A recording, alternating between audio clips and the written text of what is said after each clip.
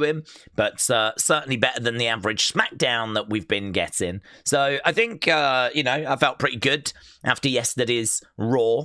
I kind of appreciate the fact that there are quite a few talking points for us to get our teeth into with pro wrestling at the moment, WWE at the moment, what's happening with King of the Ring, what's happening with Queen of the Ring, what's happening with Sammy and with Cody, what's happening with Bloodline, what's happening with Jay. Is he heel? Is he turning heel?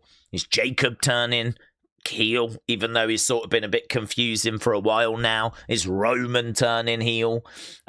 Is Brock going to be attacking Oba? I mean, there's so many questions and things that people have got as we're trying to get pieces in place for SummerSlam. It does feel actually like, I don't know, there's a bit of life there.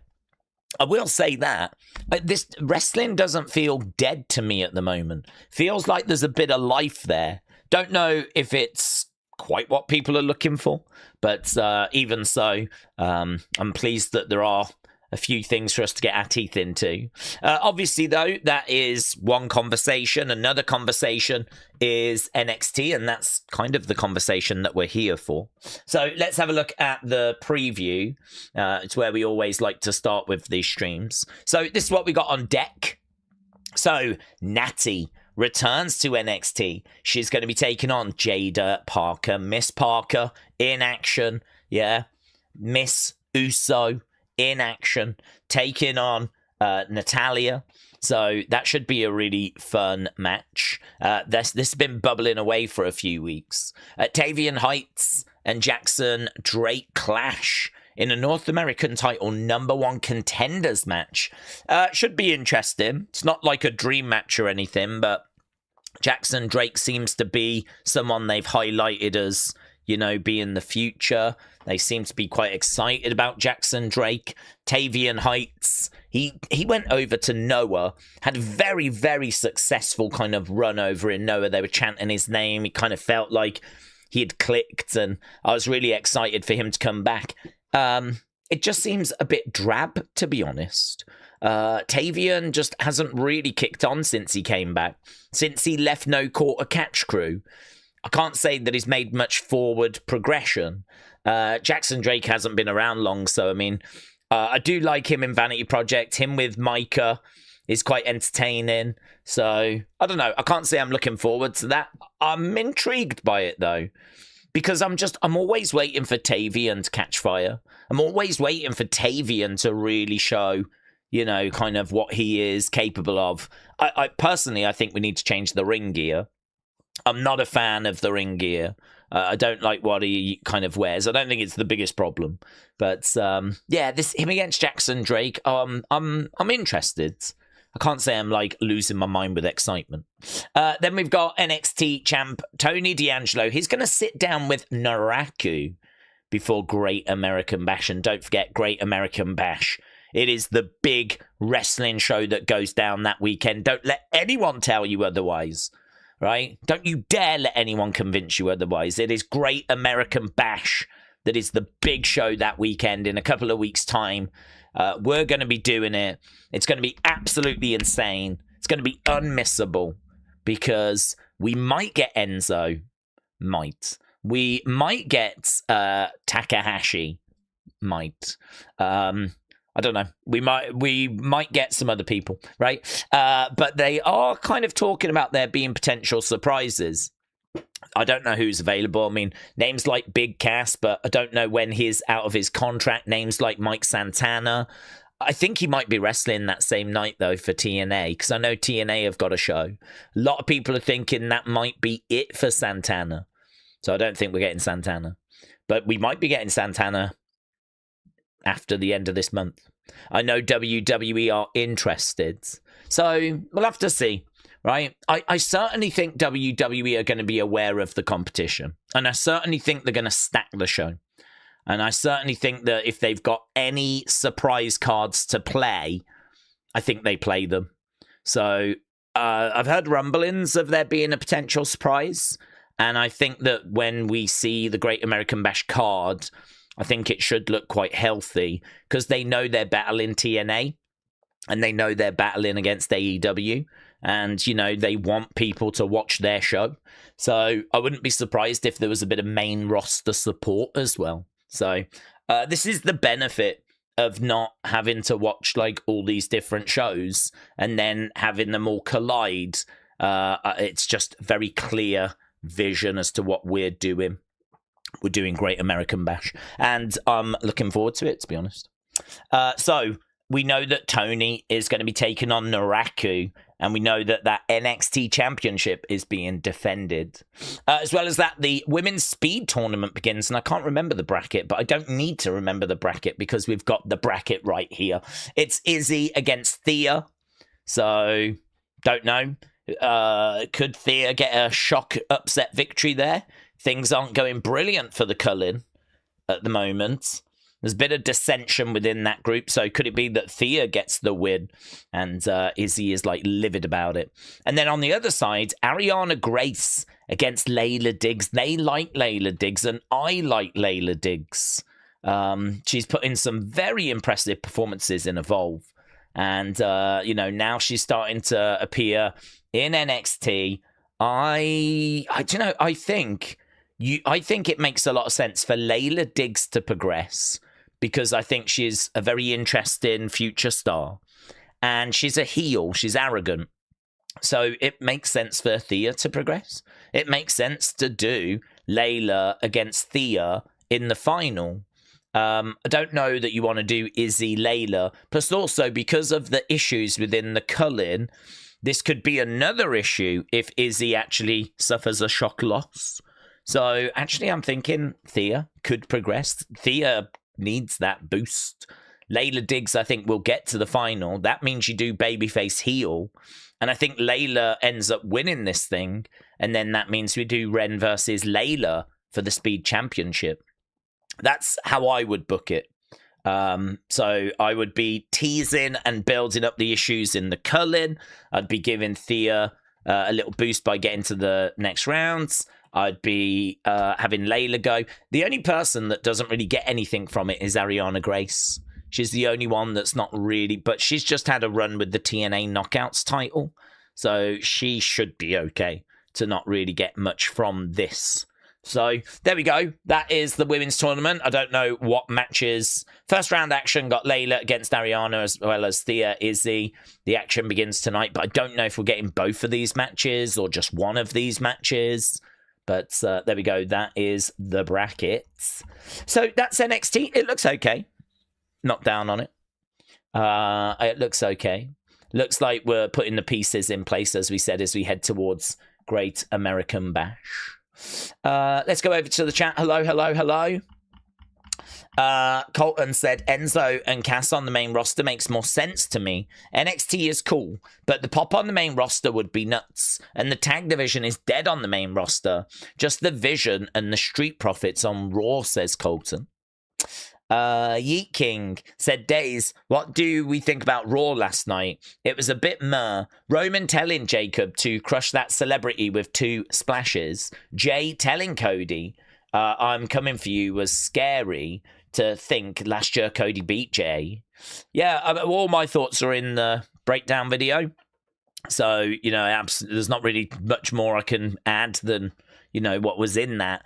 I thought that it was an okay episode. I thought the open was really good. I was very interested in what we were doing with Jacob. I always think, like, once you know how a segment plays out, it can obviously lose a little bit of its intrigue, whatever, because you know what's happened. But actually, as you're watching it, was you interested to know where it was going? Because I was watching it and I was like, ooh, what are we doing here? You know, Jacob all of a sudden is sort of standing up to the Usos and Roman doesn't seem to like it. You know, and I was interested to know what Roman was going to say to Jacob and what path was that going to take us down. And then all of a sudden he says, like, good, I'm glad you're not a yes man. And then he calls that guy over and he has this Ula Fala. And then I was thinking, what's he going to anoint him as? He's clearly going to make him something.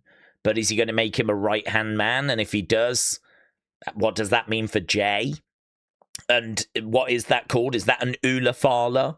because I know it's not the red Ulafala. Is it still an Ulafala? Has it got a different name? Like, what is he about to do? So as the segment was playing out, I had all these questions about where we're going, why we're doing this, what's this going to mean? How does this fit into the picture? I found it a very interesting, engaging segment that I was, I cared about. I was invested in. Once it all played out and you know what happens, obviously you look at it and you go, there wasn't loads there, actually. It was basically acknowledge the Usos. Jacob says no. Roman says good. Welcome to the bloodline. That was it, really. But the way that it was told and the way it was kind of playing out, you didn't quite know where it was going. I found it very interesting. And then, of course, he splashed that celebrity, didn't he? Which, good. I mean, I've said it before. I don't mind celebrities in wrestling. I think it's good to have celebrities in wrestling because I think that you don't want to just be like doing it over here away from the rest of the world. You've kind of got to let the world in so that, the world can see what you're doing and you can be, getting new eyes to watch your product.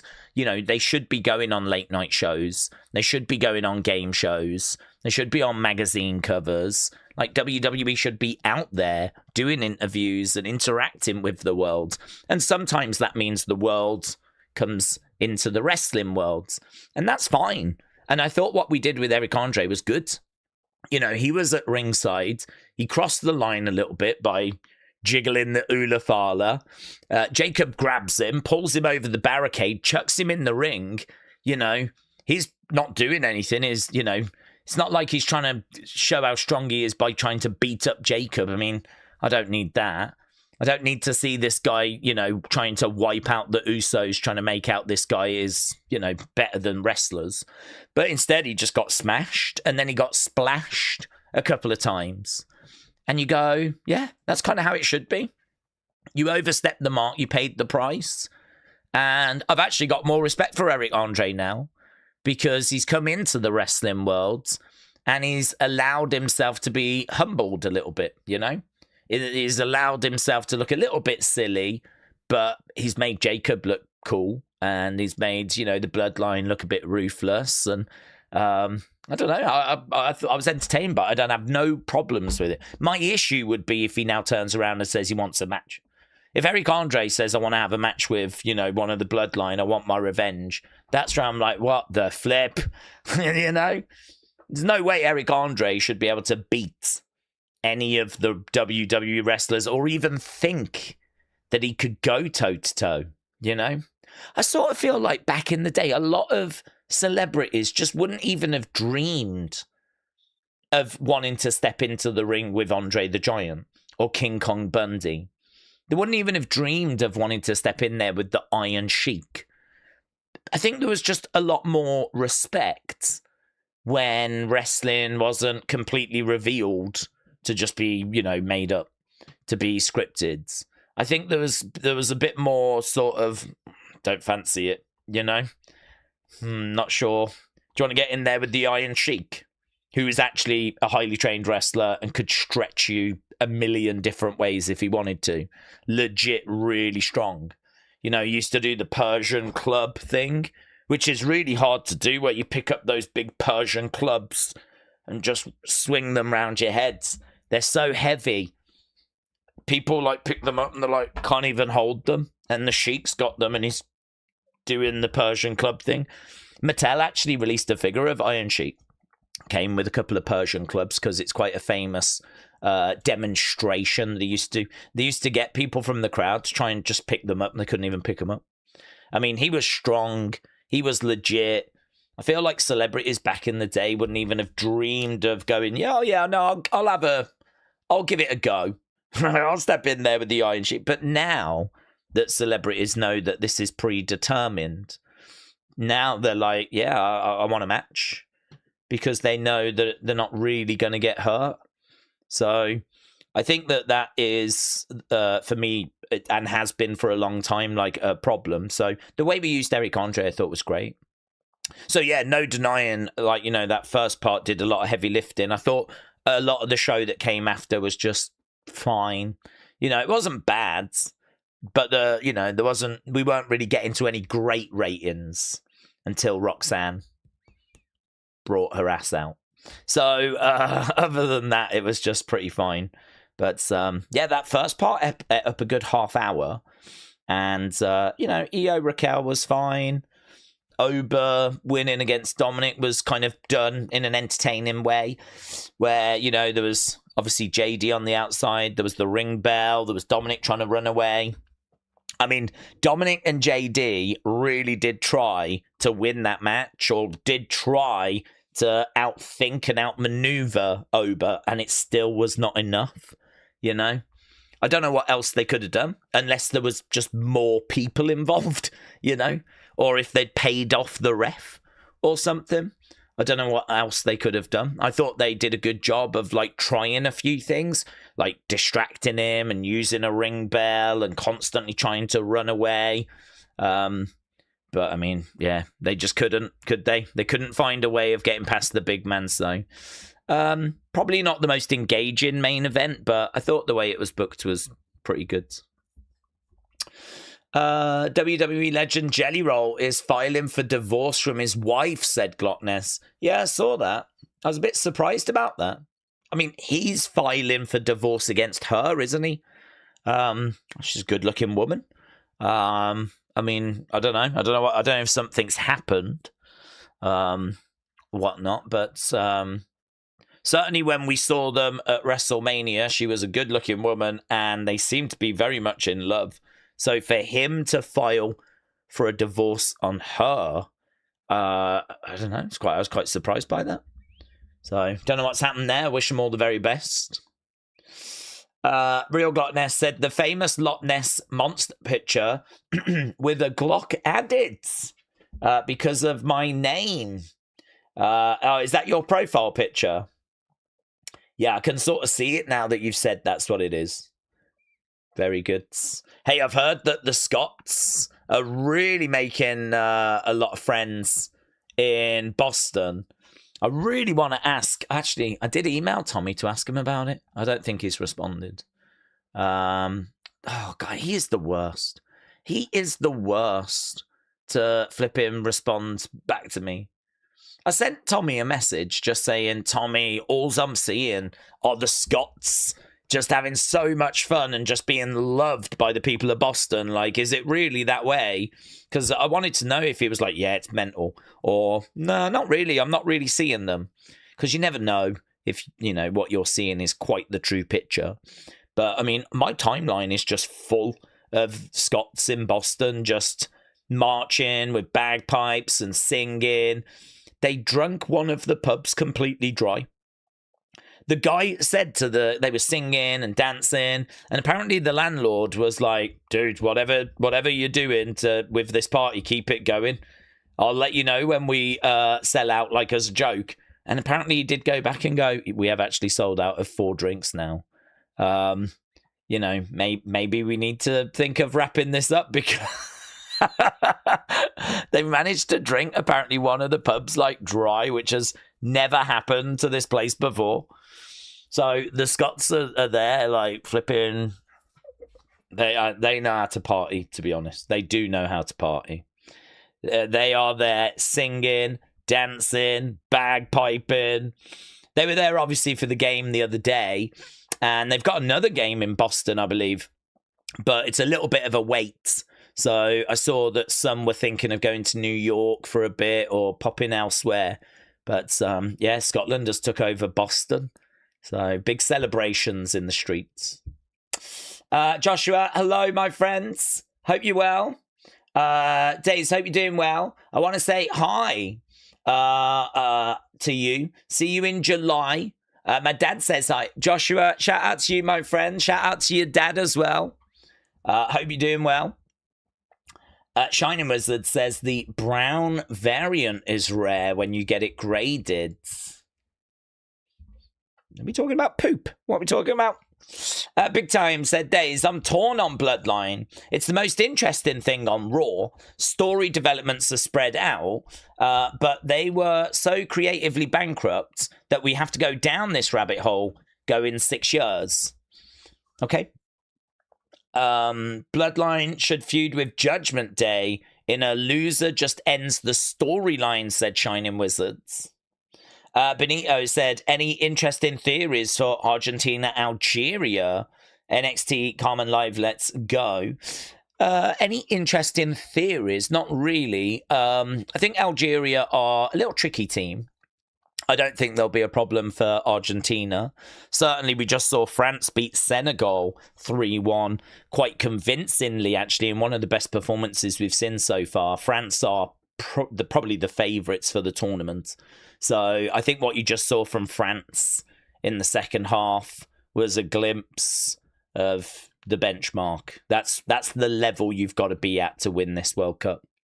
And I think France probably just put in the best performance that I've seen so far. I think that Argentina will be okay. I don't think they're going to be amazing. And the reason why I say that is because it's largely the same team from 4 years ago. And they won the World Cup. But I think this team is starting to get a little old now. And historically, Argentina always struggle at the start of a tournament. I think at the start of the last World Cup, they actually lost to Saudi Arabia. So they're playing Algeria. I don't expect them to lose. But, I mean, it might be 1-0. Might be 2-1. Might be 2-0. Something like that. I don't know that I'm expecting anyone to really be blown away. I'll be shocked if it's 5-0. Let's put it that way. If it's 4-0, 3-0, 4-0, 5, I'll be shocked. That'll be a real message sent. They are not in the top 5 favourites to win the World Cup. I think they're about 6th or 7th.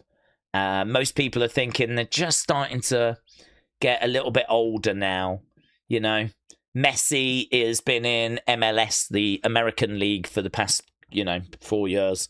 So it's not the most competitive league. So, I mean, it's still Messi. He's still got moments of magic. But I don't know. I don't think this is France.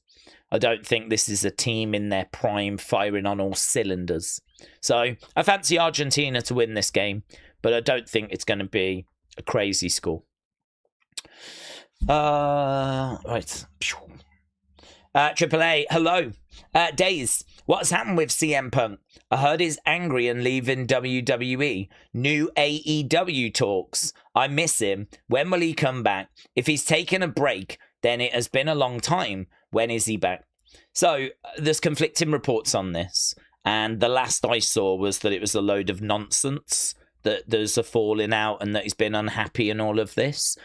My understanding is that he should be coming back soon, and he should be coming back to SmackDown. So that's the last that I've heard on it.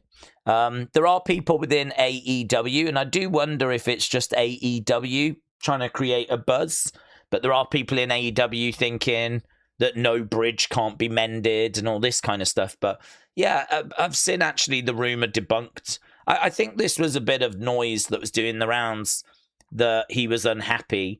But it was a bit of noise that was doing the rounds, and now it's seemingly, been debunked. So the last I've heard, everything's fine. He's just on a break. They're not looking to bring him back before SummerSlam, or the build to SummerSlam. So we didn't need him for May, didn't need him for June. Chances are he'll come back in July as we head to SummerSlam. Should feature on the SummerSlam cards, and expected to go to SmackDown. The belief internally is that they're pretty stacked on Raw with star power, but SmackDown could just do with a boost. And I think we'd agree with that, actually. I think we'd agree that SmackDown could do with a boost. It could do with every kind of boost possible. So, yeah, storm in a teacup, to be honest. Seemingly just a lot of noise, but not with anything to it. So I don't think there's any problems. I expect him to come back and go to SmackDown. Blue Gardenia said, Daze, I found this King of the Ring to be very unpredictable. Same. Yeah. Who do we think's going to win? Do we think the winner is going to pick? I feel like Ober's going to lose because of Brock. I agree. I think that I think, oh, hello, little drop. Little dip.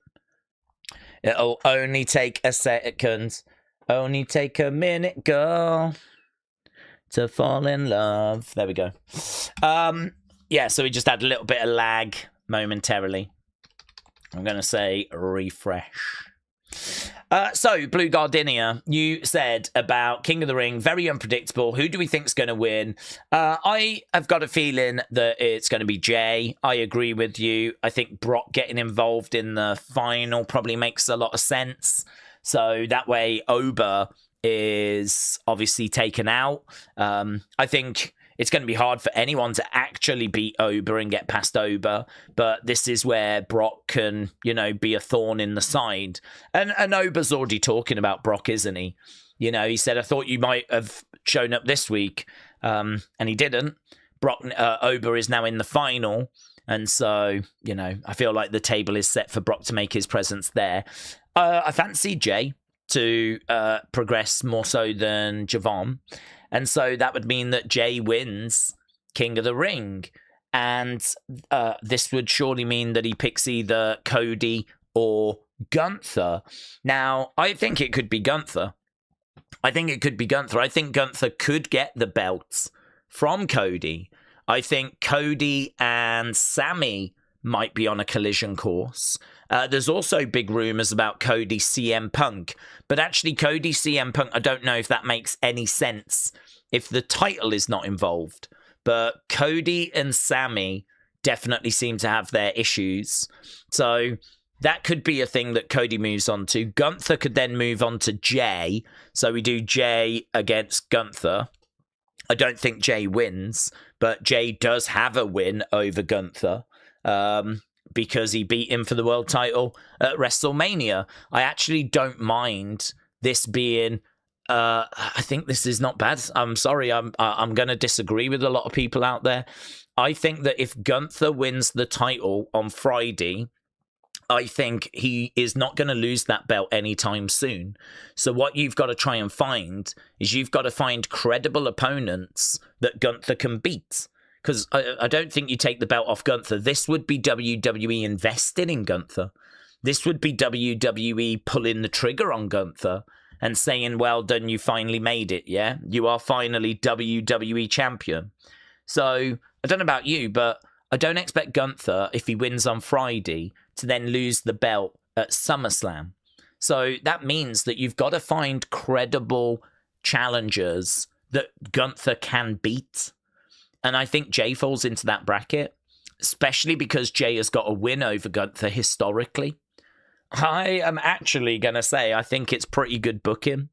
Because if that's what they do, right? If that's what they do, I think it's pretty good booking.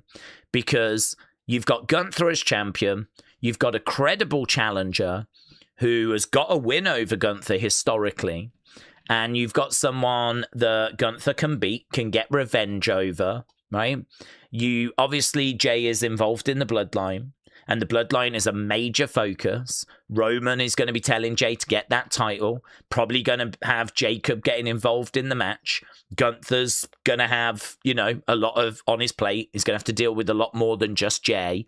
I think the build could be very interesting as the bloodline try to bring that second world title into the fold. And a lot of people, I think, just look at it as Jay. I don't like Jay. Jay sucks and I don't want him to win and have a title shot, right? I think the story is bigger than that. I think the story is much more than that. I think it's more to do with the fact Jay's got a win over Gunther. Gunther can get that win back. I think it's more to do with the bloodline trying to get that second world championship rather than it being just Jay. And I think it's good booking because I think that there's quite a story to it. Oba obviously is the one people would want to win, but of course this just sets up Oba Brock for them to have their SummerSlam match. So Gunther beats Jay at SummerSlam, continues his title run. The fallout from Jay losing, the dynamic of Jay falling short, like what does that look like? How does Roman respond to that? How does Jacob respond to that? How does Jay respond to that? That he was not able to bring that second championship back.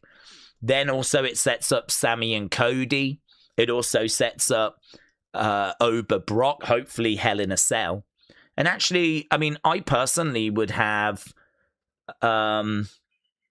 Roman against maybe Seth. I mean, I think I'd be interested in that if that's where we go. You know, Night of Champions, we're doing Braun, Seth, Hell in a Cell. I kind of hope that's it. I mean, I keep wanting this Braun Breaker Seth feud. I want it to end. So I'm looking for that to end. And so hopefully it ends at Night of Champions and then Seth can move on to setting his sights on Roman. The point I'm making is main event of night 1 of SummerSlam could be Roman Seth for the title. Main event of that's night 2. Night 1 could be Ober Brock. And actually Gunther Jay just opens up night 2 or opens up night 1, you know? It doesn't need to be that Jay goes into a main event. It's just that, you know, it's a show opener. We've got, you know, Gunther defending the heavyweight championship. Is Jay going to be able to do it again? You know, having won King of the Ring, can he win that belt again from Gunther? So I think that there's quite a bit to it. If that is what they do, I would say, yeah, fair play. I'm not down on that.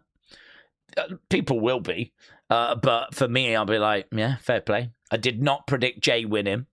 And I did not predict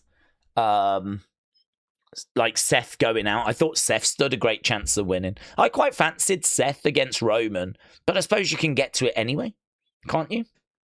You can do Roman Seth without needing Seth to win King of the Ring. So, a few thoughts in there. I wouldn't hate that if that's where it went. I don't know that it's what I would have booked, but I wouldn't hate it if that's where it ended up, with Ober Brock night 1 main event, Hell in a Cell, Roman Seth night 2 main event for the World Heavyweight Championship, Sammy Cody on the cards, Gunther Jay opening up one of the nights for the WWE Championship. That'd be okay. So that's kind of where I think it's going at the moment, but this thing has twisted and turned and swerved, and I don't know where it's going to end up. I mean, I could be completely off. It might end up being flipping Javon versus Cody or something. I don't know, because it has really, I agree, been unpredictable. Right. Daze, how long do we think they'll milk Bloodline stuff? Assuming next year The Rock could return, my hope is that creative are working on hot new angles or stories, because it feels like a temporary band-aid. I think they'll just keep doing it until they think it's done. I mean, Roman said the Bloodline's not ever going to end. You know, he said the Wild Samoans were the Bloodline, and Rikishi was the Bloodline, Yokozuna was the Bloodline, and they were talking about their kids coming in and, you know, that being a Bloodline. And I think actually what Roman has done is he has established a tradition, which is there's a tribal chief, there's an Ula Fala, the family acknowledge that leader. I don't know that we're ever going to go back to Roman over here, Usos over there, Solo over here. Do you know what I mean? Like, even when it's time for their kids to take over, and it's the kids of the Usos and the kids of Roman, I think this Bloodline story is sort of like a permanent story. A bit like how, you know, Vince is, you know, or was kind of permanently that authority figure. I think that this Bloodline story is sort of always there. We're always going to dip back into it because, you know, Zilla will come in.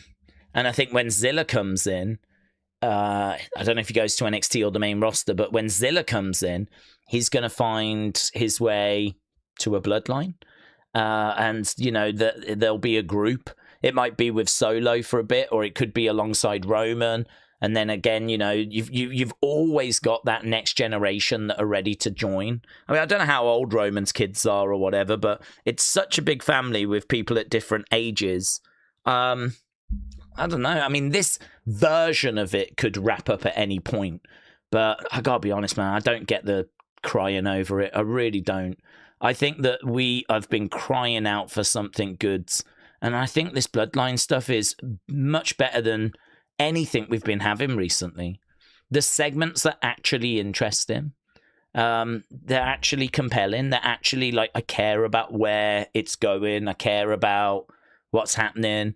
I really don't understand the criticism. If I was booking, I would be confused that, you know, people kind of talk about how great 2022 was, 2023, 2024.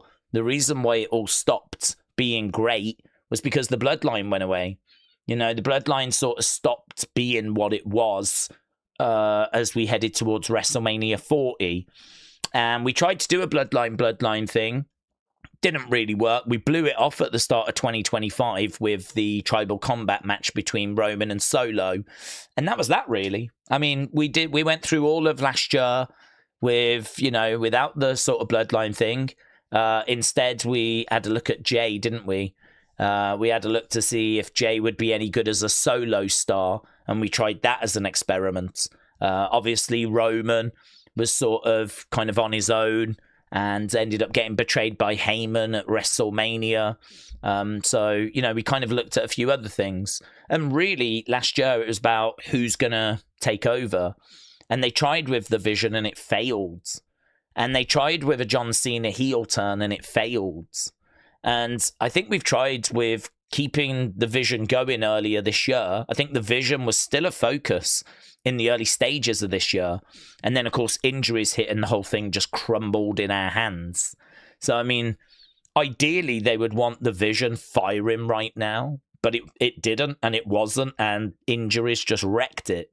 So, you know, you haven't got the ability to do that. There is no Vision really to speak of. You could chuck a load of new members in, but there's no guarantee that that's going to work, and it might take time to sort of bed it all in. So, I mean, WWE, the ratings are falling. They need results now. I agree this is a bit of a in case of emergency break glass. I mean, I'm not in disagreement that this is a bit of a, oh my God, everything's, you know, falling apart. The ratings are plummeting. We're struggling ratings-wise. People are saying that they're walking away. We need engaging content. We need it now. In case of emergency, break glass. Hit the panic button for the bloodline. I don't disagree. But if the segments were bad, then I'd be like, yeah, this sucks. We should never have gone back to it. But they're just not. Like, I've really enjoyed this kind of restarting of the bloodline. I think Jacob is very interesting. You know, because he is all gas, no brakes. He's fully committed to whatever he does. If he's anti-Roman, he's anti-Roman. But if he's with Roman, he's with Roman. He's like 100% committed to whatever the cause is. And right now the cause is acknowledging Roman, working with Roman. Tried to stand up to him, tried to beat him, fell short. He's an honourable man. He knows his role. And, you know, he's and that's interesting. And it's interesting seeing how Jay responds to Jacob being around and how Jacob won't acknowledge them. I mean, why do they deserve to be acknowledged? It's a good question. And the dynamic, I think, is very interesting. I thought the segments yesterday were good. Roman's whispered something to Jacob. I think it's something as simple as make sure Jay wins on Friday. But I had people asking what you think he whispered. So, I don't know. I don't know where people are. I mean, I'm sure there's a good, healthy chunk of people that are in the camp of, you know, this is tired, we've done it, I'm bored of it, right? But there's got to be a healthy amount of people in the camp of, this is good. Right, it might not have been quite what I was looking for. You know, I was looking for something new, but at least we've gone back to it and it's working again. You know, we've gone back to it and it's working. So what I would say is, whilst it's working, keep going with it, keep digging into it, keep, you know, getting good segments out of it, and whilst you're doing that, you can continue to build other stuff, can't you? You know, hopefully the Vision can get back to good health. And hopefully then we can find a way of making that click. If that clicks, then maybe, you know, that can start to gain a bit more traction. Perhaps we could do a Vision bloodline story, which could be quite interesting. So, I mean, you've got that as potential on the table if you can get the Vision all back and healthy and working and gelling and, you know, all of that being goods. And, you know, I think I've got more confidence. It feels to me like Raw has massively improved in 2026. If we were to look at the average scores in 2025 for Raw, compare it to 2026, and I do wonder if it's that woman, I think her name's Alexandria, is it, that became the head lead writer.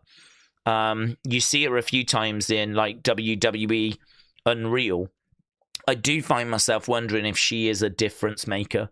I do find myself wondering if her being elevated to that position, because it ain't Triple H. Triple H hasn't changed. It's the team under him that's changed. And I do find myself wondering if she is the secret sauce. Is she the reason as to why this is clicked and this is working? So what I would say is 2025 didn't work. Vision fell apart. Injuries being the final nail in that coffin. But Raw has improved. This Alexandria woman has took over as head writer. And I think we can agree Raw's in a better place, which makes me think that if we're doing Bloodline right now and it's goods, I think we can have confidence that she's going to continue spinning that plate well and maybe even do a good job of building up what will ultimately kind of take over from it. You know, I don't know how much involvement she had last year with the Vision and, you know, the way it was booked. You know, maybe if she was running the show last year, the Vision would have been a lot more compelling. So I think, I don't know, man. I think it's not the right attitudes. I push back on it to kind of go, oh, I'm bored with Bloodline and all this kind of stuff, because if I put myself in her shoes, which I like to try and do, what's she meant to do? I mean, like, how do you just conjure up a compelling story completely out of nowhere? Like, that's really hard to do. I cannot blame her for going back to something that worked and buying herself some breathing room and actually and it being good and it being compelling and it working, and somehow that's still not good enough. I do find myself wondering if there's, you know, some people online in the IWC that just want to complain. If it'll never be good enough. Is it just going to be a case that WWE can do anything and it just will never be good enough? Because we're at the point where we're now putting on pretty universally well-received segments and still people are moaning. And you go, I know that there are a lot of different opinions out there and everyone's entitled to their opinion. But I don't know, man. I think we're really lost if WWE can put on good segments and it's still not good enough, you know? So I think she's doing a great job. I think she's been a brilliant addition. I think that she has done something I probably would have done as well, which is probably why I'm so passionately defending it. Because if I was in her shoes, I could see myself doing it, where, you know, Vision ain't working. We need a big storyline. People really enjoyed Bloodline. We got all the pieces to do it. You know, let's bring it back. Let's get a good summer. Let's tell some stories. Let's get some good vibes back. I get why she's done that. I really do. And how long is it going to go for is sort of impossible to answer, because how it's working. So, I mean, you don't want to bin it off whilst it's working. I mean, if it starts to not work, if people start to say the segments are bad, if the ratings don't look good, then, you know, you're going to have to try something else. But if the rating's going to be good and people are thinking the segments are good, well, then, of course, you know, that's going to bring the end to it, isn't it? It's all going to get dictated by the numbers and the feedback and the conversations they have in the creative room. But I got to say, I think I was not a fan of how it started so much, because I thought that they didn't really answer the questions of why was Jacob going after Roman instead of Cody? Why was he so aggressive when we hadn't really seen any reason for him to be so aggressive? And I had all of these questions, why? And so I was really kind of confused about that. But, you know, here we are. We're in a situation where, you know, since we did the match and Roman won and Jacobs had to acknowledge, I think it's really clicked. And I'm quite interested to see what Jacob's going to do now. I'm interested to see if Jay's going to win and how Roman reacts if he does win King of the Ring, and who's he going to be against. What do the Bloodline do with that? Yeah, I feel like this is better. I feel like this is definitely better than when we were sat here last year watching the Vision. It's definitely better. Daze, I agree. WWE did Gunther Jay a lot of times, and it wasn't received last time.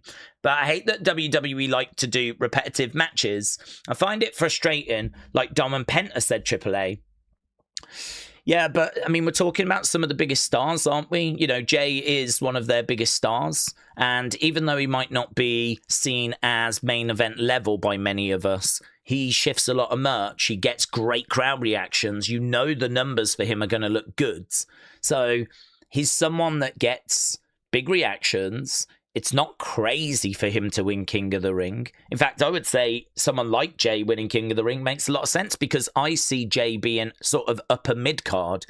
He's arguably a bit too big for the Intercontinental Championship. You know, I could easily see him winning that belt and having a run with the IC belt. That would not be weird.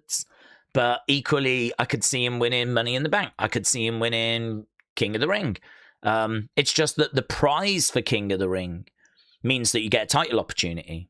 Jay winning King of the Ring is not crazy to me. Not when I think back to the likes of Wade Barrett winning it, or I think back to the likes of Mabel winning it, Owen Hart winning it. You know, I mean, there's plenty of names of people that won King of the Ring that you wouldn't say were Stone Cold and Hogan and, you know, John Cena.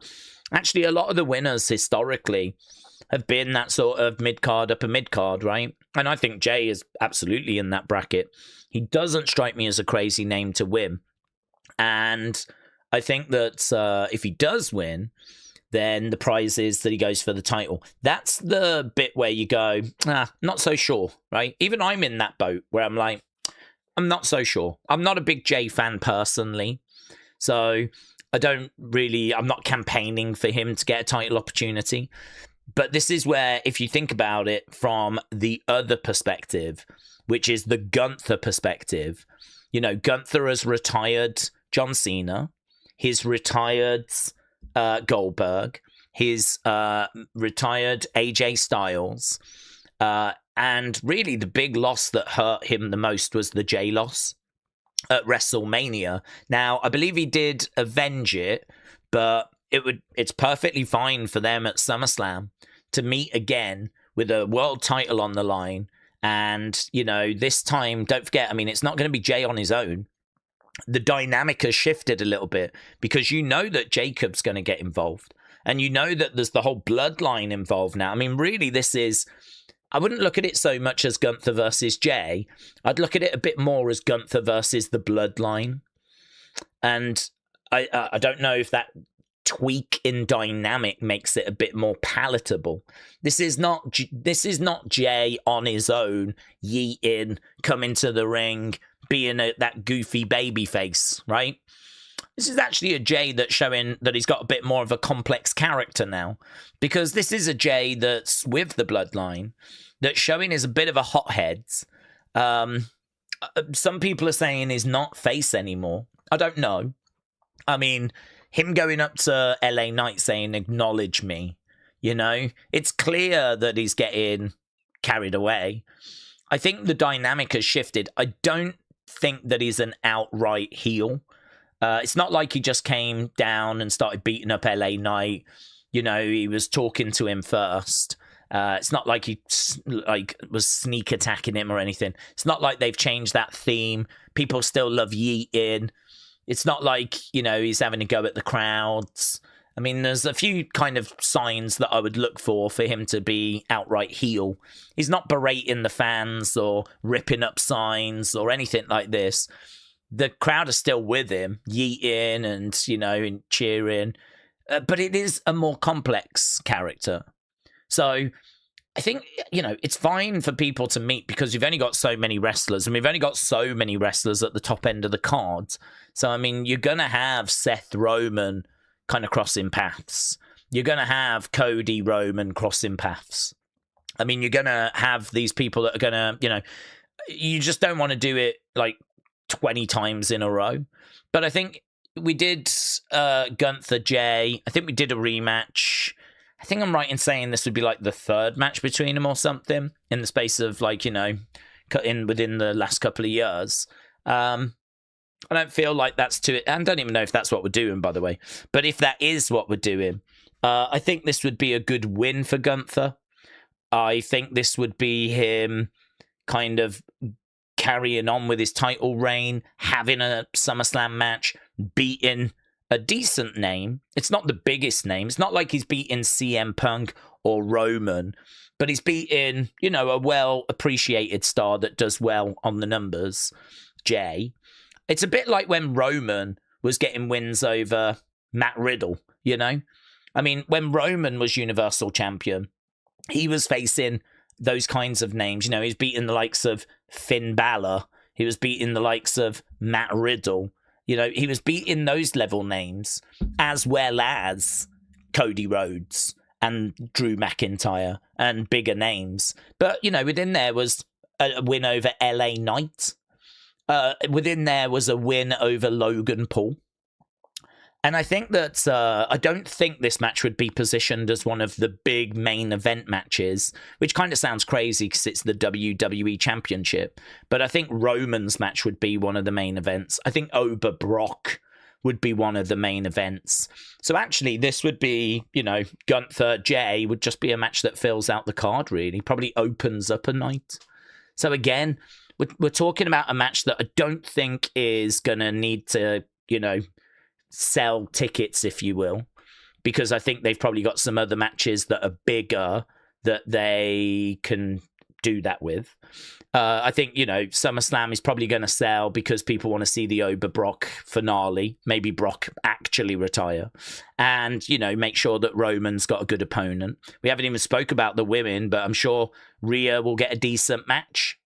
I'm sure we're doing something with Liv right now that's going to result in her getting a decent opponent. So, yeah, I ain't got a problem with it. I really don't have a problem with it. I know that people kind of are going to want Roman to have new challengers. He's going to have them. He'll face new people, I'm sure of it. I mean, this run, you know how Triple H likes to have quite lengthy title reigns. I think this could be the start of, a decent run for Gunther. And, Jay is just going to be one of the first kind of victims, if you will, of it. So I can't even talk with a great deal of confidence, even though I am. But that's sort of how I see it going. That's where we are right now. That's what I would take it to. Because I think that all makes sense to me as to why you're doing these things. But, as you've seen, there's people that are seemingly tired of Bloodline, people that don't want Jay to get that opportunity. There's a lot of thoughts out there, a lot of opinions out there, and not all of them on the positive side. So, but you get this. This is what you get with wrestling. Aaron said, it's funny how Sammy is starting a kind of conspiracy gimmick, not trusting anyone. The moment the Bloodline comes back, will Sammy go back to them? Yeah, Aaron, shout out to you. He could do. This was mentioned yesterday about Sammy going back. He is on a different show at the moment. And I think that him in the Bloodline was like one of the best periods of his whole career. I think there is definitely a chance of it. I don't know that he will, though, because I think that he is doing something quite interesting at the moment on his own. I mean, he's getting big reactions on his own. And actually what we're seeing now is WWE leaning into those reactions. And I think that's very interesting because this is the kind of thing that could actually scare Sammy and scare WWE, because I don't think this was planned. And instead of panicking about it, they're seemingly leaning into it. And I kind of like it. I kind of like the fact that this has seemingly happened organically. And now they're leaning into it. It could be revealed that it was planned, but I'm struggling to believe that that's true. We know that this all started because he beat Carmelo for the title. And then Carmelo did not make it onto the WrestleMania cards. And people felt like Sammy was the one that was responsible for that by just winning a match. They didn't want Sammy being champ again. We'd seen it. They were really into Carmelo. And the end result was Carmelo misses out on Mania. And so people sort of blame Sammy for it. Again, that could have really scared WWE and they could have panicked and done so much to try and win the fans back over. Instead, there was a very confusing feud with Trick that kind of came out of it with the gingerbread man stuff and all of that nonsense. And none of that helped Sammy. And now we're in a situation where, you know, he's backstage with Cody and there's this miscommunication. And there was a brilliant video, actually. We looked at it in Unseen, and it was where Sammy was kind of just staring at like a fan, and the fans were shouting at him different things. And, you know, Sammy sort of walks to the back and he pushes the camera away and he's like, leave me alone, leave me alone. And it's quite clear that this character right now is conflicted and he's saying that he's doing it for his ride or die fans.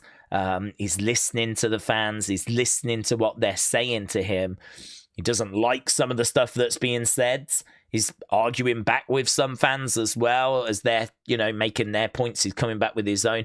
I think he's in a very interesting spot right now. I do worry that if you take him out of that and just put him in the bloodline, that you're just maybe abandoning some at that. I don't know. There's something here. There's something here. There's something that you can sort of play around with. He's getting reactions. And him listening to those reactions and trying to work it out, and everyone, you know, which side of the fence are you on? Are you with him? Are you against him? I think it's interesting. So I'm sort of into it, actually. I mean, I was pretty down on the way they had booked him because, you know, it felt like he was getting some good reactions, and then they just threw it all away with bad booking. But they've not panicked, and now they're sort of like, I don't know, exploring it and looking at it and teasing it, and you know, I'm sort of enjoying it actually at the moment. So the Sammy Cody thing, I think we're going to do that, Sammy Cody, and then, you know, once we've done that, perhaps we'll start seeing Jay or someone having a word with him and looking to recruit him. So yeah, I mean, I think I would milk this a bit more. I sort of like where we are at the moment. I think it's very intriguing. I'm kind of into just playing around with this, but then eventually, you know, you're probably going to need to pick a lane. Is he face? Is he heel? And then, you know, move forward from there. Some people are just wondering if there's going to be a turn coming, and so far it's sort of gone the way we were chatting about.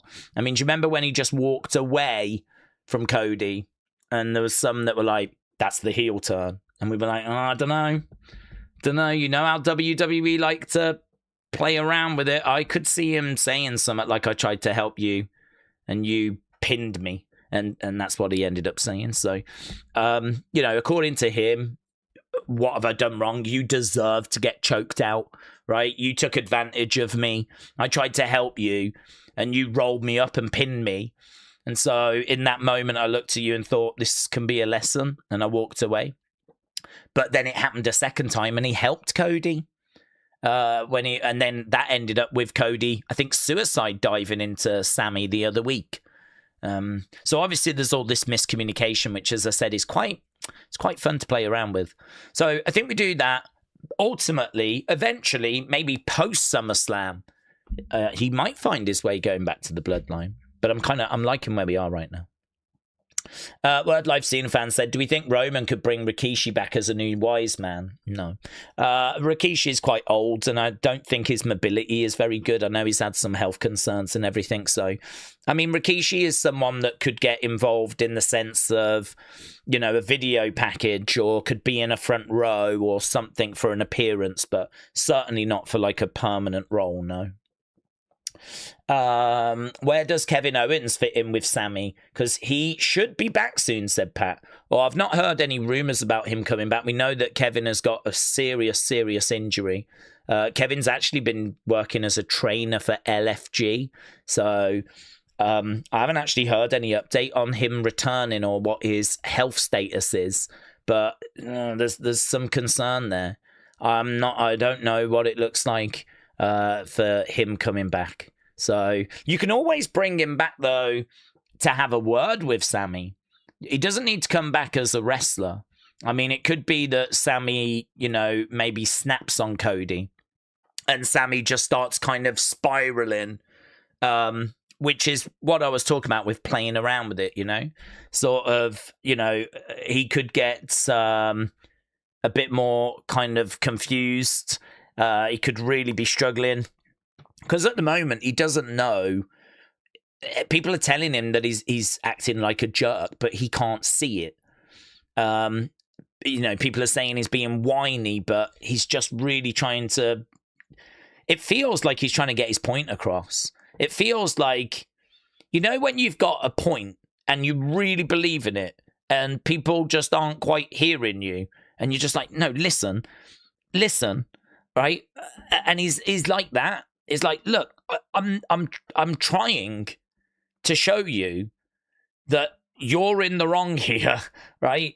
I am like trying to do things the right way, but every time I have a match with you, Cody, you keep rolling me up or you keep taking advantage of the situation. Like, I'm not the one that's wrong. You're the one that keeps doing this. I tried to help you with Gunther and you rolled me up, right? But I'm the bad guy because I, walked away whilst you was being choked out. You screwed me over, but I'm the bad guy because I didn't help you. That was meant to be a lesson. That was meant to be an eye-opening moment for you. And clearly it's not worked. But he's trying to make this point. And it's not being heard. And actually all that keeps happening is Cody keeps coming back going, you're whiny. Like, they're chanting, you suck at the moment because you do suck. And he can't stop. He can't just let it go. The best thing for him to do right now would be to go, do you know what? I ain't winning this battle. Even if I really believe in what I'm saying, I ain't going to win this one. I need to just let it go, right? The problem with doing that is his relationship with Cody has changed now. Because, this was a ride or die friend of his. But now he just doesn't know if he can really trust him anymore. And it's I think it's quite interesting, actually. I think that they've put a lot of work into it, and I'm interested in this story. I really do want to see where it goes. But Sammy can go further into madness, further be put in situations where he thinks he's doing the right thing, and he just keeps getting berated. And at some point, Kevin can step in and be like, dude, what are you doing? And Sammy can try and, in a ranting way, get it out to him. So I think it's a great shout to have Kevin involved. I don't think he needs to be a wrestler. I've not seen any word on like a return for him, but it doesn't matter because he can still come in, do a heart to heart. Sammy can be ranting. Kevin's music can hit. Kevin could come to the ring. I think it's a great shout. I think it's that'd be a really interesting segment. And I feel like it needs to result in Sammy sort of punching Kevin or something physical. The only thing is I don't know that Kevin can take a bump. I mean, I just don't know I don't know if anything physical can be done. But I sort of feel like if Sammy gets wound up to the point where now Kevin is sort of not seeing his point of view and he pushes him, or he lashes out at him, and then, can't believe he's done that, and then he goes away. I mean, I feel like there's a descent to madness possibility here, which is quite intriguing. So, yeah, I like this story a lot. I do. I really do. Sammy is going to win the belt by taking advantage. Cody will snap, said Mr. Unfamiliar. Cody needs a heel turn, said Word Life Cena fan. Sharphausen, shout out to you, my friends. Putting in some Wrestling Daze gifted memberships. Appreciate that, buds. Appreciate it. I did see, actually, a load of activity as we were talking away. But, yeah, no, appreciate it. I think they would keep it quiet to keep it a surprise for when he pops up. Yeah, I agree. Big Time said, Daze, I hear you. I would do the same because of ratings and ticket sales. Interest slip, you need to react. Post-Mania 40 was WWE's attempt to ride a bike without stabilizers. I think it's a good way of putting it. Yeah. I think they went like cold turkey. I think, you know, really post WrestleMania 40, it was a brand new world. I mean, at WrestleMania 40, that was quite exciting because all of a sudden now the future wasn't Roman, the future wasn't Bloodline, the future was Cody as champion, and what happens to Solo and all of that fallout. And unfortunately, the answer was not the answer we wanted. You know, the Cody run was underwhelming. Solo was meant to be the future. I mean, it's not just that the vision failed, it's that Solo failed. It's not just that the vision and Solo failed, it's that Jay failed. You know, there's quite a few failures that WWE have suffered since WrestleMania 40. Solo, I would say, being the first of them, because Solo was meant to start his own bloodline, and that bloodline war was meant to be much better received. Solo against Cody at SummerSlam was meant to be much bigger in its feel. And actually, rumors were that Roman Solo that happened at the Netflix premiere, that was meant to happen at WrestleMania, but they brought it forward because all the data was saying no one gave a flip. So they ended up putting it as this big monster match on the Netflix premiere, and Roman won. Roman won the tribal combat match against Solo, and that was it. Done. Dead. Over. Thanks for coming. And you might remember that Roman moves on to do his match with Seth and Punk. I don't even know. Did Solo even make the show? I can't even remember. I don't even remember. I know that Solo against Roman was being heavily discussed, tribal combat for WrestleMania in 2025, but we just abandoned it. So, yeah, I think, as you said, riding a bike without stabilizers is a good shout, because I think that's what they did. They went cold turkey. They turned the page over. They did a brand new start, and there is no denying it failed. It failed. It failed. Solo's run failed. Jay, as a top guy, failed. John Cena's heel run failed. The Vision failed.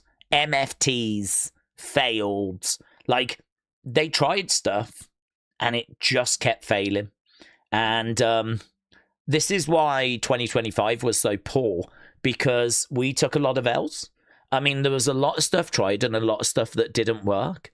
And part of me goes, like, it's okay, because that's life, you know? Again, if I put myself in the situation where I'm the head of creative, I ain't hitting 100, right? I ain't getting 100 out of 100. I don't think anyone is. Like, you are going to mess up and you are going to make mistakes, and people are going to get injured. You're going to have to go down paths you don't want to go down. They're not as compelling. You know, I'm sure there are segments and shows that if you're head of creative or you're Triple H, you probably look at them and go, I'm glad we got through that. Like, that is not my finest work. I'm not happy about that. That's not what I wanted. That's not what I envisaged. That's what we've ended up with. You know, because it could be a change of plans. It could be underperformance. It could be that you've set the table for a big match and then the producer has got it completely wrong. There are so many moving parts, so much that can go wrong, that actually the final thing that gets delivered is probably a bit like Chinese whispers. You know, when it first starts getting drawn out, it's this. By the time it goes through the system, it's that. It's completely different to where it starts. So I don't blame them for you know, missing. And I don't blame them for not everything landing. I think the problem they've had is it's big stuff. It's the drivers of the business that have failed. And that's a big problem. You know, if your Cody heel, your Cena heel run fails, that's a big problem. If your big new bloodline replacement group like the MFTs fails, that's a big problem. If your big new star in Solo fails, that's a big problem. If you have Jay win a Rumble and you try and build him up as you get to WrestleMania and it's just not landing, numbers aren't there for it. Like, that's a problem, you know? And we tried Damian as well. I mean, Damian, didn't he win the belt at WrestleMania 40? So, I mean, you can say that Damian was an example of a world champion that didn't work as well, because he won the championship at 40 and, you know, that didn't work.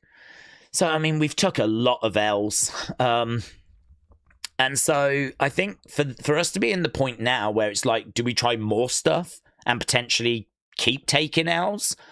Or are we at the point now where, actually, do you know what? We can't really afford to take any more L's. Like, when do we hit that point? When do we get to that point where we're like, we actually cannot afford this now? Like, we're looking at Raw numbers that are about to dip under 2 million. You know, we're kind of looking at just numbers in general, ratings in general, that are just not goods. This is not goods. We can't keep talking about how we've had show after show after show that's underwhelmed. We can't keep getting messages from people saying, I'm done with WWE. I don't want to watch it anymore. I'm bored of it. Like, when do you actually reach the point where you're like, no, this is serious now. This is genuinely a problem. This is like, we have to get results now. You can make the argument we're there. I mean, you can easily make the argument there. I think you can make the argument we've just had 2 years of L's. I think that if you look at WrestleMania 40 being the moment the bloodline ceases and experiments like Solo, Damian, Cody title run all fail, and then you look at, you know, Vision, that failing, Jay failing, and you look at the Cena heel run failing, you look at all of that stuff, and these aren't little mid-card things. These are like top-of-the-card things. 2 years of a lot of L's.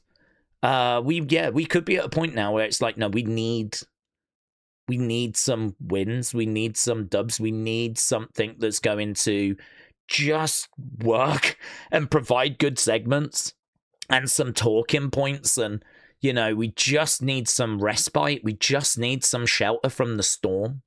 We just need to get out the rain. We just need to stabilize things. This is why I like your thing about taking the stabilizers off. We just need the stabilizers back on. And that's maybe where we are. And so I don't know that this is out of choice. I don't know that anyone is sat there going, do you know what? Let's get the bloodline back because, you know, that is the thing we really want to do.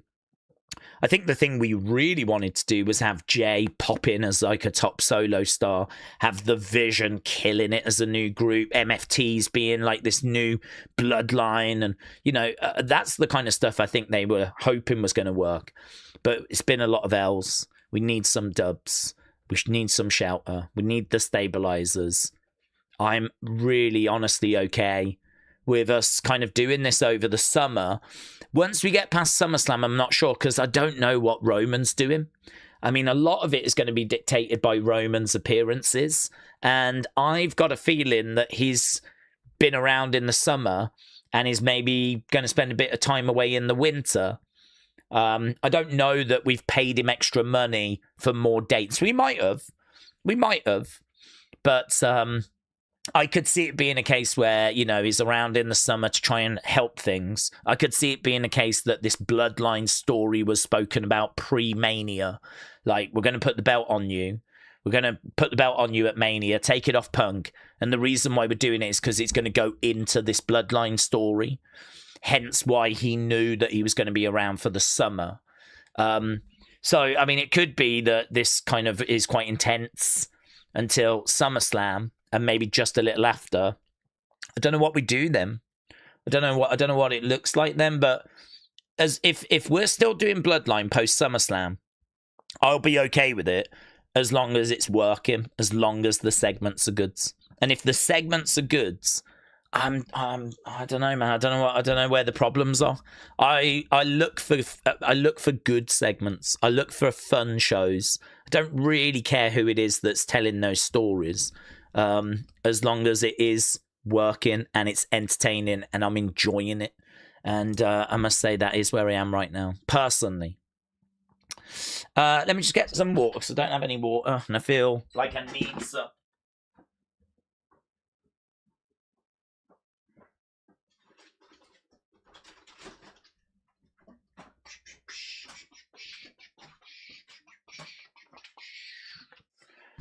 Nice. Right. Roman is due another long vacation soon, said Keep Chopping. Yeah. I mean, fair play to him. Even if he has just moved dates, you know, again, I'm just going to go back to, you know, well worded by Big Time about stabilizers. WWE will have looked at the landscape and will have looked at the numbers pre-Mania and looked at the reaction online to the shows. And if they've turned around to Roman and said, look, we need you in the summer. I know you normally have the summer off, but can we move bits around or pay you more money, or like we need summer? And he's agreed to it. Fair play, you know? So even if he goes away and has like the winter off, hopefully we can get, you know, some momentum going. We can get some good feelings back, good vibes back. We can get like, you know, some good shows under the belt. And then the challenge is going to be, what do you do over the winter?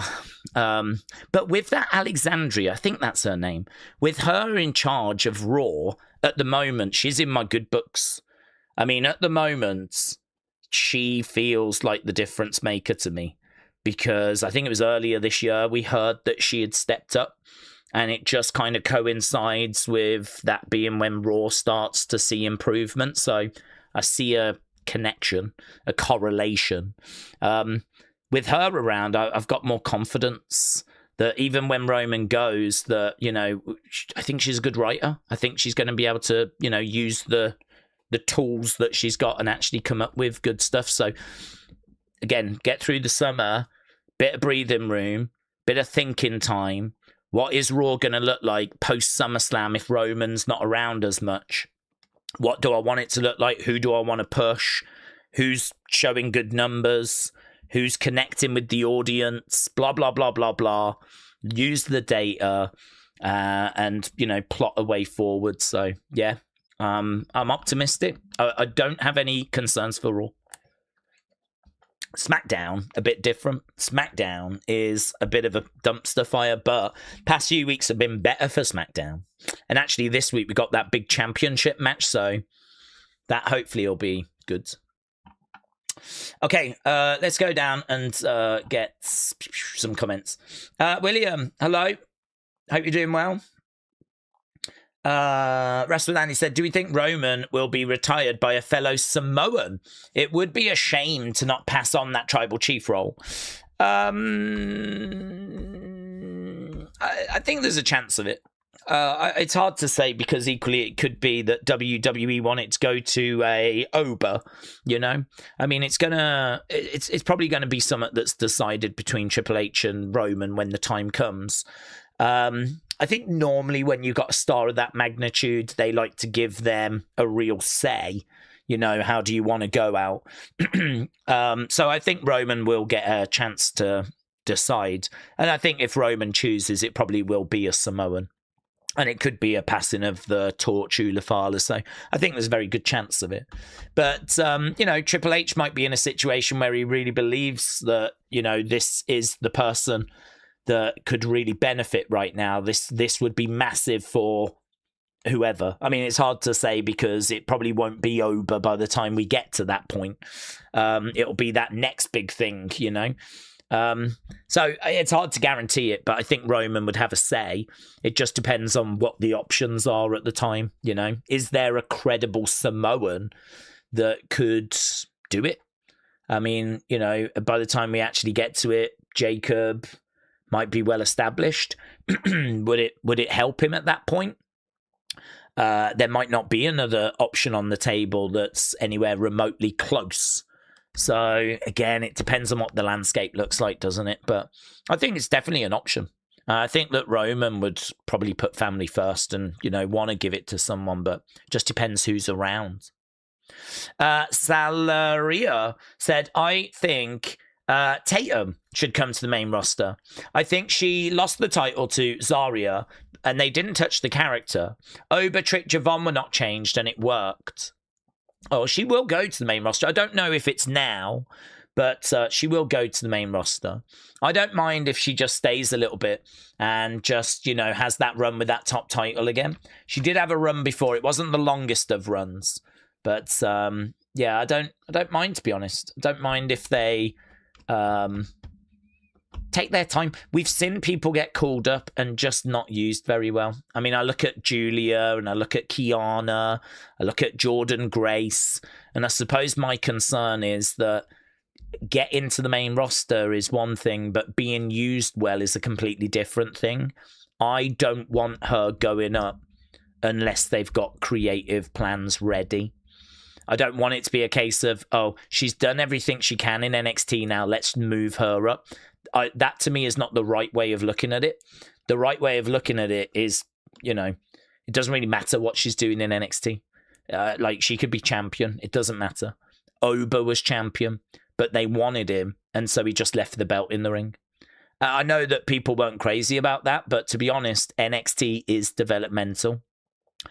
The most important thing is that when it's time for them to go, they've got the creative plans ready. And that when she gets called up, they've got something there. So I'm not looking to rush it. I'm not looking to do it now just because she's no longer the champion. I am looking for her to go up, and when she goes up, let's make sure that the use are right. So obviously we don't know. There's a lot of unknowns there because we don't know what they've got planned. So I mean, they might have plans now, they might not have plans now. So it's very difficult to say. But yeah, she's a great talent. I really do wish her nothing but the best. And I'm really looking forward to seeing if she stays. Fine, great. I ain't got no problem with that. I'd much rather she stay than, as we said, go and be rushed. If she stays, great. How do we use her? If she goes, great. How do we use her? She's a great talent that just needs to feature. Joe said, I think it's going to be a good game. I'm hoping that Argentina beat Algeria. I'd love to watch it, but on Wednesday I have got a course, said Joe. Yeah, it's France won earlier against Senegal. That was good. The very good performance. Right now, Norway are leading against Iraq. So, very good.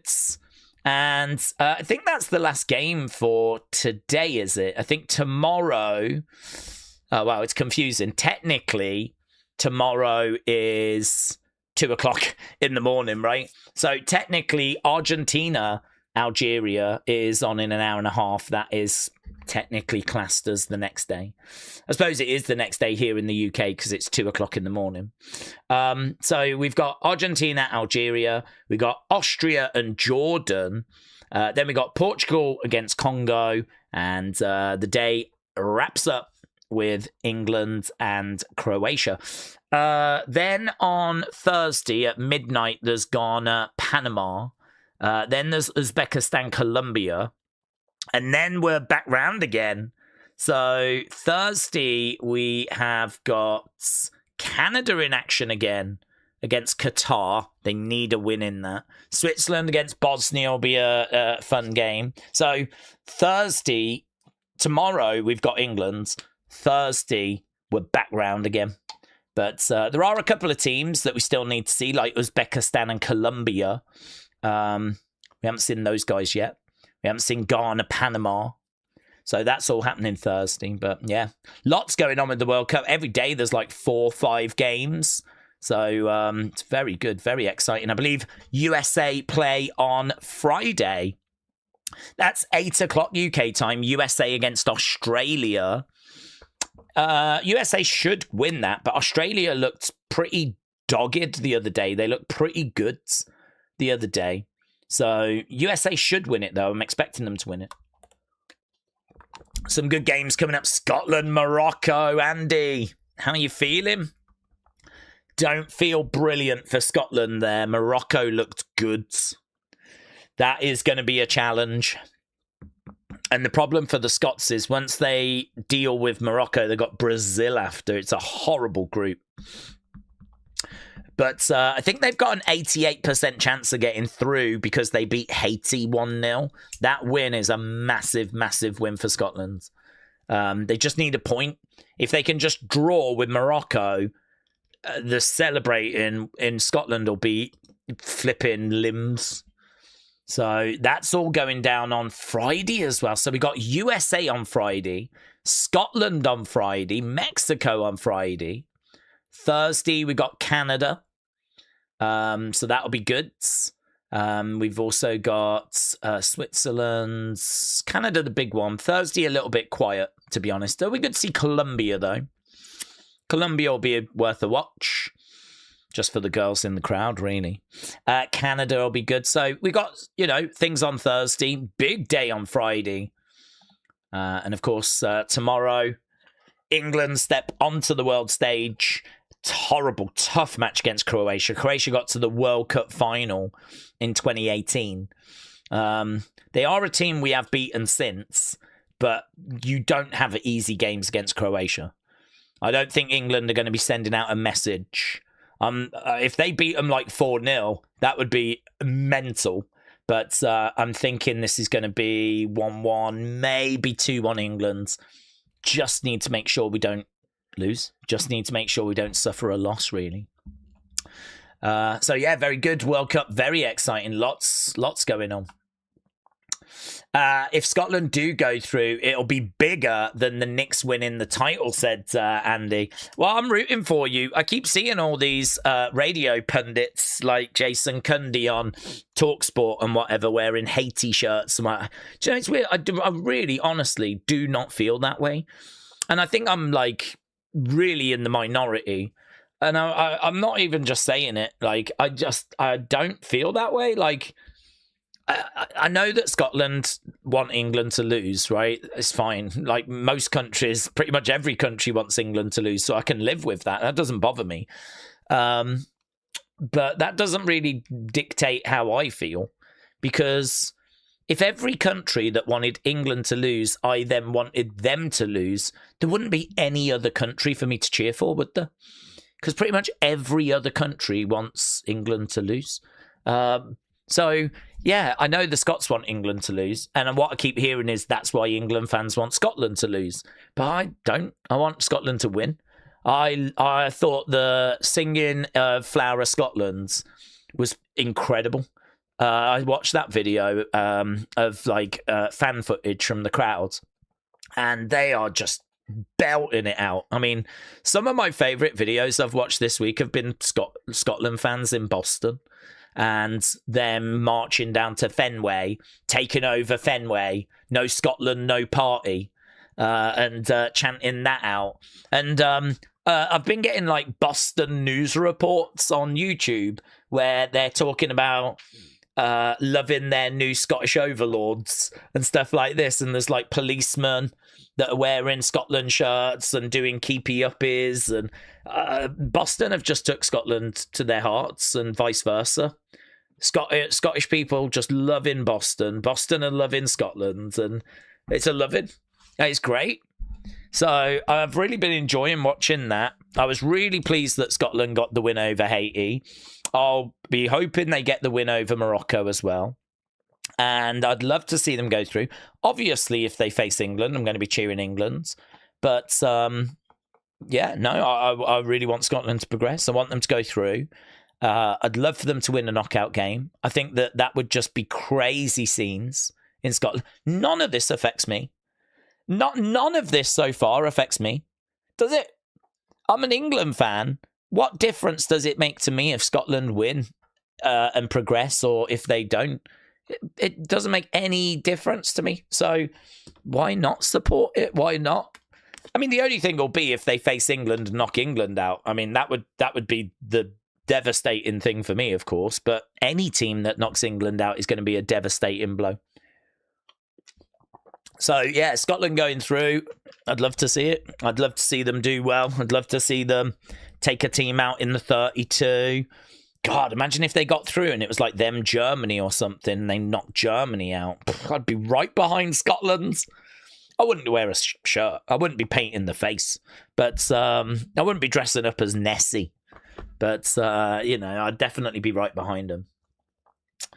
There was a guy from Scotland that was playing the bagpipes on the local transit in Toronto. Well, he's lost, isn't he? They ain't even playing in Toronto.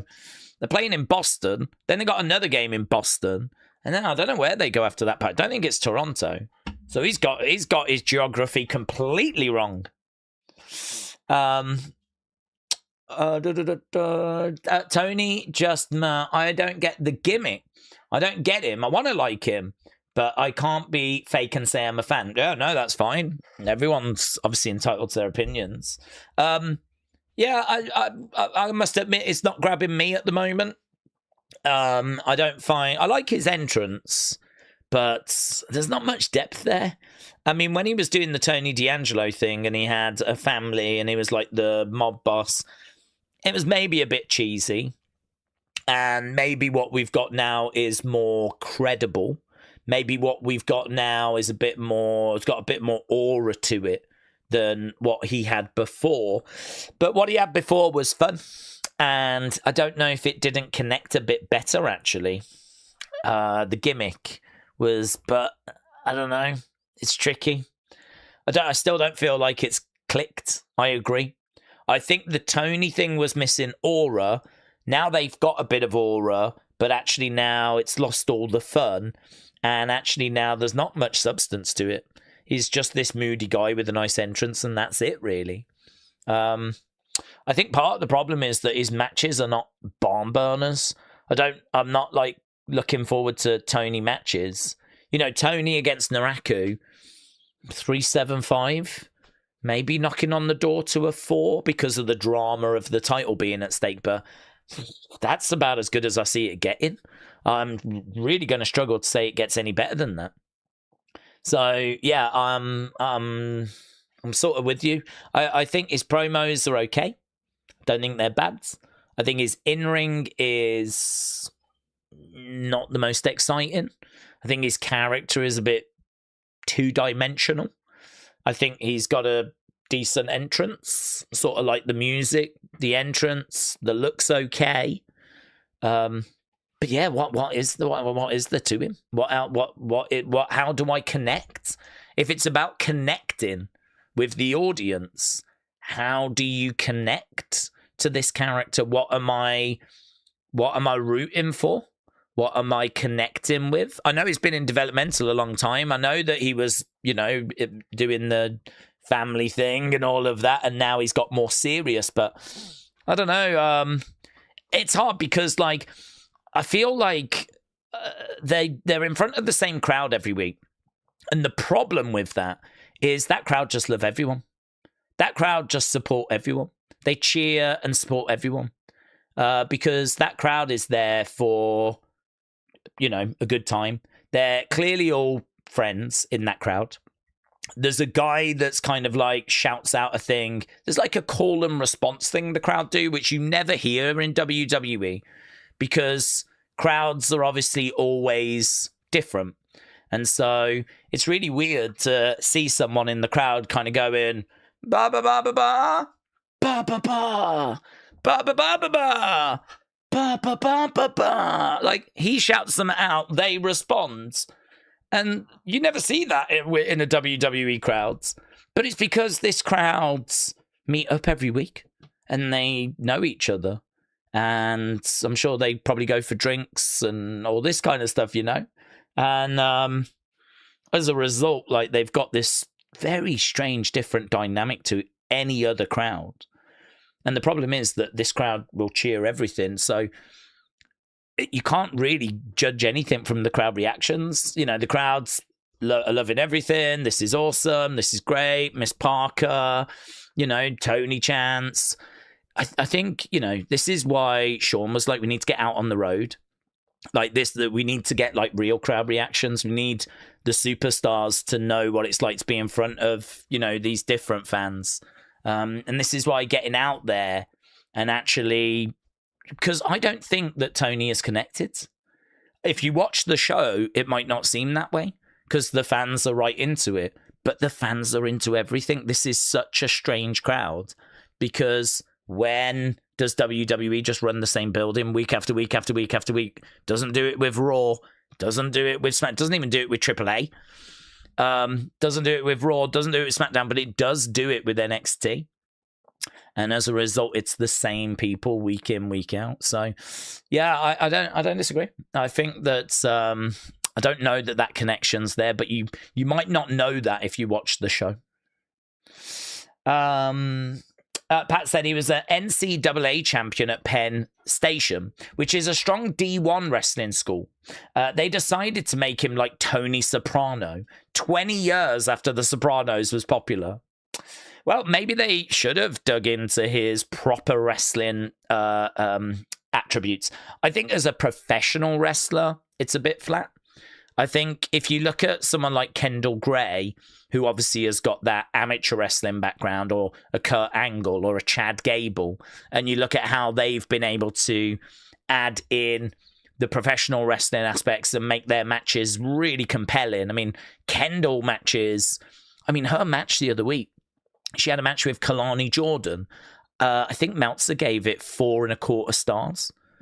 It was an over 4-star match that we got on NXT TV the other week. So, Kendall, every time she steps in the ring, you don't know what you're going to get from her, but you know that it's going to be good. Chad Gable, he's killing it, isn't he? His match with Rusev was fine. I don't think it was anything special. It was fine. It had some nice moments. It was probably the best match, actually, even though I don't think it was anything special. It was probably still the best match that we had on Raw yesterday. But I don't feel that with Tony, even though, good point, Pat, he's got those amateur wrestling backgrounds. I don't feel like he's really milking out that same drama, I think it's honestly like playing an instrument. It's honestly like, telling a story, isn't it? Where it's sort of, you got to hit the right notes at the right time, or you've got to get the right sort of suspense building it. You've got to use your selling. You've got to use your sequences, throw in the odd big spots, dig deep, look out to the crowd, bring them in, involve them. There's all these like little elements you have to do within a match to make a match compelling. It's not just a case that you go out there and you just do a load of moves and just hope for the best, right? It's not that at all. It is like when you play a song, you have to hit the notes at the right time, and you do them in a certain order, and you get a great song. And I think with wrestling, it's about hitting notes at the right time. It's about involving the crowd at the right time. It's about building up the drama. It's about like, someone having a period where they're on top and you're selling, digging deep, just kicking out, crowds are like rooting for you. You're kind of reaching out to the crowds. They can see your face. You're doing good work with the selling. You're trying to use the ropes to get back up. Person comes over. You move out the way. They go into the corner. This allows you then to start building the comeback, You go over to them. You throw in shots, but it's clear that you're tired. You go for a big power move. You can't quite get them up, but you get them up and you like slam them down. You're out on your feet. The crowd are right with you. You reach out to the crowd. You're trying to build yourself back. Do you know what I mean? Like, you're milking that drama. You're in that vibe. You're in that groove. You're telling that story, and the fans are with you on that journey. And it's about doing those things at the right time, telling that story. I don't know that that's where his head's at. I don't know. If I was in the ring, that's what I'd be thinking. If I was in the ring, I'd be trying to make it as dramatic. You can't do it every time, but certainly if it's, big match at Great American Bash, I'm thinking, how do I milk this drama? How do I make the crowd feel what I'm feeling? And, I didn't think these things as a kid, but as you watch wrestling and you listen to shoot interviews and you listen to Sean and Brett talking, and you kind of, watch great matches over the years and you see familiar sequences, we all know what a great match looks like. But it is weird, isn't it, how some people seem to... I don't even know that it's ability, really. I think it's just working it out. Some people seem to work it out quickly and early, and like Kendall now is able to have great matches, but then you got other people that just don't seem to quite be able to work it out. And I suppose that's true of anything, really. I suppose it's true of some like YouTube as well. I mean, like, you can be on YouTube and you can do videos on a regular basis and struggle to find your audience because there's something not right. Maybe the content you're making is not what people are looking for. Maybe your production's not good enough. Maybe your content isn't engaging. Perhaps you make some good points, but they come 5 minutes in and people have gone by that point. Maybe your thumbnail's not good enough. Maybe your title's not catchy enough. It's not that you're bad. It's just that you haven't quite worked out the formula yet for it to succeed. And some people can work it out really early. Do you know what I mean? So, and this is why Mr. Beast is so successful, because he specifically spent a lot of time trying to crack the code.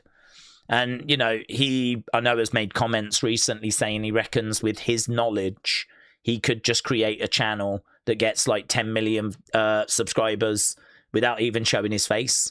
He just knows the right stuff to do, the right way to structure a video, the right thumbnail, the right title. Some people just work it out, and some people can spend their lives I ain't worked out how to get to 10 million, right? So, I mean, I ain't worked it out as to how to get to like 10 million subscribers. If everyone could work it out, everyone would do it, and everyone would be on 10 million subscribers right now. So I suppose wrestling is that way as well. Where can you put a match together? Have you got the spots? Have you got the sequences? Some people can work it out and do it. Some people maybe go their whole careers without quite figuring it out, and, you know, retire sadly without having quite worked it out, or getting cut before they quite work it out. I don't think it's that people are bad. Some people might be bad.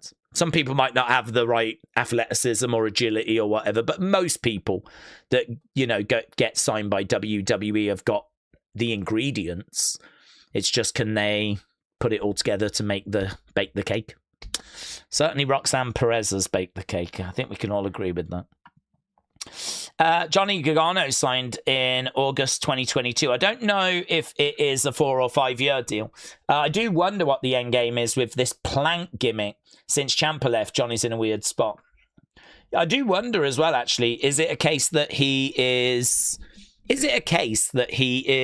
just lost because they had plans for DIY? Is it that we haven't found anything different for him to do because we just haven't got nothing right now? I mean, I don't know why we didn't just put him in NXT.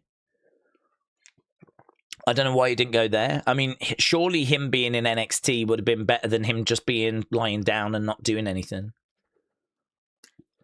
I mean, at least they're involving Sammy with him right now, so I mean, at least there's something there. But I don't know, it's crazy, isn't it? Although, I mean, he's getting paid decent money, so is Candice, to just for months and months and months now do what he's doing. I wouldn't hate it, you know? I'd be rocking up each week going, are we going to do rehearsals for my segment this week? And they'd be like, well, it is just what you did last week, which is just lie there. It's like, yeah, but I still feel like we probably need to rehearse it, you know? They're like, no, I think you can do it on the fly. Okay, I'll do my best. Yeah. We'll just go live straight away, shall we? Yeah. Yeah, it is crazy. I'm worried he's going to forget how to wrestle, to be honest. I'm worried by the time he actually has to have a match, he'll be like, whoa. I think I remember doing that. I don't know. Rapture said, do we think that the Iron Survivor match this year, I think Romeo, Jackson, Kiana, for the women, Layla, Jada, Lizzie, and Izzy. Yeah, I don't know, to be honest, because I don't know what NXT is going to look like by the time we get to that. It's always very late in the year, isn't it? So depends who's still around, but it's going to be those top contenders at the time. So I think Keanu would make a lot of sense. Jackson would make a lot of sense. I don't know if Naraku is going to be a champion or a contender. I don't know what Miles is going to be doing. Will he still be a mid-card champ, or, you know, will they be looking to move him up? So it's just going to be those kind of familiar names that are contenders that will be put into the mix. So, yeah, I think all the ones you mentioned Alex said, I was at Raw when Johnny returned in 2022. To think they never did that Austin Theory feud immediately when he came back, considering that Theory had interrupted him, was beyond me, said Alex. I think the booking has been absolutely mental for Johnny on the main roster. I don't really understand. I mean, he has been such an amazing talent. WWE are fully aware that he is capable of magic in the ring. I mean, he could have been doing open challenges long before we did the Sammy Open Challenge and the Carmelo Open Challenge. So, you know, he could have been doing that and really making a name for himself. And, you know, I don't know where we would be with him now. It's hard. It's definitely hard. I mean, I know we've had this conversation before, and there is always a bit of pushback on it because some people don't like to hear it, but size is a factor. You know, size is an issue. And I think Johnny is clearly on the smaller side. And so I think WWE know that he doesn't really carry much aura, right? So instead, just like Chad, I mean, Chad doesn't carry much aura. You've got to create that aura. And one of the best ways of creating aura is by putting on some consistent bangers, having some great matches. That means that people put some respect on your name. And that is exactly what happened with Johnny in NXT. I mean, the NXT developmental crowd don't worry so much about size. It doesn't really matter so much. People just want to watch great wrestling and see how people, you know, progress. So Johnny was loved, right? People love Johnny. But I knew when he went up that it would be a factor because you've got more casual fans, you know? You've got more people that don't really care so much about, you know, wrestling and whatever. They just want to watch, you know, the latest big stars. They want to watch Oba. This is why Oba's so, you know, got over so quickly, because it doesn't matter if you're a man, woman, child, adult, doesn't matter. Oba's got that aura, and everyone can agree and see it, right? But with Johnny, it was always going to be a struggle, and I think one of the ways you can build that aura up for him is by consistently putting him on PLAs and giving him great banging matches. Look at what's happened now that Gable's done Mask versus Mask.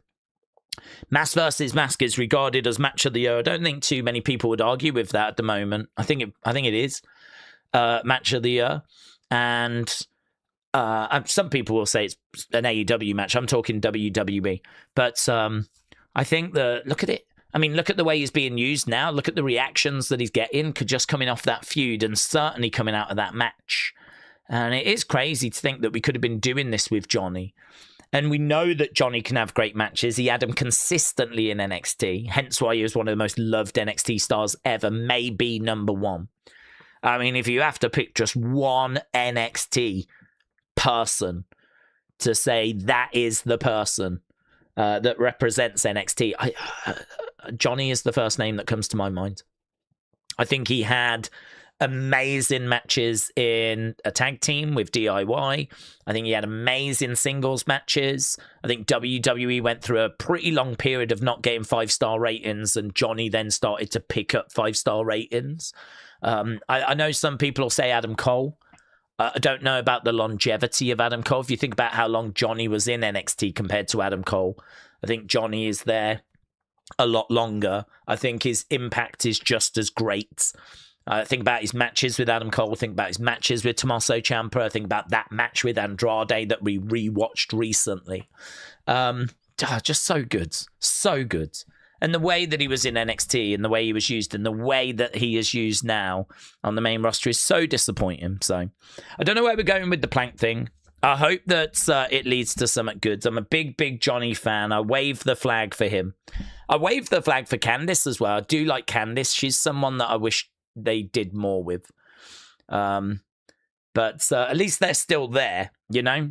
At least they haven't lost their jobs or anything. At least they're still there. So that's good news. So yeah, I agree. It felt weird because it's like WWE doesn't trust Johnny to be in a singles feuds. The last feud he had was by stealing the Axiom mask, which was pointless. That was dumb. And that's what started the depression. I know some people are saying now that it's sort of changed and it's to do with Tommaso leaving. But this technically all started because of the mask being took off him. That's still what this is technically about, is the fact that he had the Axiom mask, and Axiom took it back because it was his mask, and then Johnny went into this pit of depression. I mean, we've never really explained it all. It's coincided, obviously, with Tommaso's release, and so people are saying that that's obviously what it's really about. But technically, this all started because of that Axiom mask thing, yeah? I mean, it's crazy, innit? Can't explain it. Don't know.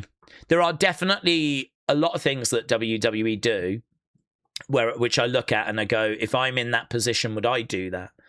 And as I said, sometimes the answer is yes. Like with Bloodline at the moment, I think I would, because I think we're at the point where it's Last Chance Saloon, and we just need to do something good. Yes, in an ideal world, we'd be doing something new, but we've tried so many things that have failed. We just need something good. So I can understand that. But if I look at what we're doing with Johnny, I just don't get it at all. The only thing I can think is that they had some plans for DIY that have now been shelved because Tommaso's left. But equally, they still didn't book him very well when Tommaso was here. So, do you know what I mean? Yeah. I don't know, man. It's crazy. Okay, NXT is live in 7 minutes. This looks interesting. I just went on Netflix and there's a show called Maternal Instinct. And it's all to do with like some murder. It's top 10 in the UK. It's true crime. It's dark. It's true crime. It is #1 on Netflix today. True crime. Fake pregnancy. There's been a murder. Guys, I might watch that instead of NXT. Maternal Instinct. Oh my God, guys, I'm watching that. I am so going to watch that. Don't mind a bit of true crime. Okay, Alex said, in my opinion, Chad has got aura. He's got into the best shape of his life in the past year, and you can tell. I think the physique matters. No matter your size, but I get what you're saying, said Alex. Well, I think size matters, yeah, in the sense of it's a factor. I don't think it matters in the sense of if you're small, there's no way you're going to make it. I mean, Rey Mysterio, yeah. I mean, that's all you have to say. Eddie Guerrero, yeah. That's all you have to say. It's not that if you're small, you ain't going to make it. But I do think if you're small, it's harder. And that's why it matters. So for Johnny to go to the main roster, he's up against it, yeah. It's going to be harder for him than it is for Oba. And that's just a reality of life. It's going to be harder because you got some big people in the real world that, sometimes you see people in the crowd that are bigger than the wrestlers. And I think the truth is that some of those people, when they go, they might look at some of these wrestlers thinking, I quite fancy my chances against them, you know? Whereas Oba or Brock or Roman, I don't know that there's too many people looking at them going, yeah, I'd smash this person, you know? Whereas you bring out Akira Tozawa, or maybe a Johnny Gargano, and all of a sudden they're a bit more just like us, guy next door. Do you know what I mean? So this is where they've got to get their aura, not from their look, but from actually when that bell rings, what they do in the ring and how good they are in the ring and how they make you feel.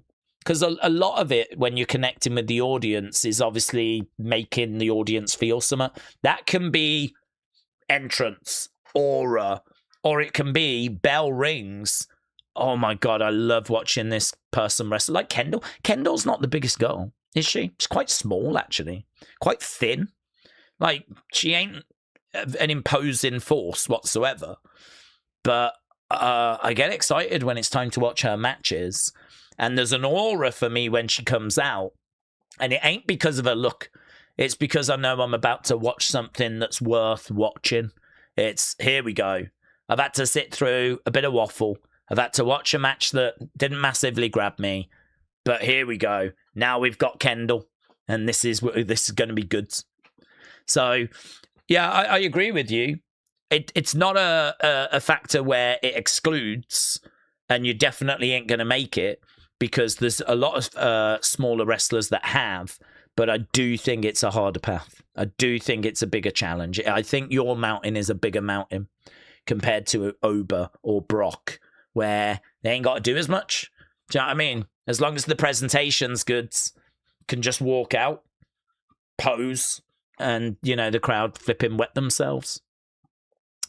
Pat said there's a reason that real fights have weight classes. There are anomalies like Hoist Gracie exist, but that's rare. Yeah. We have spoke actually about doing a light heavyweight championship for the smaller guys. Because actually, I think WWE is financially hurting itself.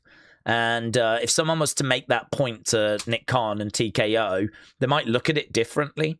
Because some of the biggest stars that has ever existed are smaller guys. Floyd Mayweather was tiny.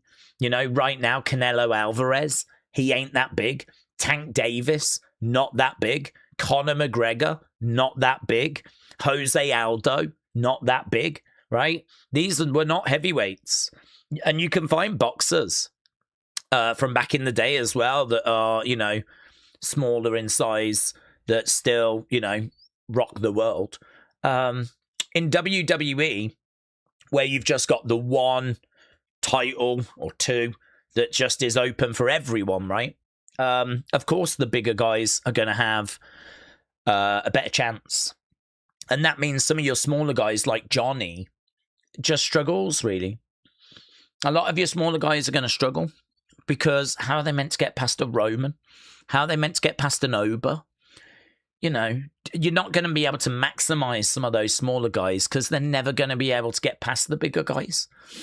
Imagine if you did that in boxing and you had, you know, flipping these big boxers, not as good, but because of their size, they're just smashing Canelo.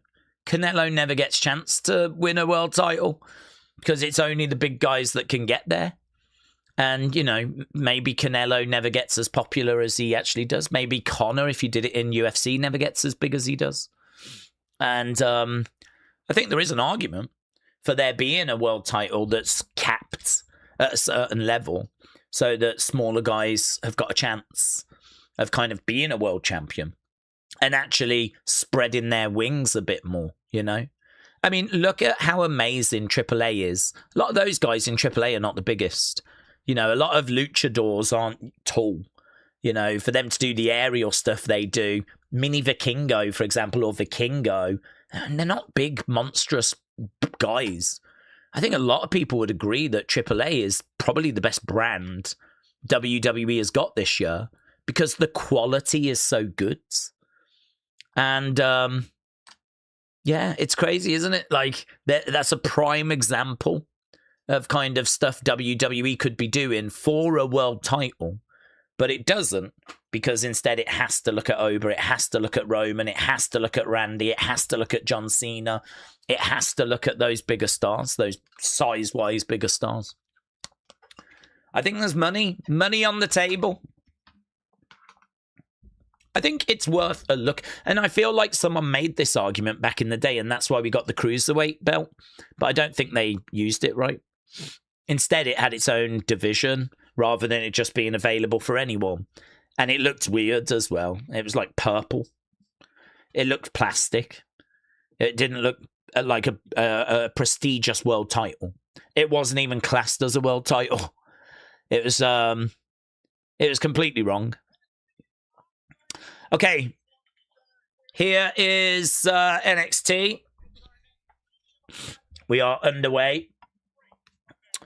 Maybe WWE should, the talent, don't use much, send them to AAA, said Carr. Because, again, though, you can't really, because AAA is only an hour long. There's not enough TV time to be sending loads of people there. Okay, here's Natty arriving.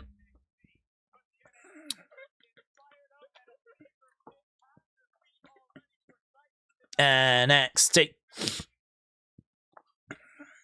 Okay, it's pretty rammed in there.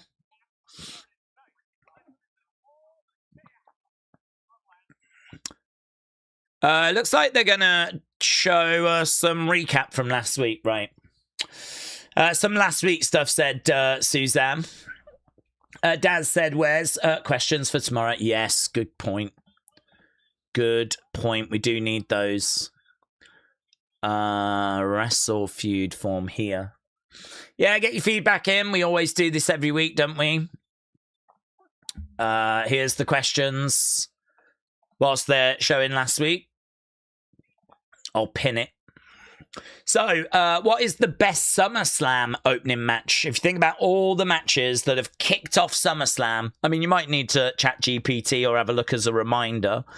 But what do you think are the best matches, opening matches for SummerSlam? Again, have a little reminder, and then you can rank them. Okay, what superstar has had the best year ever? So think of all those superstars that have been champs or have had really good years and have, you know, won Rumbles and WrestleMania main events or whatever it might be. What superstar would you say had the best year? Name the star, name the year. Yeah. So you might put Roman Reigns 2023 or something like that, right? So name the star and the year, put it both in. That's the second question. Third question, who's the worst ever men's world champion? We did women last week, so now we're doing men. Who is the worst ever men's world champion? Think about, you know, Winged Eagle. Think about all the way back to Bruno and Buddy and Stan Stasiak and Ivan Koloff, Pedro Morales, Bob Backlund, going into Hogan, Andre, Macho, Warrior, going into the 90s, where we've got the likes of Bret and Undertaker and Sid, and going into Stone Cold, going into The Rock, going into Triple H, going all the way through into the 2000s. Think about the Undisputed Belt. Think about the World Heavyweight Championship. Think about the Universal Championship. Anything that was classed as a world title in WWE. Who do you think was the worst? And then, what's the best ending to a match? If you think about some of these great endings to a match, what's the best ending to a match? So what match do you think had the best finish? Oh, I really enjoyed that. There's a couple that come to mind straight away, which I'm obviously not going to mention. But what do you think had the best ending? So there we go. Those are the 4 questions. Best SummerSlam opening match. What superstar had the best year ever? Give me the name of the person and the year. Worst men's world champion ever. And what was the best ending to a match ever? Zarya has made her way down. Zarya, of course, was victorious last week. Zarya coming down with the belts. So, Daz, thank you. That was a reminder that I needed. Vince would be furious with the El Grande thing being more popular than anything that was happening on the main roster, says Pats. Well, it's good that he's not around. It's been brilliant, hasn't it? Oh, no Booker. We got Corey. Okay, no Booker. Zarya's in the ring.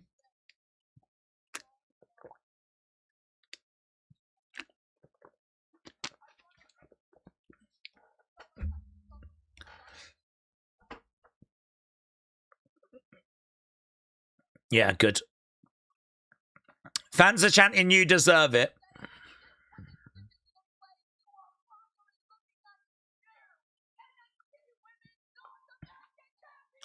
I've spent so long in Soul's shadow, I forgot what the sun felt like. And the fans actually started chanting, you deserve it. I was overlooked. I was treated like an afterthought. I think a lot of people agree with her on this. I agree with her on this.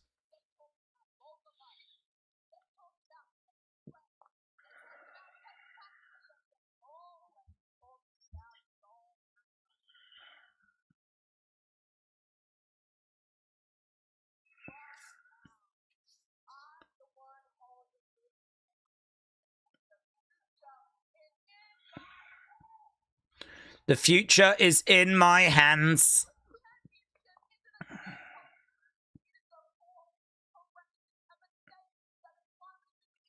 The fans are the fans are with Zarya here.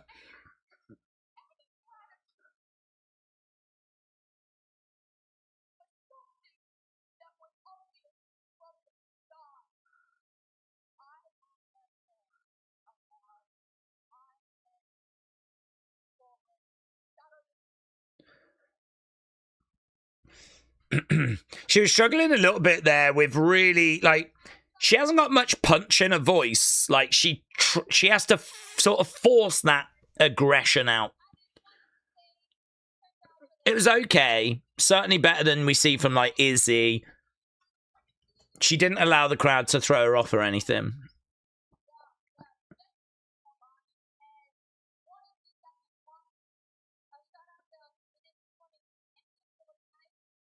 Okay, Kalani is coming out.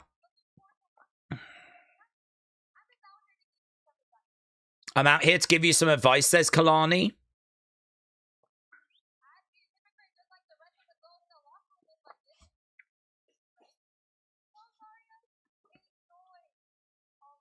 Enjoy this.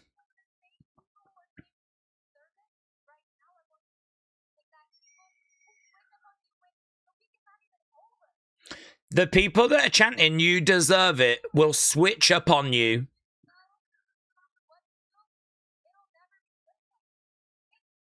No matter what you do, it'll never be good enough, says Kalani. So Kalani was just with some words of advice here to Zarya.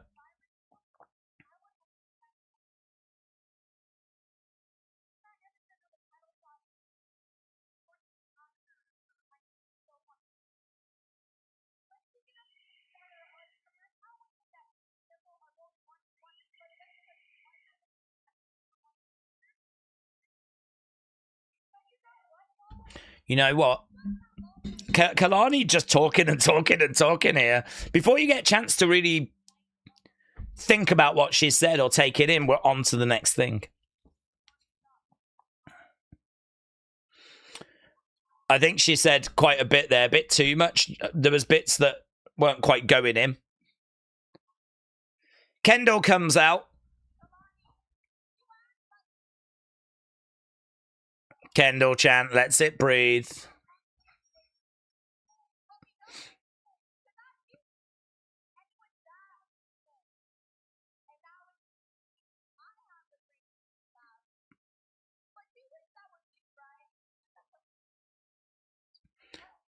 I don't know why Kendall's coming out being a bit douchey.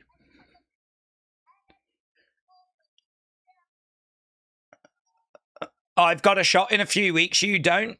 You wish it was you, though, don't you?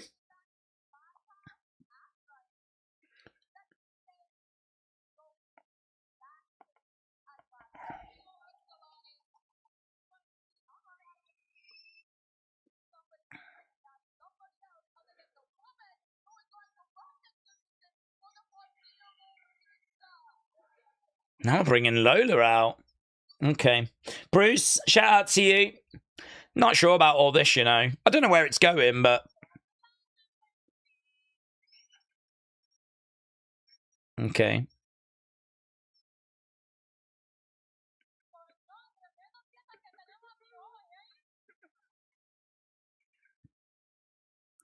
Okay, Lola's here.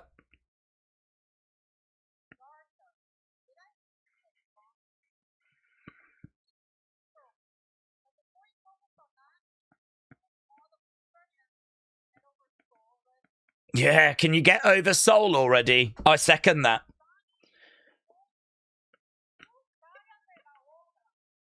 Okay, I don't know what that was.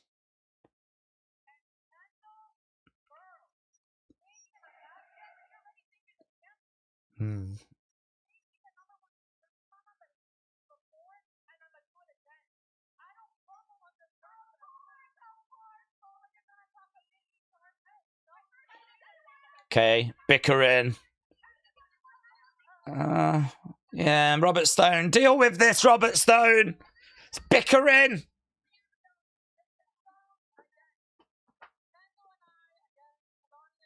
Yeah.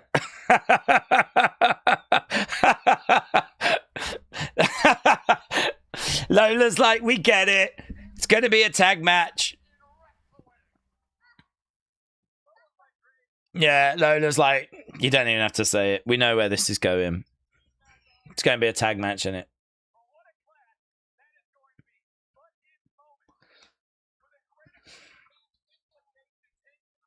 Okay. Chris, hello. Shout out to you. Tag match player.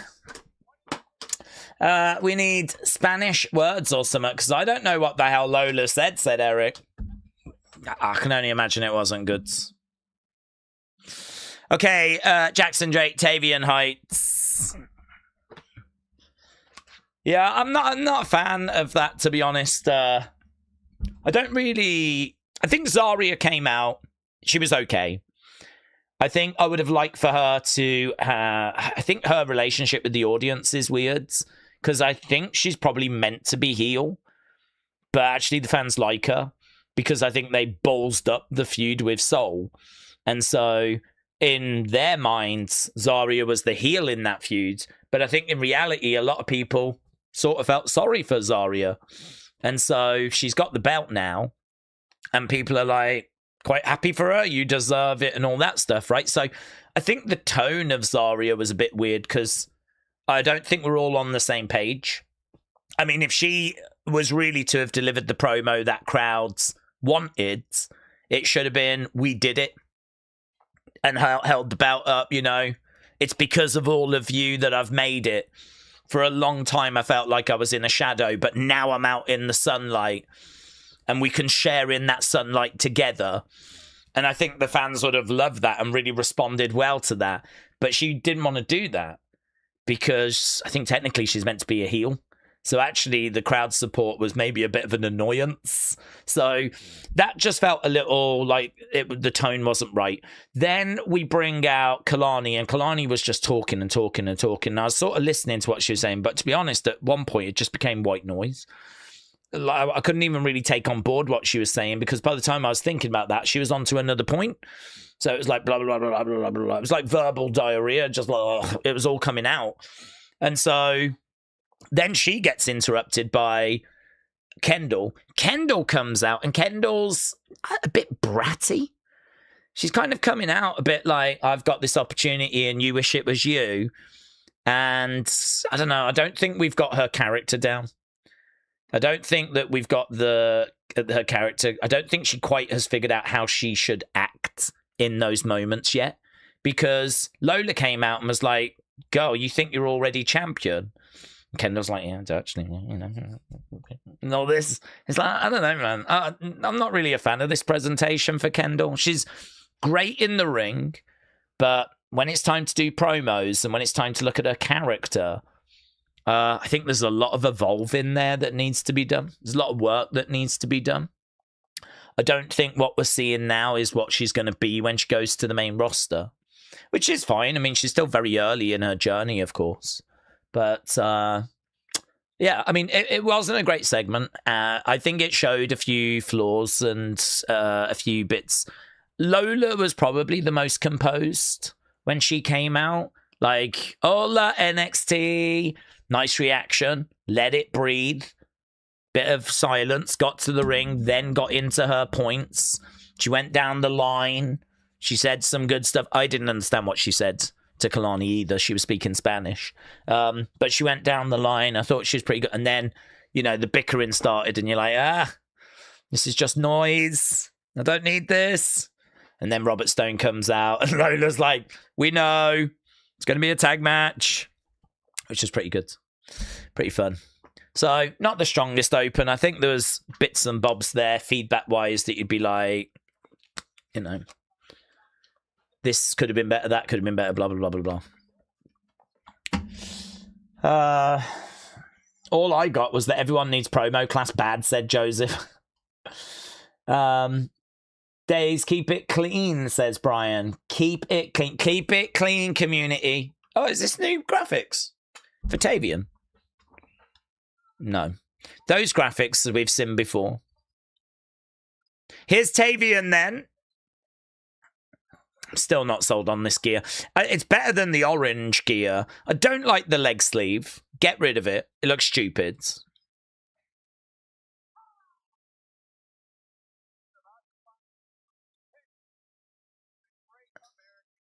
Is this new music for him?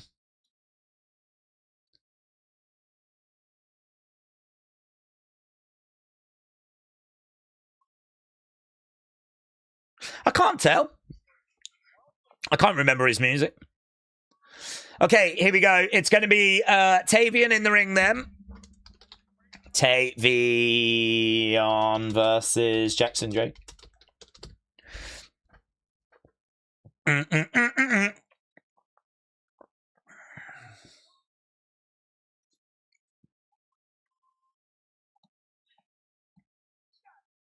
Jackson Drake being carried down to the ring.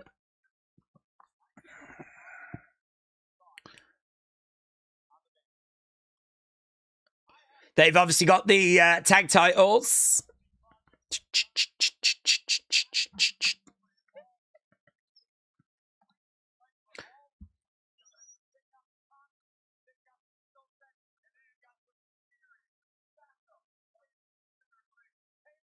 Tavion.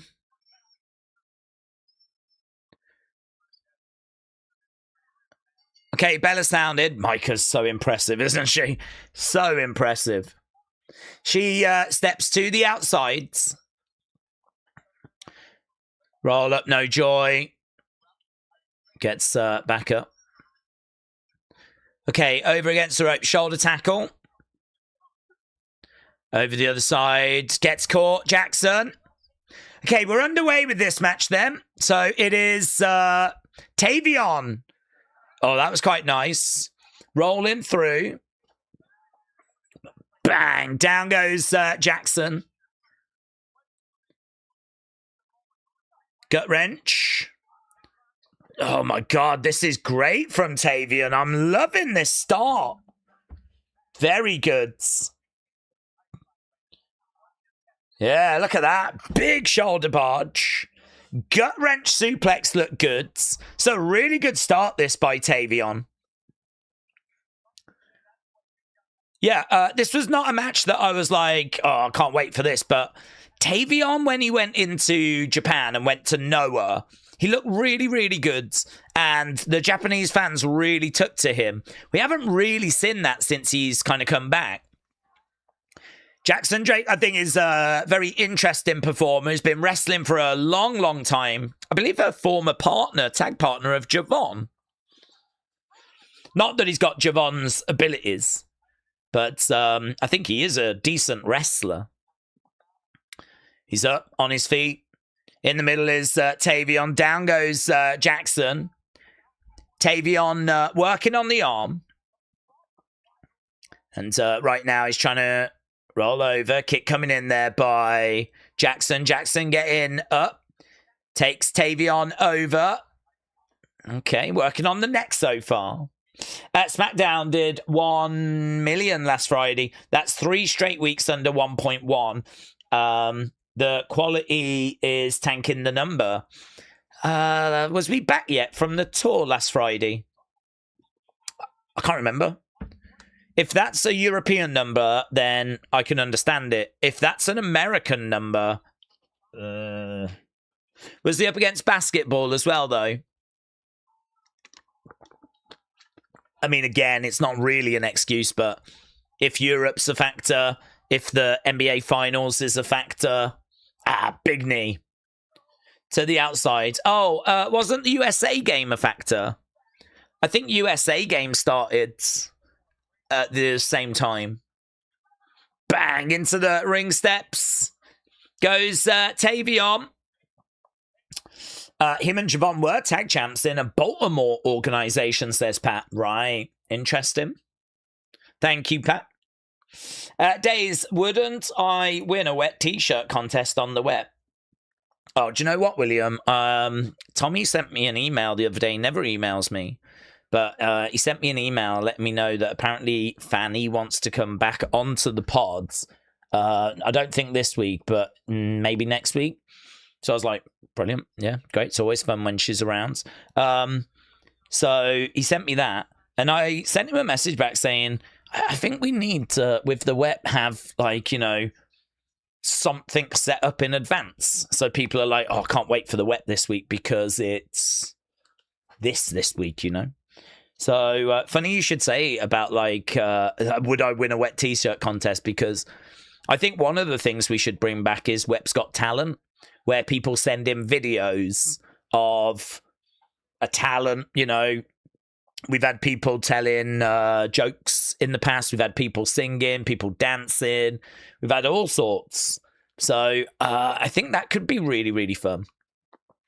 As like, send in videos of a talent or something. Maybe you're a great artist, or I don't know.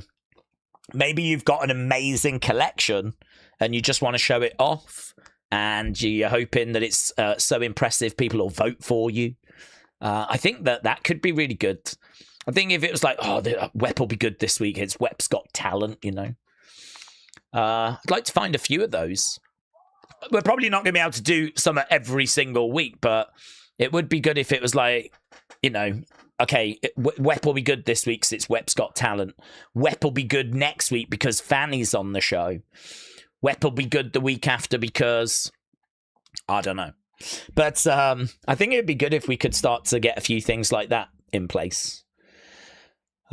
Maybe Uncle Doug could come back on, or maybe we get a community member on or something, So I did send that idea back to Tommy, but he has not responded to me because he never does. I also asked him about Scotland and Scottish fans and everything. And as I said, he has not got back, so... keep your eyes peeled. There might be a Web's Got Talent. Chris said the USA opening game was Friday. It's the best game we've ever played. Look at me. Like I helped them win, said Chris. Chris, you played a part. Honestly, you did. You played your part. Listen, if England do well, I will be basking in the glory like I did something. Nice rolls here by Tavian. Casey said, Daze, that's great. It's better than what we've got going for us now. Yeah, I think like it would be good to get some stuff on there, get some stuff that people sort of go, oh, Web will be good this week because... I mean, I think we all go into Web not knowing what to expect, which there's something to that as well. Not knowing what the hell's going to happen and the chaos that tends to ensue. But I think it would be good to have some structure to it, have a few things happen that we can promote in advance. Right now we've got Tavian still down. We're at commercial break, by the way. Alex said the effort you put in on the field on Friday was phenomenal. Yeah, Chris, good job. Good work, Chris. It's about time you got your flowers. Jackson Drake in control as we're about to come back from commercial break. Word I've seen fan said, is there any word on Stephanie? Hopefully she comes back Friday. No, not that I've seen. No. I would expect her to come back before SummerSlam. Whether that's Friday, not sure. I think, though, the thing is that whoever wins Queen of the Ring is probably going to pick Liv. So I don't know that you can really do a Liv Stephanie thing right now. Because I think Queen of the Ring's going to go after Liv. Because rumours are it's Rhea JC Jane for SummerSlam. Which, that means that Queen of the Ring, because JC can't win Queen. So that would mean the winner of Queen of the Ring goes after Liv. So that does make a Stephanie return a bit complicated. Lovely work there by Tavian. Tavian against the ropes. Big clothesline. Down goes Jackson Drake. 1, 2. Kick out there by Jackson Drake. Chris said, thank you, everyone. I'm just glad to be part of the team. You gotta, honestly, you gotta get involved with the World Cup. Get behind your team. If they win, you win. If they lose, you lose. That's how it works. You feel it. I'll be feeling it tomorrow. As England take the fields, which can't even watch because of Wrestle Feuds. Over the top goes Jackson against the ropes. Oh, look at that. Well, there's a move that is picked up from the young OG, Jackson Drake. Springboarding against the ropes, coming back into a cutter. Very good. Handspring cutter by Jackson Drake. Drop kick. To the outside goes Tavion. Jackson against the ropes. Bang! Look at that. Tavion Heights goes down. Kip up there by Jackson. Very good. Back in the ring goes Tavion. Jackson is climbing up. Very impressive. Is perched. Oh, no. Here's Tavion belly to belly. Oh, my God. Mate, these two are cooking. But cooking, we're doing some cooking. Some brilliant action in this. I did not expect this match to be this good. Big splash there by Tavion. 1, 2. Kick out. Kick out. Yeah. Good, really good. I don't know what they've said to these two, but they've told them you're going to start the show off and I want you to put on a banger. Tavion showing why he got such great support when he was in Japan. Jackson showing that he is worthy of the investment. He deserves to be on your radar.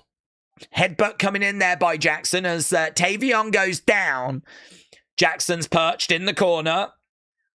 He's going up and goes down, rolls through. Jackson coming over, gets thrown to the outsides. Wow. Lovely work there, like a belly to belly.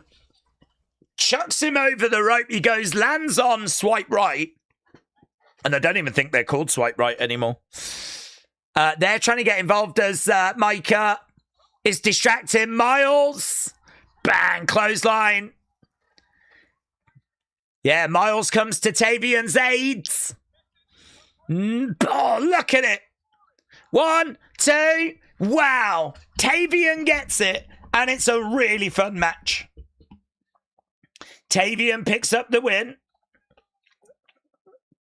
Dr. Thurston, Tavion are such great workers, said Mr. B. Light. It's a great showcase.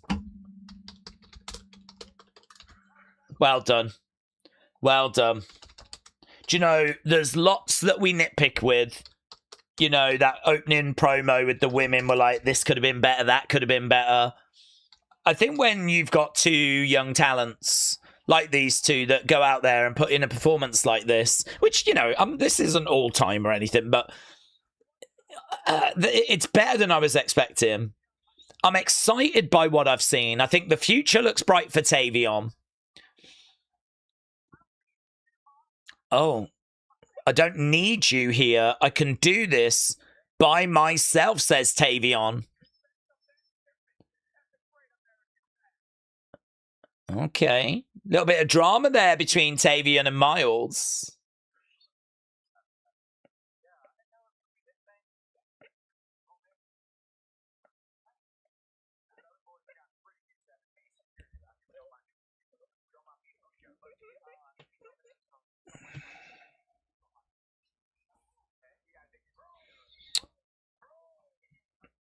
Okay, here's Birthright.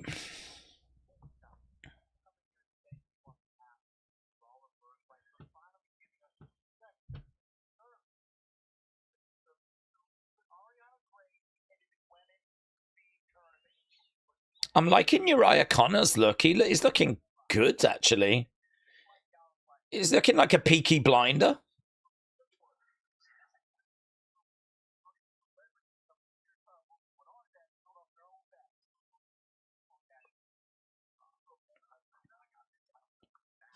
Why is the comedian coming in with some lines?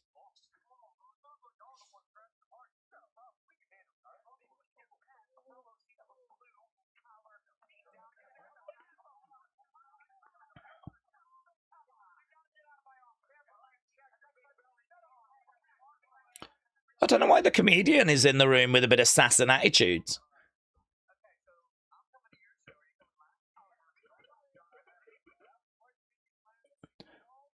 Okay, up next, Izzy Dame, Thea Hale. Daze, I hope all is well with you. Ever since this group came out, the Vanity Project, they look like the sort of kids that get taken out from Jason from... I could see that, actually. I could see them being victims. Victims during a spring break. I could see that. A restaurant said, that was the best Tavian performance that I've seen. It's definitely the best showing from start to end. I thought he looked amazing. Comedians always have sass and attitude, said Oppola. Well, someone needs to knock this guy down a peg or two. I will not be disappointed if he's found beat up backstage. Stacks has been hitting the weights, said Shining Wizards. Dude should have learnt from Eric Andre. Yeah. Where's Jacob when you need him? Need Jacob in NXT now. Got another clown that needs taking out. Yeah. Bruce said, who do you think will start for England tonight? I think it'll be Pickfords, James, Stones, Konza, O'Reilly, Rice, Anderson.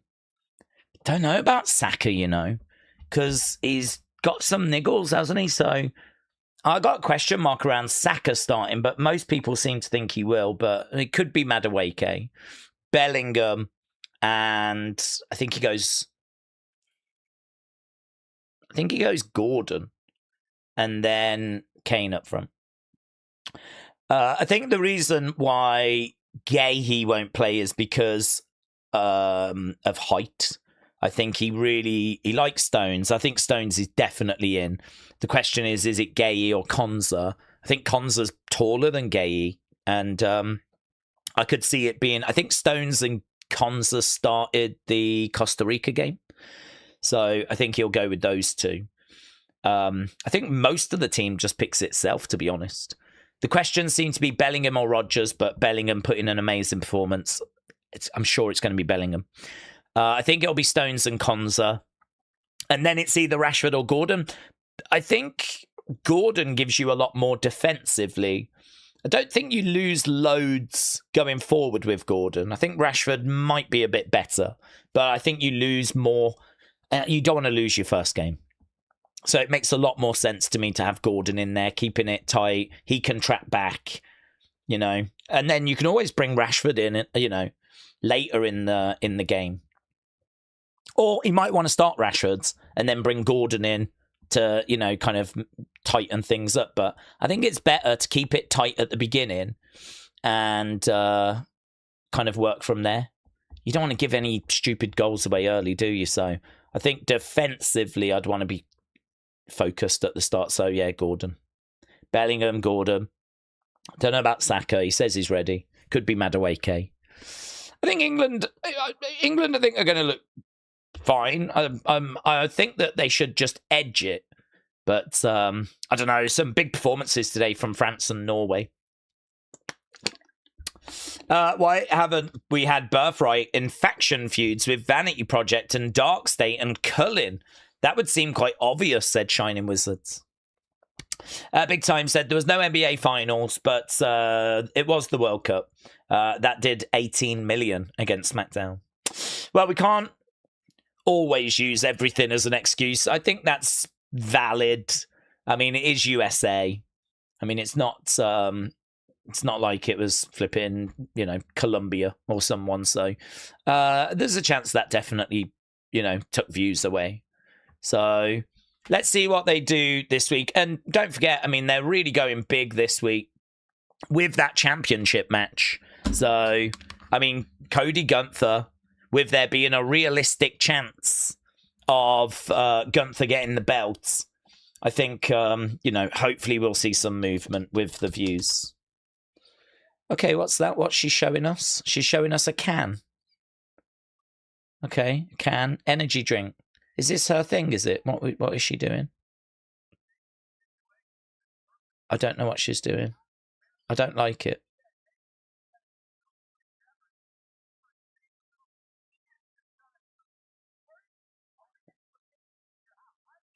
No. I don't...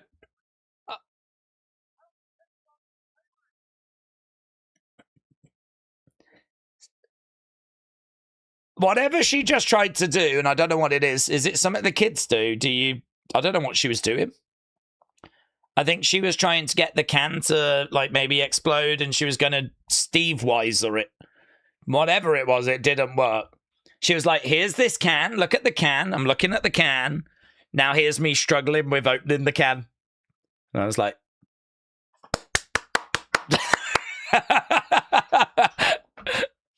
Well done. Well done.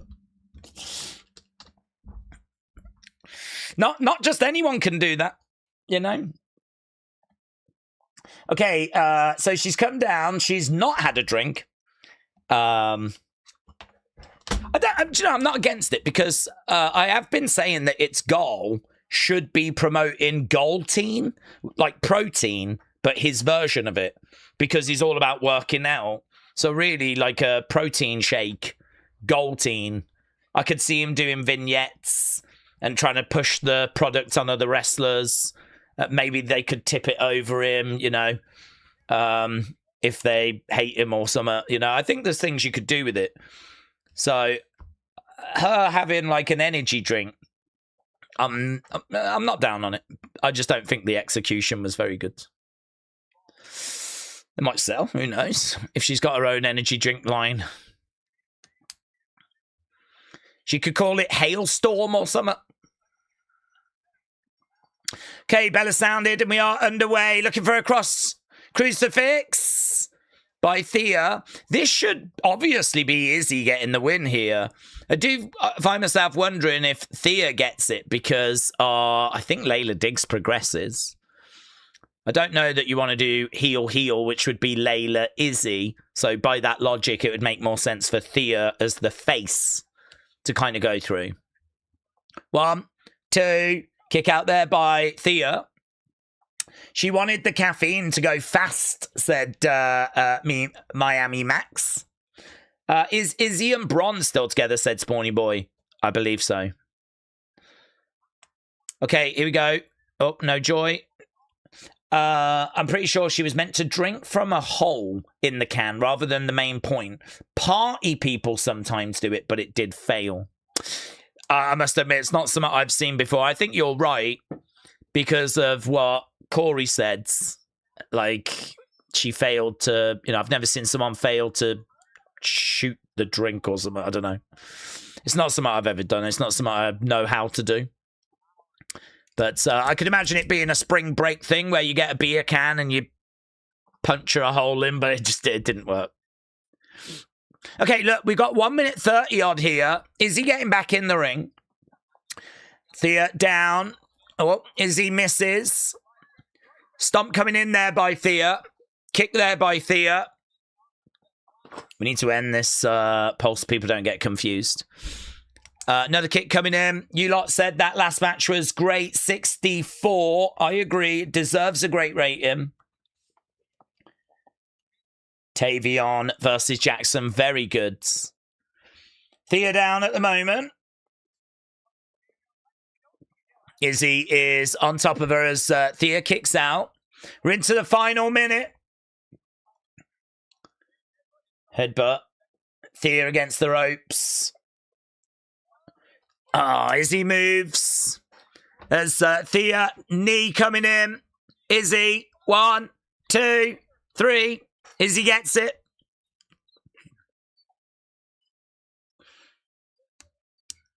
I think that's our only face eliminated. Izzy is a heel. Layla's a heel. Ariana Grace is a heel.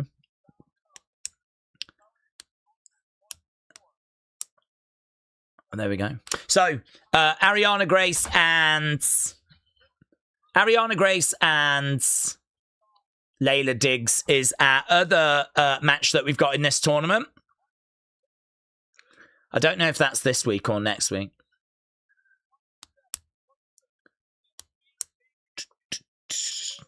We'll see Thea again in about 6 months, says Wayne. My hydration break is sponsored by Rubicon today, said the Ribs.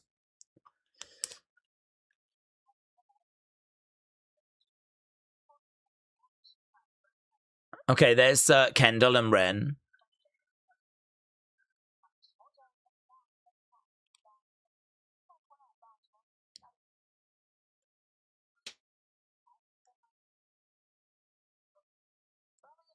Okay, Kendall says, I need you. Oh, it does. I don't think she's got a crutch now, has she? Oh la la la. Oh la la la.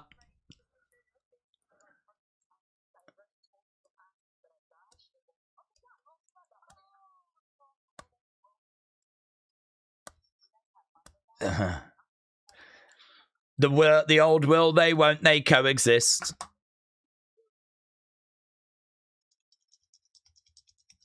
Oh, hello. Oh, it's Tony. I like the Ola Lola. Ola Lola. Okay.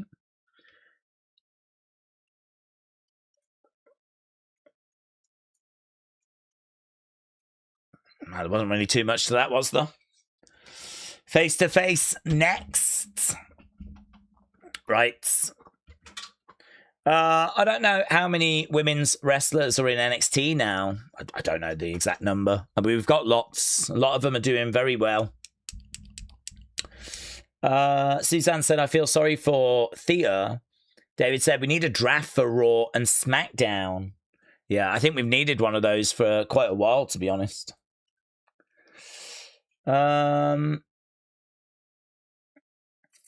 Tony is gone to get a takeaway.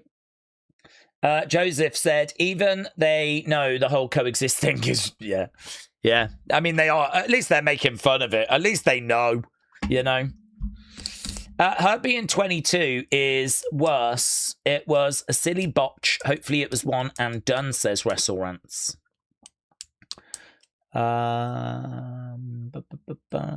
I think I missed up a comment. Thea's drink should be called Hail Yes. Oh, I like that. That's good. That's good. Hail Yeah. Oh, yeah. I agree with that. That would be a good idea. It might just be a one-off thing, as people said, for the speed thing, but can they coexist, said Don. That's the big question, Don. It's the question we're all asking. Can they coexist? Tony is going to get a takeaway. We're at commercial break right now.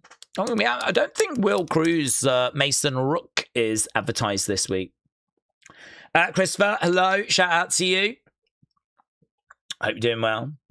She failed to open the can and she failed to win a title legitimately, says Robbie. Yeah, she's certainly struggling at the moment.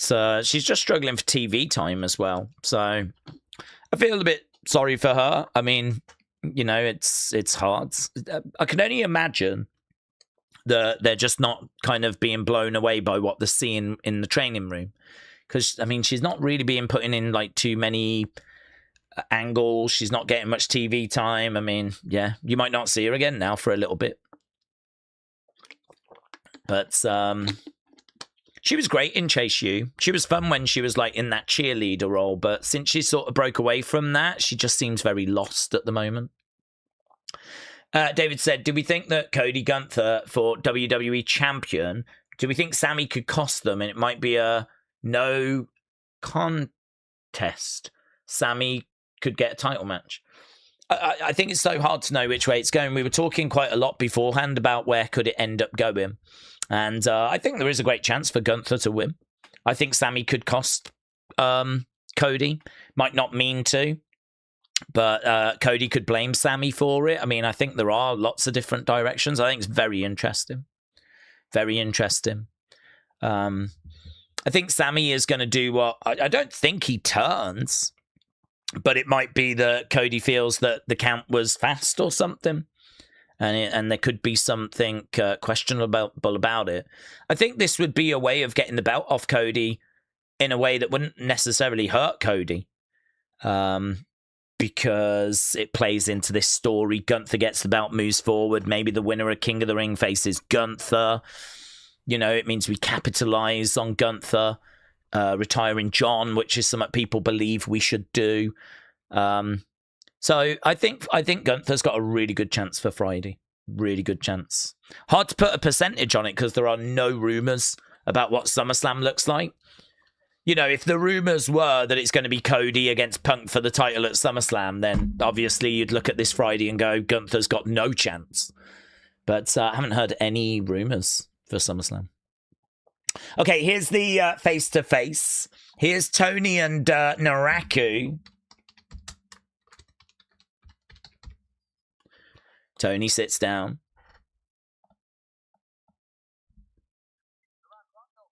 I'm no fool, says Tony. I know how this goes. Why am I here?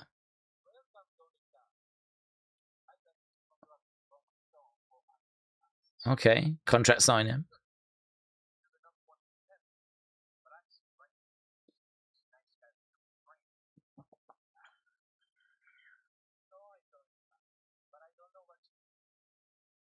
I don't know what you mean, says Naraku.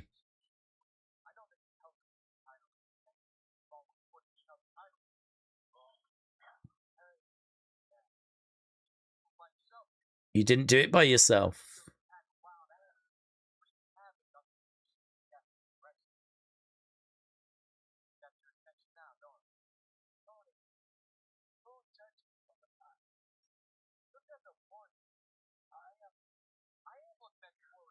It's a good segment, this.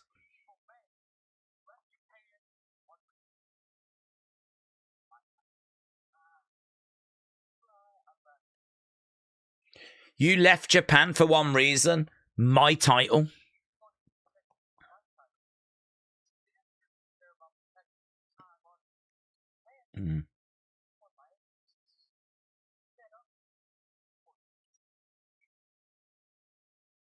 Here you are. All alone.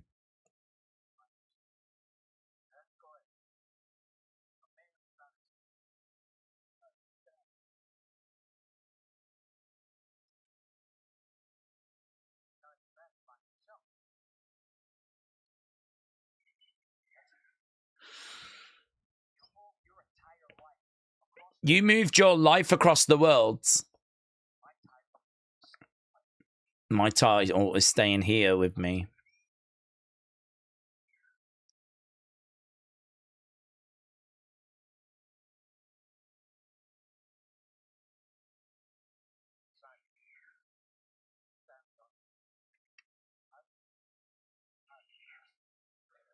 Oh, Naraku said he's going to deliver it signed next week. I thought some of the points he was making there was good. Some good story work. You know, I've done my research on you.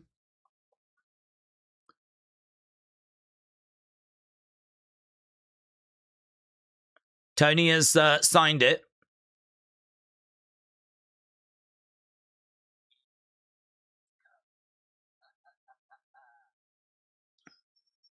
Evil is coming. I wonder what he means by that. He obviously can't go by the name of Evil. Evil is coming, says Naraku. I mean, it's interesting because Tony said, I don't believe this fake facade that I see in front of me. So for Naraku to say evil is coming, I don't think he means evil as in the name. I think he means more evil as in the persona. I didn't mind that segment. I would put him with Naraku, maybe short term, 3-6 months, said Alex. Who would you put with him? Takahashi. Evil moved to America to marry Io, said Mr. B. Like, Tony should have made it personal. Okay, we're just seeing the history of Jada and Natty.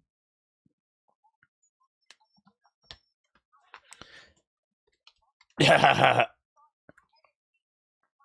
was good. That was a good bit. I don't care if it's your damn birthday. We're talking.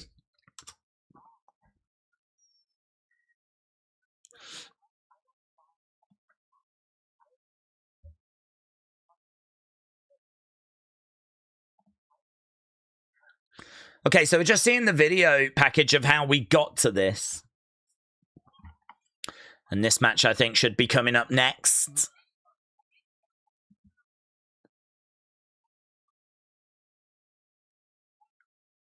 Jada invading the dungeon.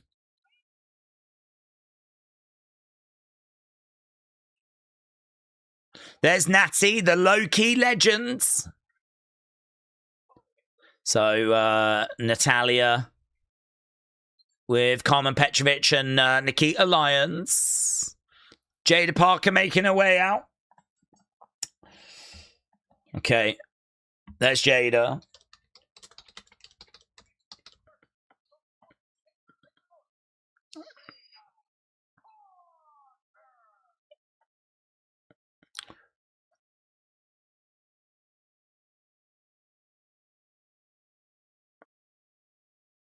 Okay. Jada Parker then in the ring. It's a good. I like the presentation for Jada Parker. It's really good. Back to commercial. Yeah. Shining Wizard said the PC looks so much fun. Rib said, I don't know. Being around Natty is a good idea. She's a personality vacuum. Chris said that segment was good stuff. Yeah, I agree. We said beforehand that I personally, I struggle a bit with Tony. I don't feel a connection. But actually, you know, him walking in the darkness, going over to that, I don't know what you would call it, that Chinese stand, meeting up with Naraku, sitting down, cool, calm, collected, looking good with the belt, saying that he's done his research, talking about how I know you've held the biggest belt in Japan. I know you've had 14 title reigns, but you didn't do it on your own, did you? And, you know, it was kind of good. I felt like I was watching something quite interesting. It was making me more interested in the match. Naraku, obviously, with limited English, but, you know, coming out with a few lines, keeping the conversation going. It was Tony doing most of the talking. But that bit at the end where, like, evil is coming, like, that is obviously quite interesting. It was just good. So it was just quite interesting, quite compelling. Yeah, I mean, if you think about the opening match, so the very first segment, I wasn't a fan of, right? The first match, really good, really enjoyed it. You lot said great 64. I thought the Thea Izzy match was fine. I was not, you know, no issues with that whatsoever. One of the good things about speed matches is they might not really improve your score because they're very short. I don't think they ruin scores either. They're just sort of there, really, because they're short. So, not down on it. That was fine. Now we've got Natalia against Jada. This is obviously a decent name in Natalia. I don't think it's going to do anything for the ratings, but yeah, fine. You know, this will be okay. I don't really need the Can They Coexist tag match, but, you know, fine. I get that this is just a normal NXT. This is not really anything special. So, yeah. Have you got any figures recently? I got Paul Heyman one from ECW One Night Stands. Oh, very nice. Yeah, I picked up some demolition ones and whatnot. So I like to... I get them from Wrestling Shop because when they come, they're mint, you know. Still, it's even got the, you know, the kind of bit that gets punched out when you put it on a shelf. It's just, obviously, they don't put it on hooks or anything, so it's all legit. It's all, like, straight box fresh. So that's obviously great. So if we go over to this screen, I can show you. These are the ones I get. These are the ones that I collect. And this is Wrestling Shop here in the UK. These are a nightmare to find in America. There's so many people that I keep seeing saying that they love the series, but they can't find the figures. They're so easy to get here in the UK. They're just here. Unpunched, perfect, box fresh. And it's all these legends as well. You know, Brett with a jacket, Razor Ramon, Old School Ray, Jim Hamble, Neidhart, Eddie with the LWO shirt. Just, I mean, the soft goods look so good. So good. So you got Warrior, George the Animal Steel, Rob Van Dam, Steiner Brothers. These are the ones that I got recently. I got these demolition ones. And I picked up the Hacksaw Jim Duggan because I wanted the series. These 4 only came out the other week. I have not got these yet. So Polka Dots Dusty, Ministry Undertaker, Mankind, and Jesse the Body. So I mean, they're good. I like them. I just ain't got around to getting them yet. But Wrestling Shop don't really ever sell out of them. So yeah, these are the ones I got recently. These are the ones I need to pick up.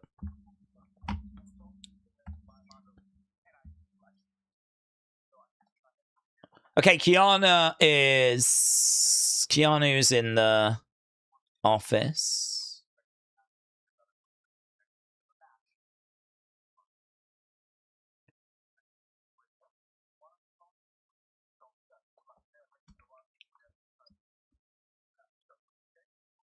Okay, so next week we've got EK Prosper.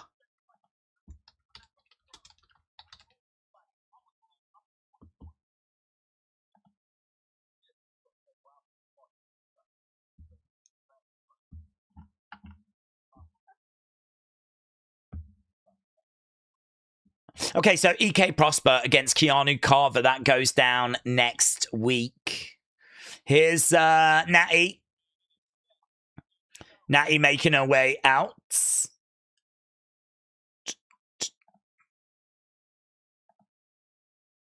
Dun, dun, dun, dun, dun, dun. Okay. Didn't Dino Bravo do the same, but with the Canadian anthem? All rise for the singing of the Russian anthem. Dino Bravo was a victim of a hit mob, said Shining Wizards. I missed that Natty intro, said Love the Bearded. Alex said, I found a mini Miz figure in an old nightstand the other day from Walmart exclusive. That was in perfect condition. Oh, get it boxed. These ones, I put them in like protective cases now. I've never used to do that before. But I got loads of like figures that have been like bashed around, and something tells me that you lot might rate this as a great match as well, to be honest. Natty pushes Jada back. Jada over in the corner. Shots coming in there by Natty. Jada in the corner. I bet Jey Uso's watching this match. I bet Jey Uso is tuning into this right now. Right now, we got Jada on top of Natty. Jada charging over. Shoulder tackle as Natty goes down. Jesus Christ. I feel like Roxanne Perez has got, a cake sale, but it's like, a cake sale, just a local cake sale. I feel like Jada Parker's bringing the whole damn bakery. Yeah. Natty on the outside having to sort of regroup a little bit here.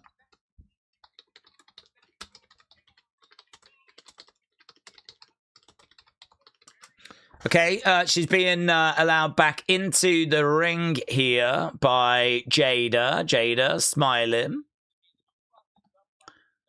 Slap coming in, slap coming back. These two exchanging slaps. Nice takeover there by Natty.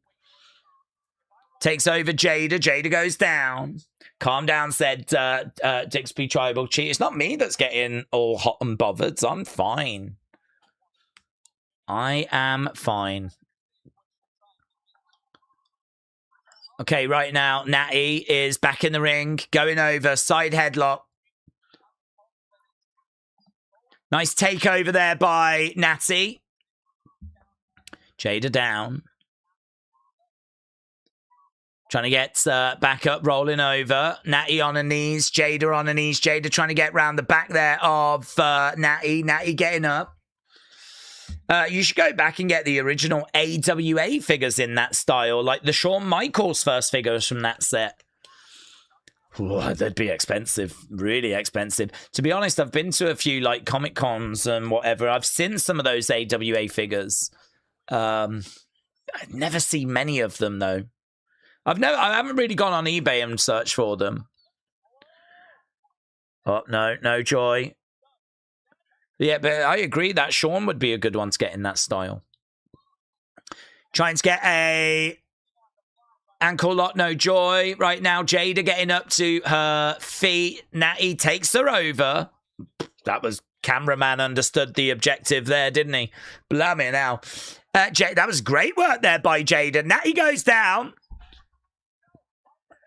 Nice.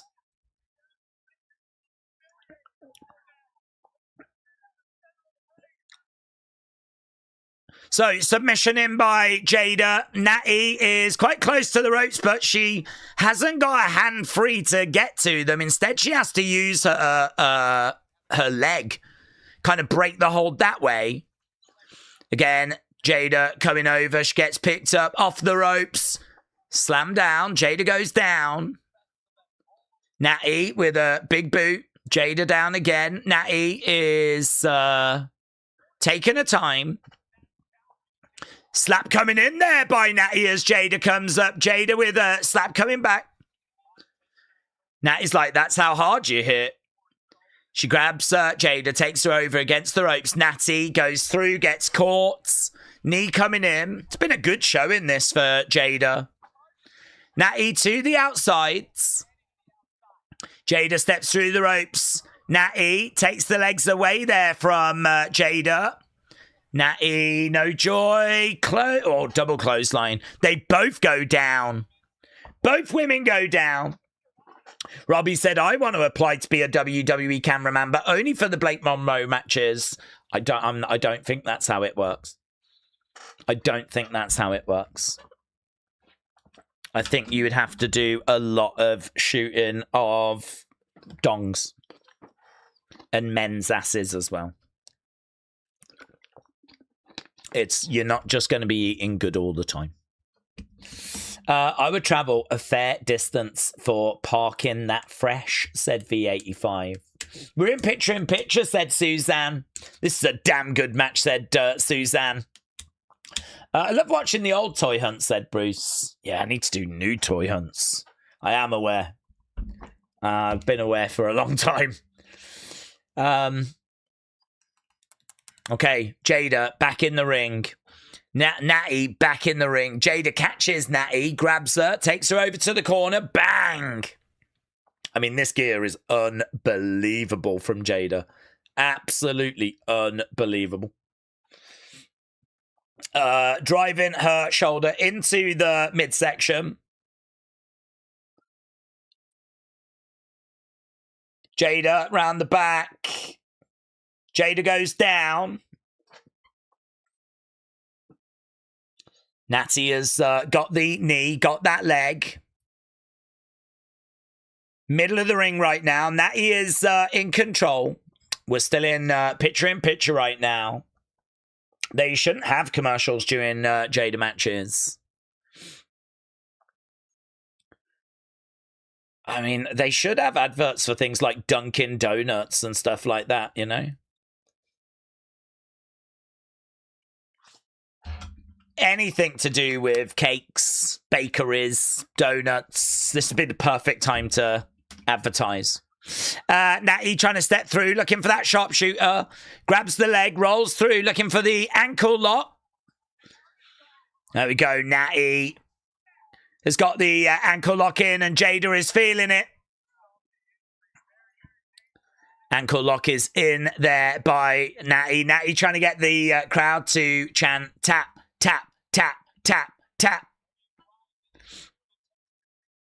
Trying to get over to make the tag. No joy. The problem now is the toy shops are closed, said Bruce. Smiths are still going here in the UK. So, I mean, actually, there is no excuse over here for us. We do still have Smith's toys, and I just don't really go out like I used to. Now I just focus so much on streaming. That's why I don't, I just never really go to the shops. If I need anything, I just order it online, Okay, right now we got a nice abdominal stretch being applied there by Natty. So this stretch is in Jada, middle of the ring. Okay, Jada reversing. Natty is now the one that's being the victim of the stretch. We got just over 50 odd minutes to go left of this week's show. I think it's been all right. I think it's been not a bad episode. Yeah, these two exchanging stretches at the moment. Elbows coming in there by Miss Parker. Natty goes over. Natty rolls to the outsides. Against the ropes. Bang. Down goes Natty. Jada on the outsides. Coming over. Saying a few words there to Natty. Grabbing Natty. Chucking her back into the ring. Jada getting in as Natty rolls out. Natty to the outside. Clothesline forearm there by Natty as Jada goes down. Natty grabs the run. She screws it all up. We are back from the picture-in-picture. Natty on the outsides. Posing away. She's grabbing Jada. And chucking Jada back into the ring. Natty on the outside. Crowd booing away. Natty milking the responses. She's on the outsides. Again, Natty posing away. Getting some reactions from the crowd. Smile on Natty's face. Getting back into the ring. Jada is down. Natty coming over. Grabbing Jada. Headlock is in. I mean, it's been proper wrestling contest, this. I mean, if you're going to beat Natty, you're going to have to out-wrestle her. Rolling around at the moment. Bruce said, I understand that it's changed. Are you going to watch England tonight? I won't be able to. I'll be able to watch the first half, but then the second half, I've got a members stream. So I won't be able to watch it all. I'll definitely be keeping an eye on the score during the members stream. Kick coming in there by Jada. Natty goes to NXT main roster, not now being on Raw, said David. Okay, nice crossface. STF in there by Jada. Natty is in the middle of the ring. Jada has got this STF in as Natty's trying to get over to the ropes. She's trying to reach over, trying to get there. She does get there. And this hold is broken. Natty gets up on her feet. Jada comes over, goes for a kick. Down goes Jada. Natty grabbing the legs. Trying to put on a surfboard stretch here. She's got the one arm back. Pulls back Jada. She's got her up. Surfboard stretches in. Yeah, good work there by Natty. Good work by Natty. Bang, she got her down. She still got it in. Natty just systematically trying to break down Jada Parker. Jada getting up. Chop coming in. Shot there by Natty. Jada goes over against the ropes. Grabs her knee there. She's really feeling that.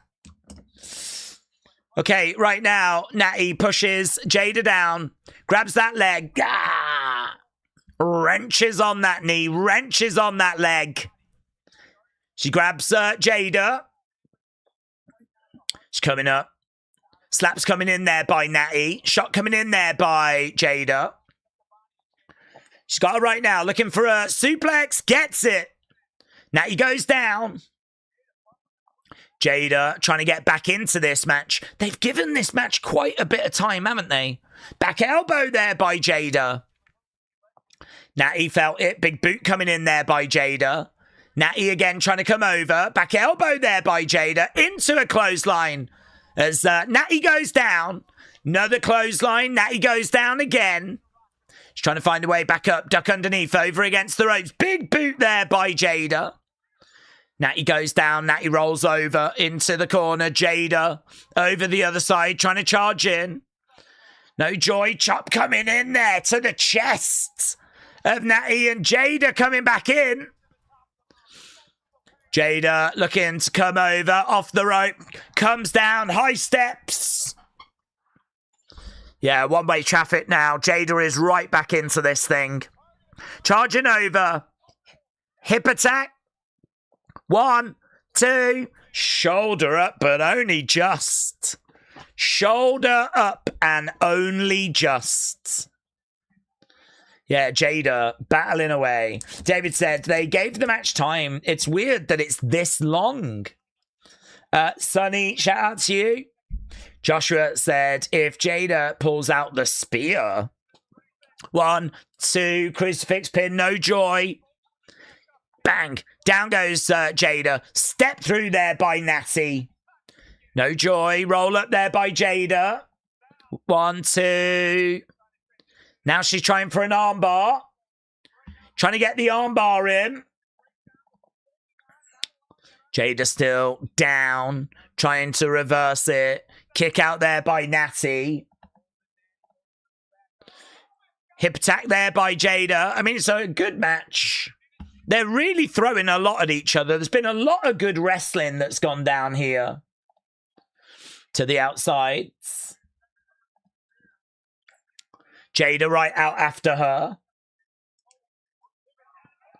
Ooh, nasty. Jada, nasty into those ring steps. Nasty. And again. And you know what? That's going to hurt. I mean, it's going to hurt because those corners are sharp. And she went right into the sort of corner part of those ring steps. Stump coming in there by Natty. Inside cradle. 1, 2. Kick out. No joy. Bang. Catches her. Discus lariat. Down goes Jada. This could be the beginning of the end.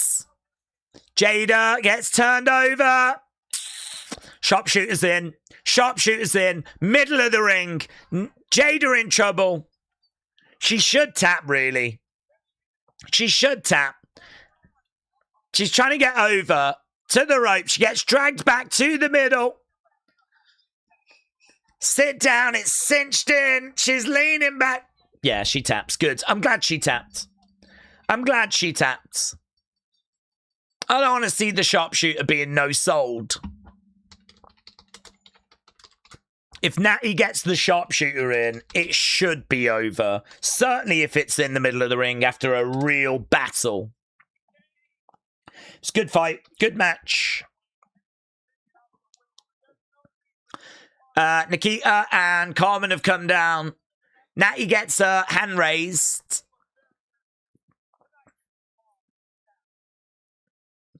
Jada put in a very battling effort. She can be proud of what she did. There's Lizzie. There is Mason. Here's Tristan.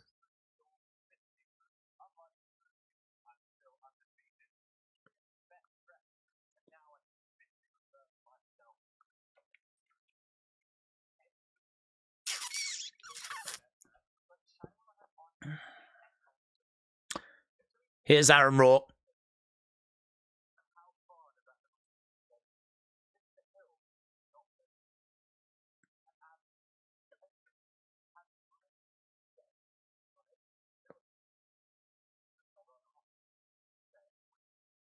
Okay, Shiloh's not able to fulfill his commitment, so as a result, Tristan is claiming he has won.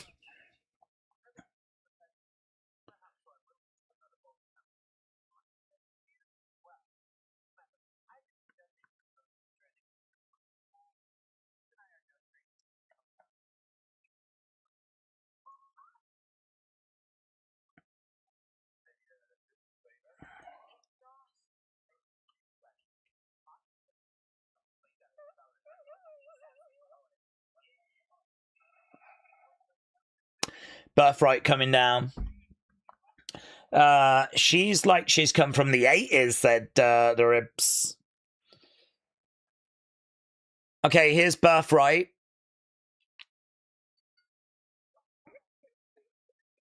Okay, this is going to be the other speed match. So this is going to be Ariana. She's going to be in action against Layla Diggs. I like Layla Diggs. I've bought all the stock in Layla Diggs. Okay, another commercial break. We got about 40 minutes left of this week's NXT. Is Mason a face now? I think he's always been a face, hasn't he? Argentina-Algeria goal has started crazy. Both teams have had a goal ruled out, and it is high-paced stuff. Oh, is it really? I didn't even know the game had started. Did it start at 2, did it? Oh, yeah, started at 2. Disallowed goal. No goal for Algeria. Right. Slightly offside. Messi has a goal. Disallowed as well. So, okay. Looks like a pretty fun game.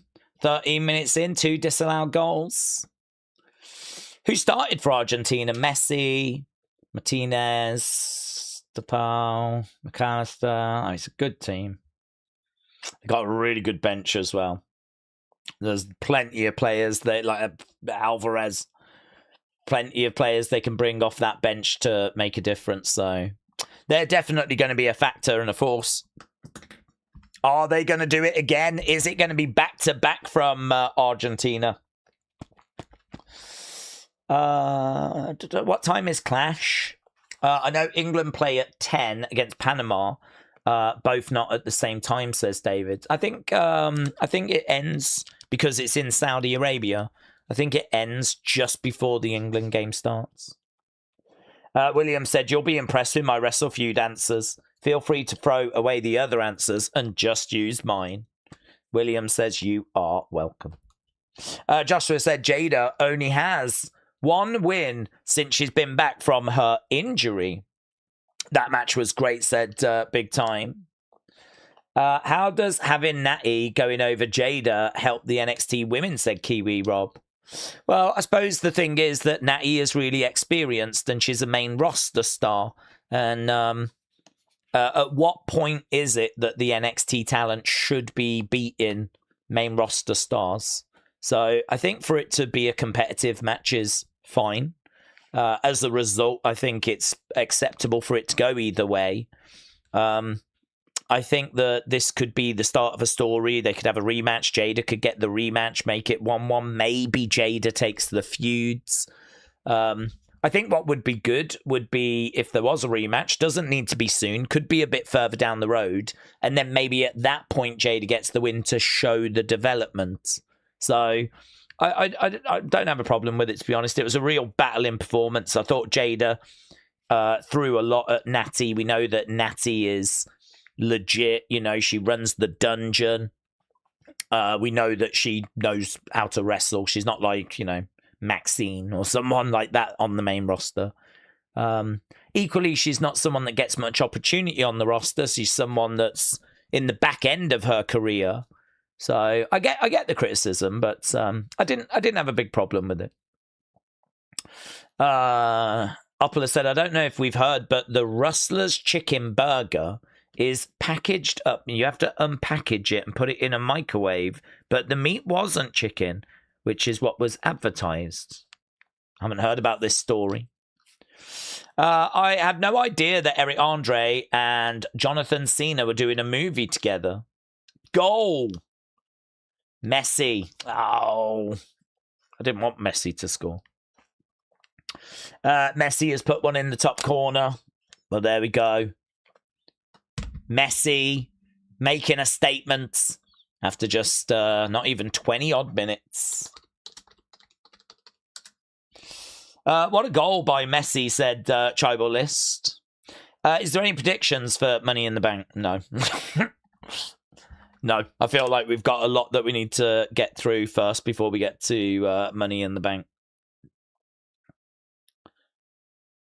Okay. We're back with NXT. Dun, dun, dun, dun, dun, dun, dun.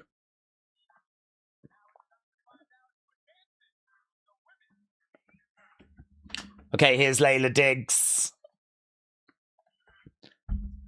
She's getting a big proper entrance as well, actually. Dun, dun, dun, dun, dun, dun, dun.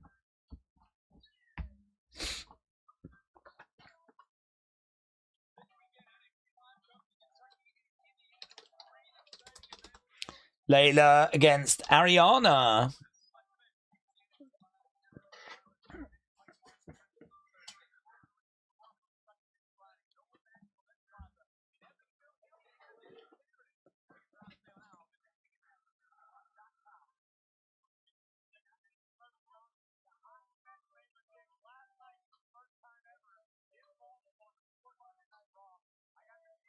Okay, Layla Diggs then has made her way down.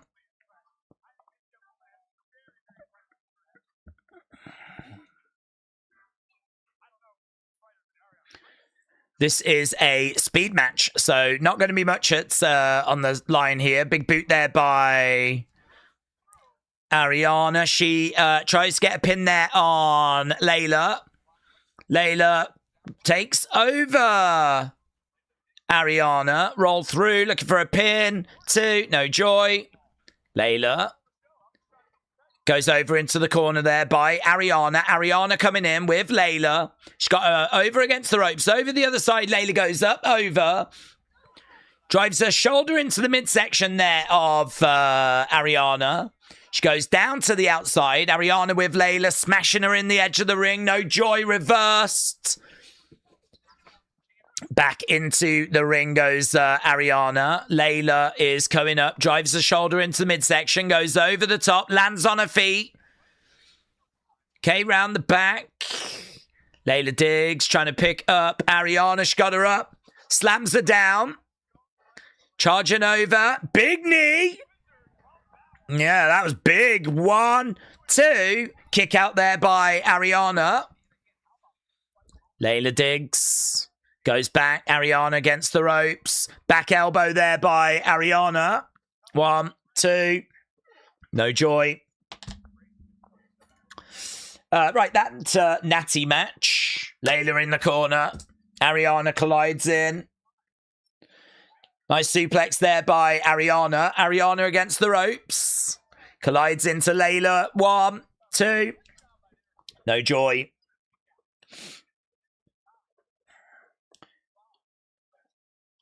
If this ends in a tie, Izzy just automatically goes to the championship match, is what Vic just said. Another kick coming in. I don't know if that's foreshadowing something. Kick coming in there by Layla. Step up Enziguri. Over against the ropes. Again, duck underneath, kick. Oh, lovely work there by... I love that. I love that work by Layla. Very good. Over in the corner, climbing up. Ah, this is where we've got a distraction. Okay. Is that going to have just bought Ariana some time? No, she's gone to the outside instead. Oh, no. Okay, looks like Ariana's got a plan. She grabs Layla. 1, 2. Ariana gets it. Birthright. That was done Layla, wasn't it? I mean, she put her attention on Birthright rather than putting her attention on Ariana. Took her eye off the ball. So it's going to be Ariana Izzy, which is a weird final to me because it's heel against heel. But I suppose the one thing it does is it means it makes it hard to know who's going to win. Because if it was heel face, then you'd know the heel would win because of Ren being the champion. But I suppose you could do face-face. Well, Layla, I hope you've learnt your lesson. Okay, we're backstage with... Yeah, that was good last week, that tag match. That tag match got 4 3/4 stars from Dave Meltzer last week, you know.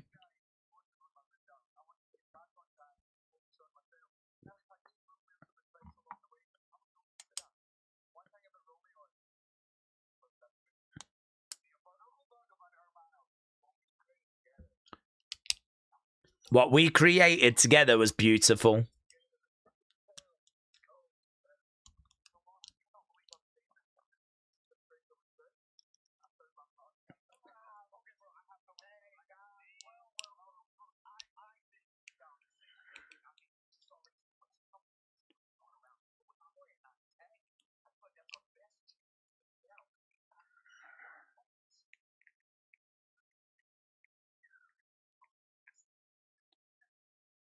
Okay, so Sean Legacy and Dorian Van Dukes set their sights on the Cullim. Okay, we're just hearing from Tate Wilder.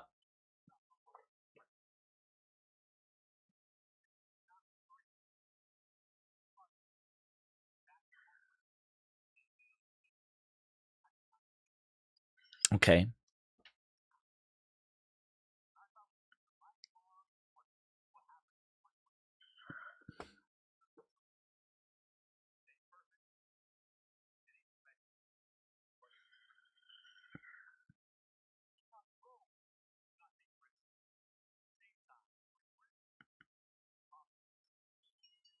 Okay.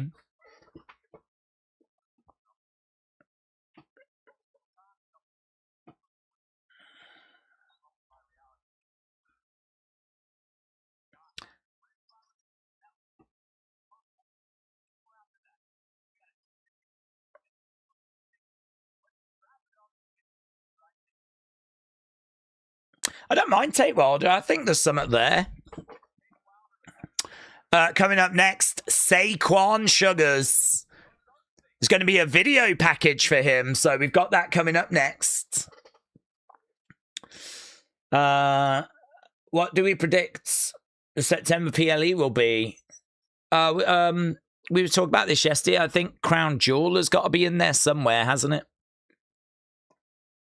Because Saudi Arabia has got a third PLE this year. They get 3 this year. I think they only get the 1 next year. That one is WrestleMania. So it's going to be Saudi. What does being Mr. NXT even mean, said Bishop. I think it's just a thing you walk around and gloat about. I mean, it's, I suppose, in a way, being a bit like King, but only it's not really something you've won. I mean, he didn't win that pageant thing. It was Shiloh that won that pageant thing, but there was only 2 of them in it. So it doesn't really mean anything. It's just something to wind other people up with, you know. You're talking to Mr. NXT, bow down before me. And it's like, dude, that doesn't even mean anything. And so, you know, it's just some little booking device to generate some heat.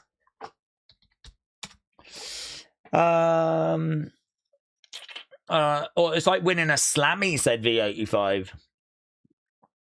That's true. Keep coming back. It makes me stronger, says Benito.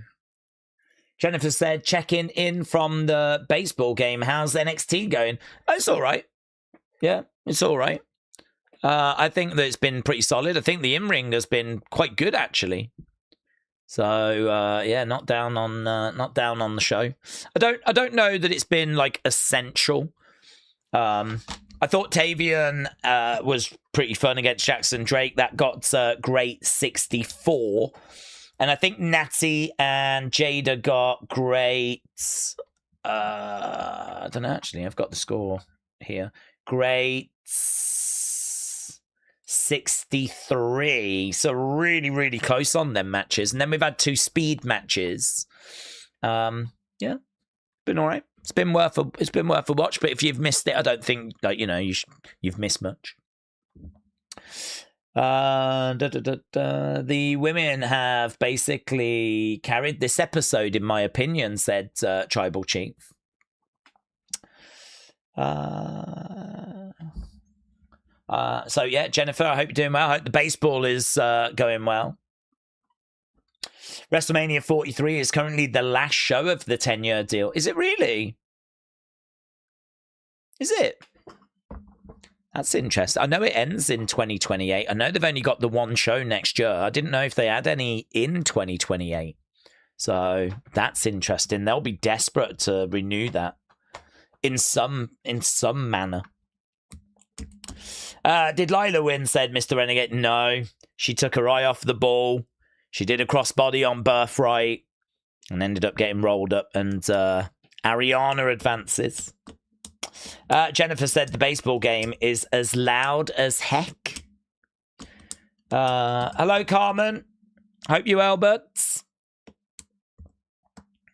Okay, we're back from commercial break in 30-odd seconds. We got a Saquon segment coming up. Robbie said, where does Tony go after he loses for Naraku? Well, I don't know if he goes for a rematch. I don't know if someone picks a fight with him. And if you think about when Bron Breakker lost the title, he kind of went into the tag division for a bit with Baron Corbin. He was doing like the Wolf Dogs thing, so he could end up going anywhere. He could end up going into the tag division with a partner. He could end up getting into a feud with someone, which is probably what I would do. Some sort of high-profile feuds. Oh, hello. There's going to be a tailgate watch party live outside the Performance Center on... Wow, that's good. I like that. If you're in the local area, you can go along to the watch party. That's good. So we're just having a look at the card. We got Lola against Kendall. That's going to be amazing. We got Tony against Naraku. I think that'll be fun. We've got Tavion against Miles. I mean, after the performance from Tavion tonight, I'm more excited for this match than I would have been. Saquon is taking on Dion. Dark State collides. So Saquon Sugars against Dion Lennox. So there we go. We got 4 matches made already. And we're just getting a look at Saquon.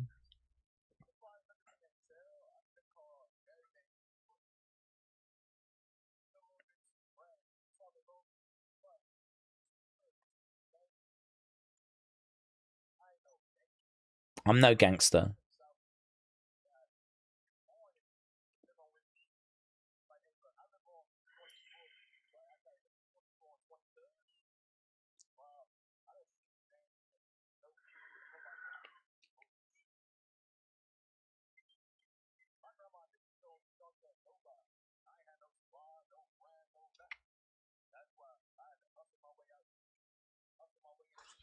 It's good.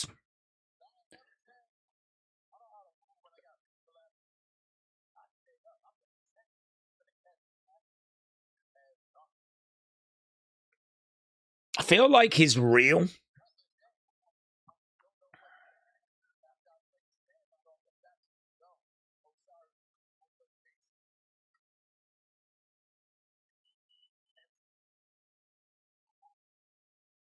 ACL, MCL, it's all alphabet soup to me.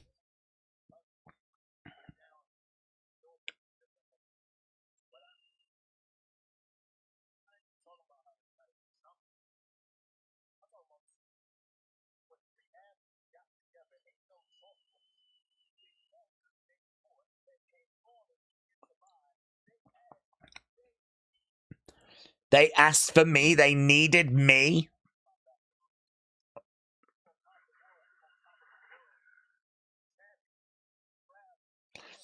Were they ever on top of the world?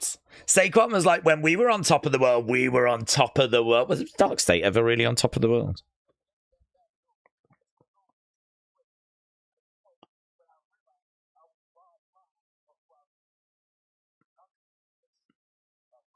He's very engaging. I can listen to him talk for ages.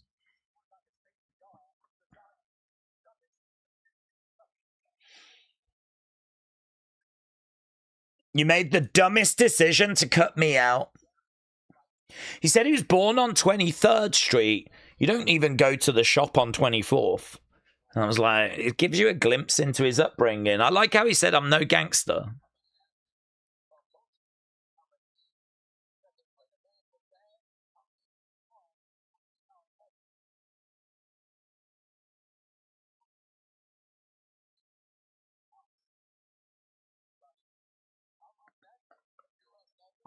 I'm up next, you're up never.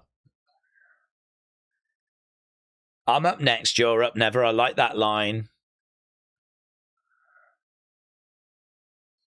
We'll see who made the mistake. So it looks like it's going to be a segment next week with Saquon and Dion. Just going to have a chat. Yeah, just going to have a talk. Okay, here's Kalani. I went to Chapel Lawn Cemetery this past Friday for a funeral of my aunt who passed away. And we had a celebration for life. Carmen, shout out to you, buds. I'm sorry to hear for your loss. Okay, here's Kalani. Kalani and Zarya.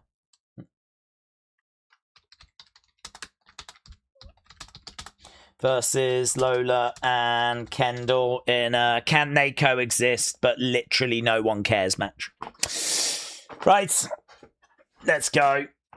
The in-ring has been decent. Highlight was Thea botching to try and shotgun an energy drink. Let's go.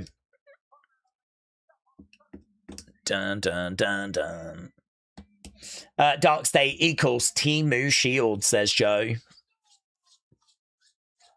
WWE is best at video packages and giving stories, backstories. They're the absolute best, said Wrestle Rants. I think they did a really good job.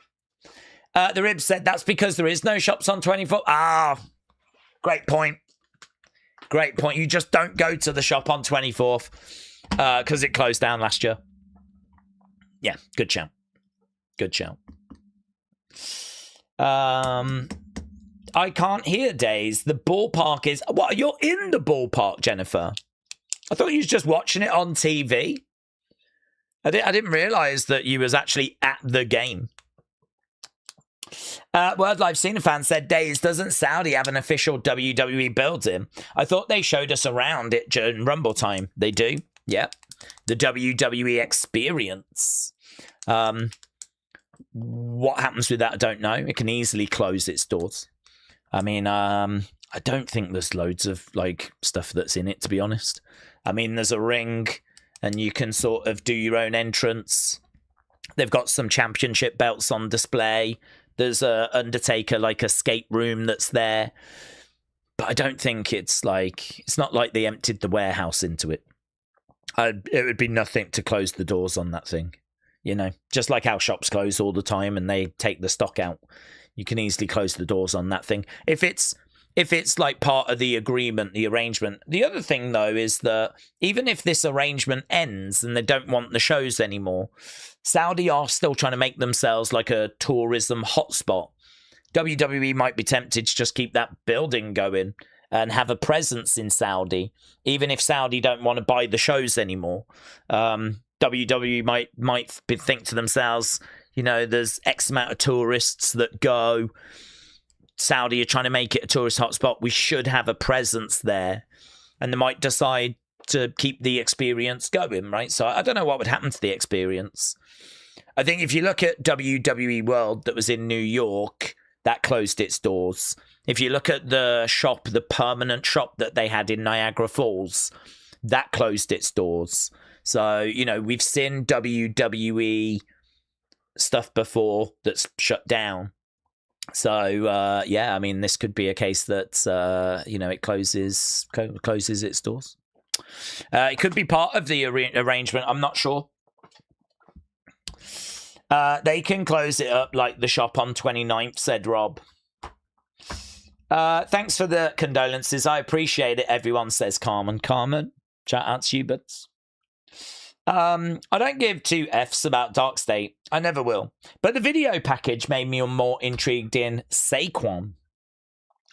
Shining Wizard said Daze in his retail shop assistant mode in Saudi would be gold. Do you know, I wouldn't actually hate doing it. I've often thought about that. I've often thought, like, would I like to work at the superstore for WWE World? And I think I would. I think I'd be quite, like... All these influencers have got these dreams of being like wrestlers or interviewing wrestlers. I'm sat here going, would I like to work at the shop? Help people find stuff, you know? I think I would. I think I'd be quite happy, you know? If it turned out you got some sort of discount for working there as well. Mate, sign me up. If WWE do WWE Worlds in the UK, I might try and get a job working at the Superstore. Is that all you're getting, love? Yeah? Oh, you got some good stuff here. Yeah? Beep. Beep. Beep. Oh, someone's a Cody fan. Look at that. Yeah? Oh, you want to wear it now? No problem. There you go. Mate, let's go. Let's flipping go. Okay, we're back for the final part of It's Your Call-In, said Shining Wizard. Well, listen, Shining Wizards, I'm clearly no good at this. So we've all got some sort of skill set. And maybe mine just is working in a retail store. It's got to be a retail store that I care about, though. I don't think I'd be very good working in, like, pharmacy or something. Mainly because I don't know what the flip I'd be on about, and I'd probably end up killing people. But if it was, like, wrestling, or it was, you know, CDs, DVDs, stuff like that, it could be my calling. You could be correct. Okay, Kendall has made her way down. Carmen said, I was unable to attend the Super Wrestlers at Concord Music Hall, Chicago, because my parents didn't have enough money for tickets. You're not alone in that, buds. You're not alone in that. Tickets tricky for a lot of people these days. That's why you got to treasure when you do go. Should mean a lot if you get to see it live. Here's Lola.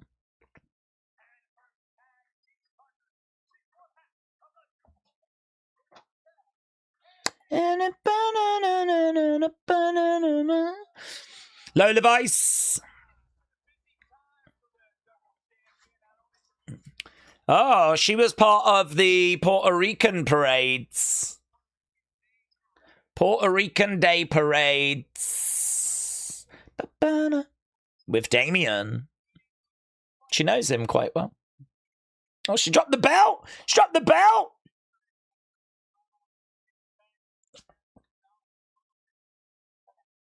Holds the belts up. I don't know why she pulled that face. I think it's because she was a bit frazzled because she had dropped it. Okay, we're about to get underway. Tag match. Let's go. Robbie said, I've been developing diabetes from all the cake that we've been getting served tonight. Miss B Light said, now that you're hired, I'm going to miss you around here. Well, the good thing about WWE Superstore is it's only there for a week. Do you know what I mean? So I could work in the day, stream on the night. Although that might be a challenge. I would need to get sleep somewhere. That would be the barrier. Duck underneath there by Kalani. She goes round the back. Lola. Roll up. One. No joy. My guy, Damien, is living his best life. I went to that parade 2 years ago and it was banging, said Wrestle Rants. Even the commentators are making fun of the coexist thing, said the Rips.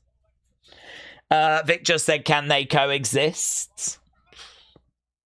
Can they? Can they coexist? Kick out there by Kalani. Maybe we get Tony against Takahashi knocks Rajan. Naraku's evil friend, said Robbie. Maybe. I'm hoping that we do get an arrival at Great American Bash. Over against the ropes goes Kalani. Oh, no joy. Back and forth, working on the art. Look at the speed by Kendall. So good. So good. Tag being made. In comes Zarya. Okay, nice work there by Kendall. She goes down. Over in the corner. Tag being made. In comes Lola. Lola in with Zarya.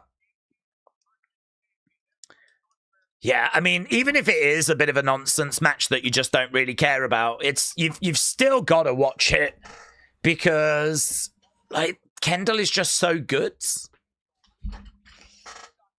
Lola throwing in some kicks against the ropes. Shoulder tackle there by Zarya. Okay, no joy at the moment. Takes her over. Back up. Shot coming into the midsection. Chop there by Lola. And again, another chop coming in. Lola against the ropes. Off that rope.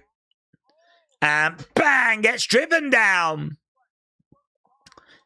Tag being made there by Kendall. Kendall tags herself in. Zarya charges over. Kick there by Lola and Kendall. Looking for a DDT. No, I thought she was going for a DDT, but bit of a front face lock at the moment. Meltzer believes Kendall is better than most of the AEW women's roster, says Robbie.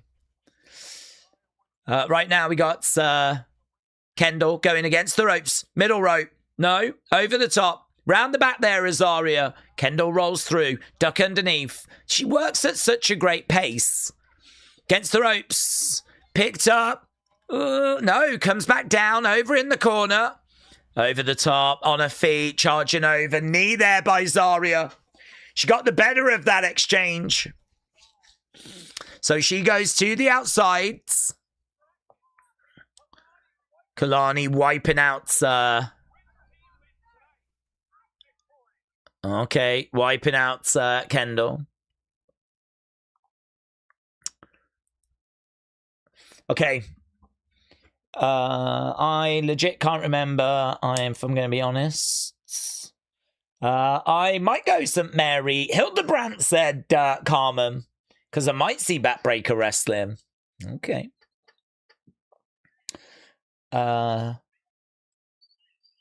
My biological father, my uncle, my grandpa, my cousins are all buried there as well, says Carmen. Well, I'm very sorry for your loss, Carmen. I'm sorry to hear that you obviously had to deal with all of that. But hopefully you can get back to watching some live wrestling soon. Go see some ARW Pro. Shot coming in there by Zarya. Zarya is climbing up. Right now we've got Kendall. Oh my God, look at that. She's picked up. Being ragdolled around. Woof. Did Levesque cancel the WWE draft? I don't know that he was able to fit one in, to be honest. I'm sure he wanted one because they really did need one. Right now we got Kendall against the ropes. Clothesline there by Zarya. Kendall goes down. Kalani looking for the cover. We're at commercial break at the moment. I can tell you with 1,000% fact that Kendall is better than the AEW women's roster, said Wrestle Rants. Jennifer said, is NXT worth watching later? No. I would say you could skip this week. I would say that, if you want to watch a couple of good matches, there's a couple of good matches that you can watch and you might enjoy. It's been a couple of good video packages, but is it a unmissable episode? I wouldn't say it was. Kendall is being kept grounded at the moment. So she's being kept down. We got Zarya on the outsides. Look at the sea that Kendall is swimming in now. It is crazy. I mean, she is in this match with Lola, Zarya, Kalani. They've all been battling away on NXT for a few years now. Bang. Kendall's been in for, 6 months? 7 months? And she's already had, a big win at the Iron Survivor Challenge. She's already competed for the top title.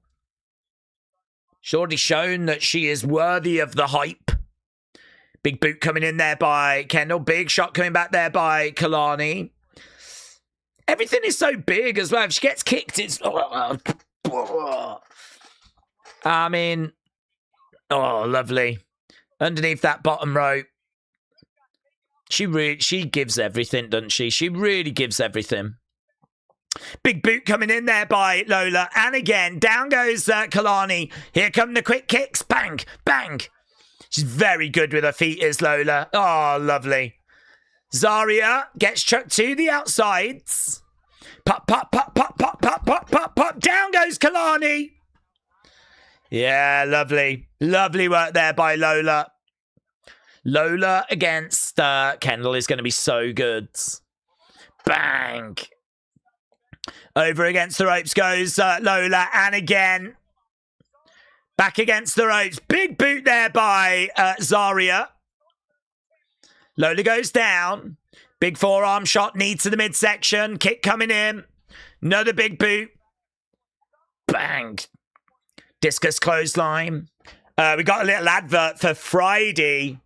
Commercial free. Cody Gunther. Do not miss it this Friday. It's going to be good. They should let Kendall be herself. Avoid making her anything gimmicky. She doesn't need it, said Shining Wizards. Right now we got Lola trying to get the armbar in. We got less than 10 minutes left. 1, 2, no joy. Bang, kick coming in there by Kalani. Lola goes back to the corner. Tag being made. Kendall goes down, looking for a belly-to-belly. Huge!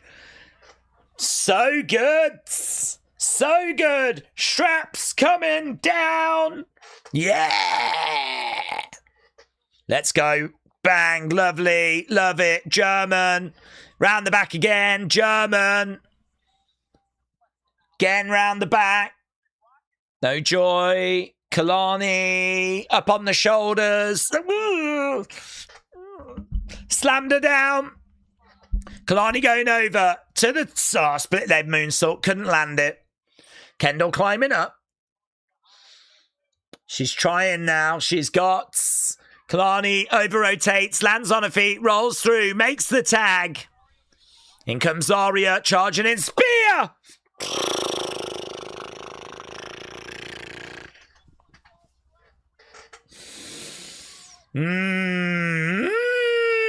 My God, what a reversal!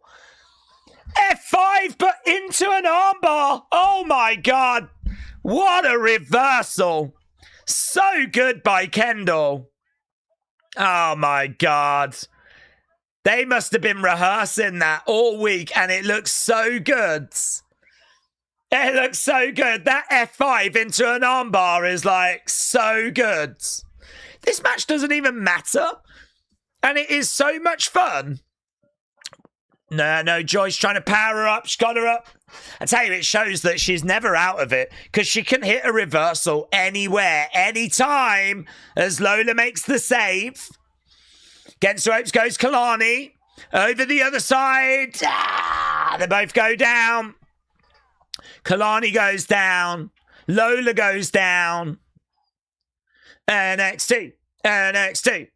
We've got NXT chants breaking out.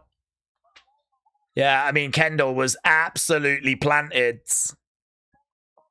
Absolutely planted. I love that F5 reversal into an armbar, though. It is so good.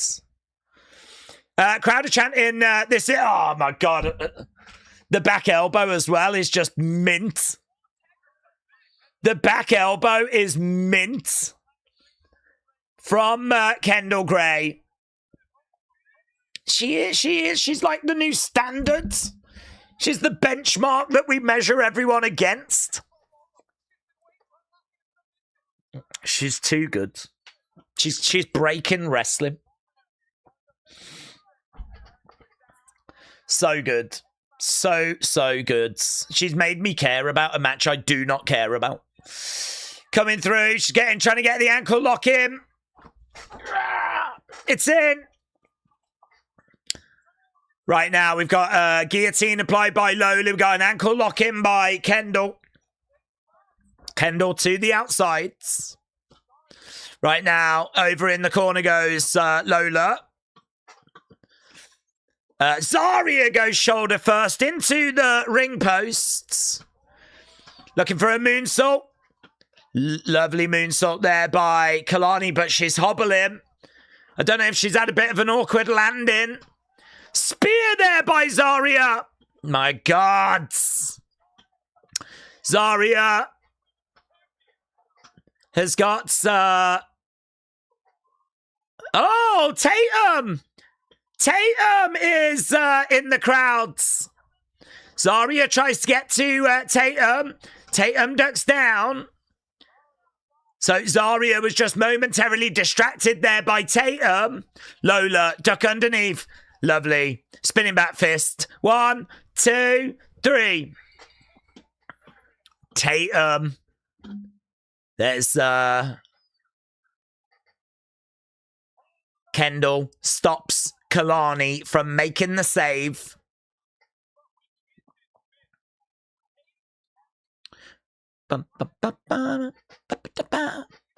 Yeah, very good. Very good.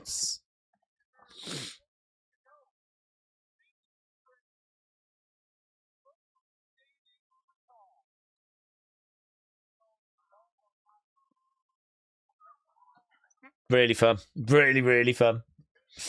Let's get a match score on that. And that might even have been the best match of the night, you know. I think it was. I think that beats Jada, Natty, and Tavion Jackson, which was really fun. The Ville Street Festival. Oh, looks like we got a little bit of lag at the moment.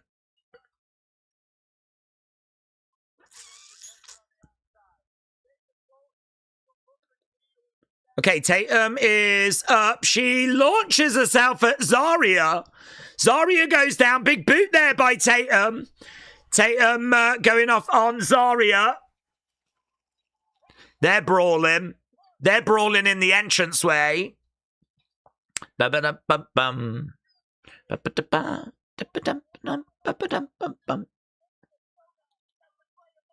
Kalani snatching that belt. Kendall, don't worry about it. Doesn't matter. Kendall said she didn't mean to.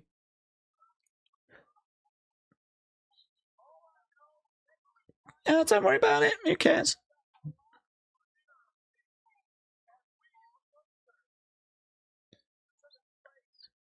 Kalani smiles. I didn't mean to. Don't worry about it. You're having a match anyway. Who cares? You ain't got to be best friends. Bum-ba-dum-bum-bum. That was awful looking brawl for Tatum and Zarya. It was a sloppy shop. Sloppy shop. If only I was a young man again, I would be there in a heartbeat. Tristan said, what do you think about the World Cup song called Champions? Haven't heard it, but I heard the Jelly Roll one. I didn't rate it. And then I heard the Shakira one. I thought it was really good. But I haven't heard a Speed one. Carmen said, I give NXT 8 out of 10. The back fist is one of my favourite looking moves, said Joshua. It looks so powerful. Spawny Boy said, I thought we wouldn't see Tatum again. I don't know. We spoke about it earlier. I mean, I don't mind if she goes up. I don't mind if she stays. I just hope whatever we do with her, we use her well. If she stays, I hope she's in something really interesting. I don't mind her having a run with the top title. I don't mind her staying in a feud with Zarya. Like, I just don't mind, really. But if she goes, I hope they've got something ready for her on the main roster. I think she's a great talent. I think people really like her. I think we talk a lot about connection with the audience. Tatum has definitely got that. People care about Tatum. They really like Tatum. So whatever you do with her, I hope it's good. Carmen said, I hope I might go to the American Legion post to see ARW Pro on Friday. Do it, Carmen. Cheer yourself up. WrestleRant said, Lola, Jada have got the most devastating hip attacks in the business. I'm not even joking. It's better than Jay, Fatu, Solo. It's devastating. Oppola said, I hope you see more of Layla. She was amazing. Yeah, she's good. Layla Diggs is good.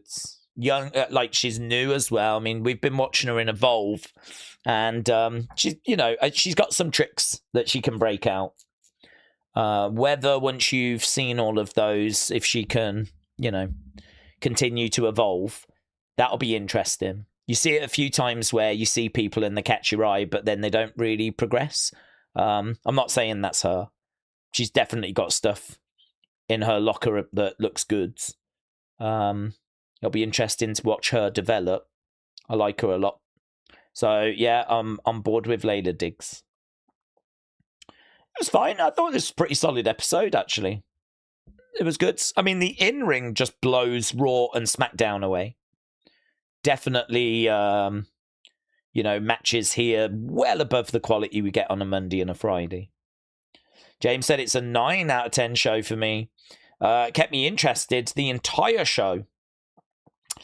Big Time said, when it comes to the women's wrestling, have we noticed that NXT is cooking? SmackDown is getting very competitive. Raw just seems like an absolute dumpster. It's just a dead division. I think Raw and SmackDown have both struggled. I think SmackDown has had Carmelo, which has helped it a lot.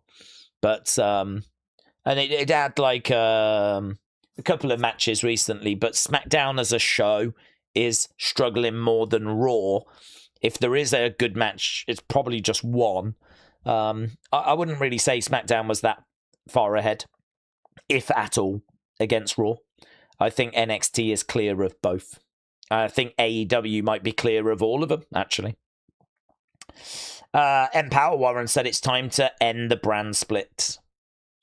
It's an easy 8.5 for me, said Shining Wizards. I think Raw losing Stephanie, Asuka, AJ, Kyrie was a blow to the division.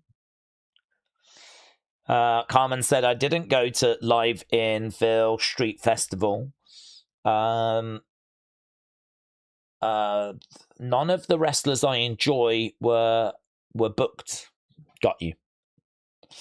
Edward said, Argentina and Algeria, their second half is starting now. Okay. Good. Argentina 1-0. Obviously, England taken to the field tomorrow. There is another game actually tonight in a couple of hours. Austria and Jordan take to the field. So that's going down in a few hours. Not a big game. But we got Portugal much later. And obviously, England's 9 o'clock UK time. That is going to be 4 o'clock American Eastern time. So, yeah, big day in the World Cup.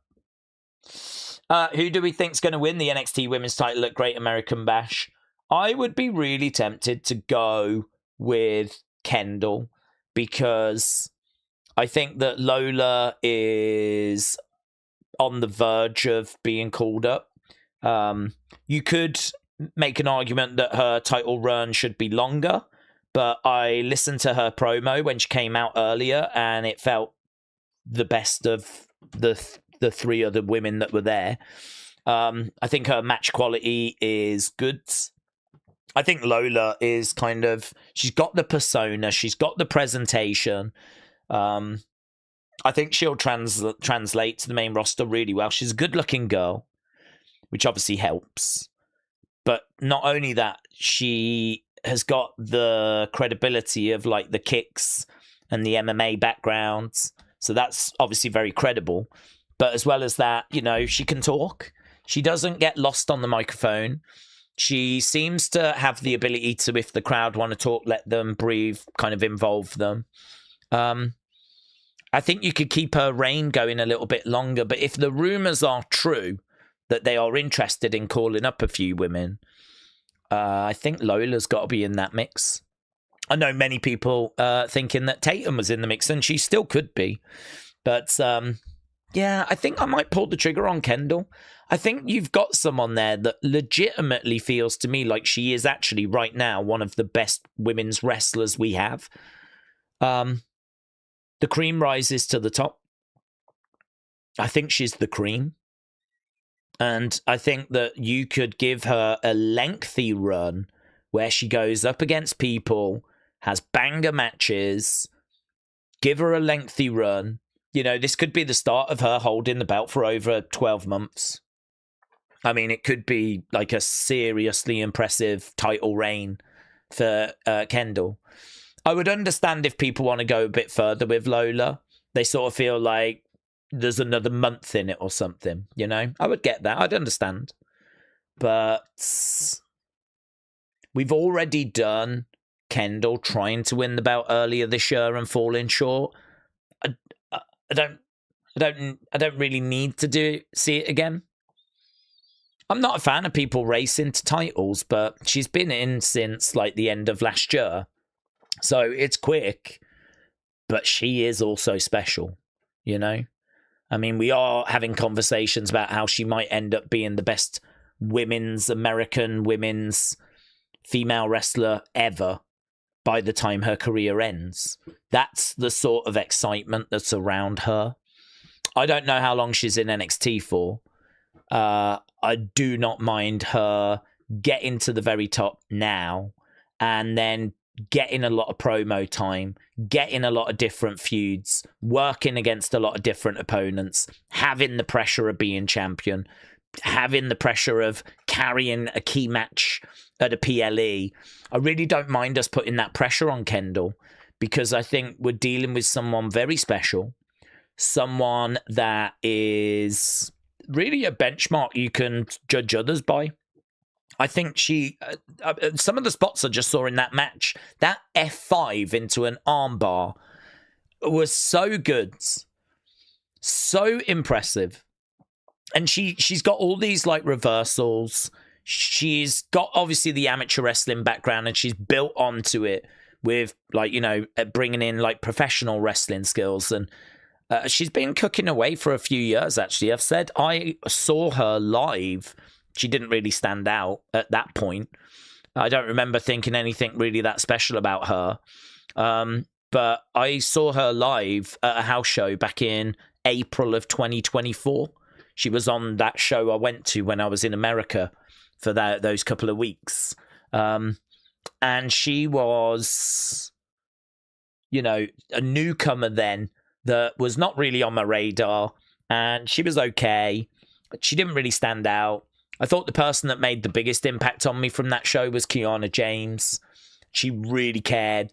She was really stomping her foot on the outside, desperate to get tagged in, like, you know, gesturing to the crowd. She was really, like, it was a house show, but she was really giving everything. And I've said before, it was kind of funny because not long after that, she gets called up, Kiana. And a lot of people, myself included, were a bit confused because she hadn't had like a big title run, or it felt like there was still a lot that needed to be done with her. So a lot of people were quite confused. But she's a great talent. I think they could see that she was great talent. They could see the work rate. They could see that she cares, that she always gives 100%. And I can say that she did that at that show. But Kendall was on that show as well. So she's been in the system for a good few years now. We've watched her in Evolve. She's been in NXT for this year. She's getting this title opportunity. I think she's a massive star for the future. Let's pull the trigger. Let's invest. What's going to be more beneficial? Lola extends her run for another month or two, or we get the ball rolling with Kendall now. And, you know, maybe some of her promos aren't going to be that great at first, but because I think there is work to be done there. But let's start doing that work. So I'd be really tempted to pull the trigger, have Kendall win. But some of it might depend on, are they ready for Lola? Because if they're not ready for Lola, what do you do with Lola? But as we've said, I mean, we did the exact same thing with Bron Breakker. I mean, Bron Breakker was champ, lost the belt. We all thought he was going to leave, but they weren't ready for him. So he ended up doing, like, you know, feuds, going into the tag division with Baron Corbin. You just sort of find things for them to do, really. We can find stuff for Lola. We can find stuff for Tony. We can find stuff for people. They don't have to just sit and cater him. But I think I'd like to get going with Kendall and see what it looks like and give her a good run. I mean, it might not work and we might have to abandon it. So I'd like to find that out. Lola, I'm pretty confident she's going to go to the main roster this year. I mean, there was chatter, wasn't there, of women going up, and Lola's got to be in that pot. She's got to be in the mix. So with that in mind, that's why I don't mind us, pulling the trigger.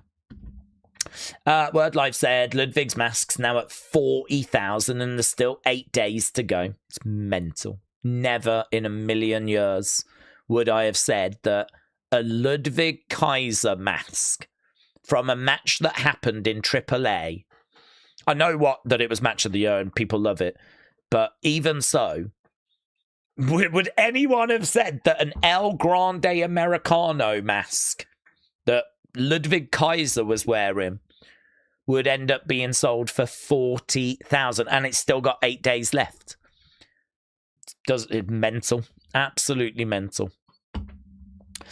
Big Time said, are we surprised Joe Hendry is dead in the water? We knew the gimmick had a short shelf life. We said before WWE got everything out of him when he signed to TNA, when he becomes full-time, that it would go downhill. I don't know what's happening there, to be honest, because we've got to say that it worked with the Can We Fire Logan Paul thing. I was not a fan of that song, but it did work. The fans took to it. The fans were singing it to Logan just yesterday. So I'm not really ready to ring the bell and say he's dead in the water because I don't know that's true. He's not on TV and it could just be because we haven't got a story at the moment. So I think, didn't he get attacked and beaten up? So it could be that they're just sort of selling that. Because he got attacked, and I can't remember who by, actually. I remember seeing him getting chucked around by someone, and I can't remember who it was. But someone was, chucking him around and attacking him and beating him up. Was it The Vision? Was it Theory that did it? Either way, I think he'll come back. I think he'll get a decent pop. I think there's a lot of people that are still riding with him and enjoyed the Logan, Can We Fire Logan song. So I don't know. I'm not ready to say he's dead. WWE does the brand split, stick to it, then slowly erodes it with people from other brands showing up until everything just becomes stagnant, says Empower Warren. Shining Wizard said Hendry is part of the same visa issues, and yes, it was Theory, right? Oh, what? He's got visa issues in America? For America? Haven't heard that. Are you going to do the Connor fight? He was on the MMA Hour today. Yeah, I think so. I was really blown away, actually, by the amount of people that joined us for that Freedom show. Because, I mean, we haven't done UFC all year.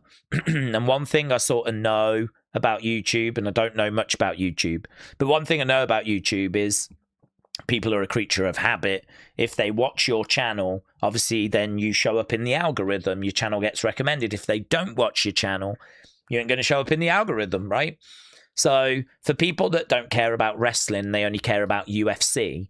The fact we haven't done UFC all year is a massive problem because a lot of people only join us for UFC and I ain't going to show up in no one's feed, right? Because those people ain't been watching the channel. So in my mind, I was convinced that really Sunday night was not pointless. I wanted to watch it anyway, but I thought it might do 10,000 if that. And I thought that it would be a lot of kind of people that join us for wrestling streams that would, kind of join us and that would be it. I mean, it ended up doing well and much, much, much better than I was anticipating. And it was kind of surprising, genuinely, really surprising. So I was very grateful for everyone that joined us. I really enjoyed the show. I know that it was controversial. We've kind of touched on it yesterday. I think it's a shame that it causes such division. I think it would have been nice for it to have brought people together, celebrate America's birthday. It's never going to happen, though, because it's so controversial. People say it shouldn't have happened at the White House. I can understand that. People don't like Donald Trump. I can understand that. So, I mean, you know, it is what it is. So, yeah, I think like Connor is another controversy because, you know, he's been caught up in some very, very serious legal action. So, I mean, that's another controversial one, but I will look to do it. This could be the farewell, and he's taken on Max Holloway. I think there's a lot of interest in it, and yeah, I am looking to do it. I got a bit more confidence that, you know, there'll be some people that join us for that after what happened at the weekend. So I don't know. It was a bit weird, to be honest. Felt a bit weird as well, doing something that wasn't wrestling. It's been a while since we did UFC, but we didn't get stuck for stuff to say or anything like that. I did wonder if that might happen. I mean, the thing with like NXT, Raw, SmackDown, we could sit here for 20 hours and I don't think we would struggle for conversation. I mean, you lot are always bringing thoughts and theories, and do you know what I mean? It's like, where are we going with King of the Ring? Where are we going with Queen of the Ring? How do we feel about this? Questions about the past, questions about the future, questions about Vince, questions about who's being called up. Have we heard about this? If this person's... We could sit here all day and I don't think we would struggle. But when it comes to UFC, that's different, obviously, because I know stuff about UFC, but I don't know as much. I definitely know more about WWE. And I don't know, yeah, I was a bit, I wasn't sure. I kind of felt like it was a little out of the comfort zone because it had been so long. But no, it was good. It went well. I think we'll definitely look to do that Connor one. Yes, it's on the radar. Big Time said Connor in the MMA Hour said that he wants some more upcoming fighters to get exposure with all the eyes that were watching. Disappointed that TKO didn't prioritize because there was a lack of star power. I saw him criticize Roman, like, who's this? He wanted upcoming fighters to be shown instead, and I don't disagree with him. I think there is a balance. I think this was a very special event. I think people may have tuned into this that don't normally watch. And so showing a load of fighters on camera, what does that actually do? You know, you can sort of show these people and have them wave, but are the people watching going to care about them? You know, how can they grab attention with two? Don't know why that is struggling. Oh, it looks like it's coming back. Okay. Well, there we go. Little bit of a dip out, little bit of lag. Don't know the reason why, but it's certainly our cue to wrap things up. So let's just have a little look, shall we, and see what you lot gave that main event match. You lot said it was great. 81. Wow. Great 81. Very good. Very, very good. Yeah, I enjoyed it, and I'm glad that you lot enjoyed it as well. Hello, Sydney has been a member for a year. Shout out to you, Sydney. Appreciate it, buds. Yeah, appreciate everyone joining us. Okay, right, we are back again tomorrow. We've got a member stream. We'll be back for Evolve. Obviously, we've got a massive SmackDown coming up on Friday. Very excited for that. And yeah, enjoy the rest of your evenings. I'll see you next time.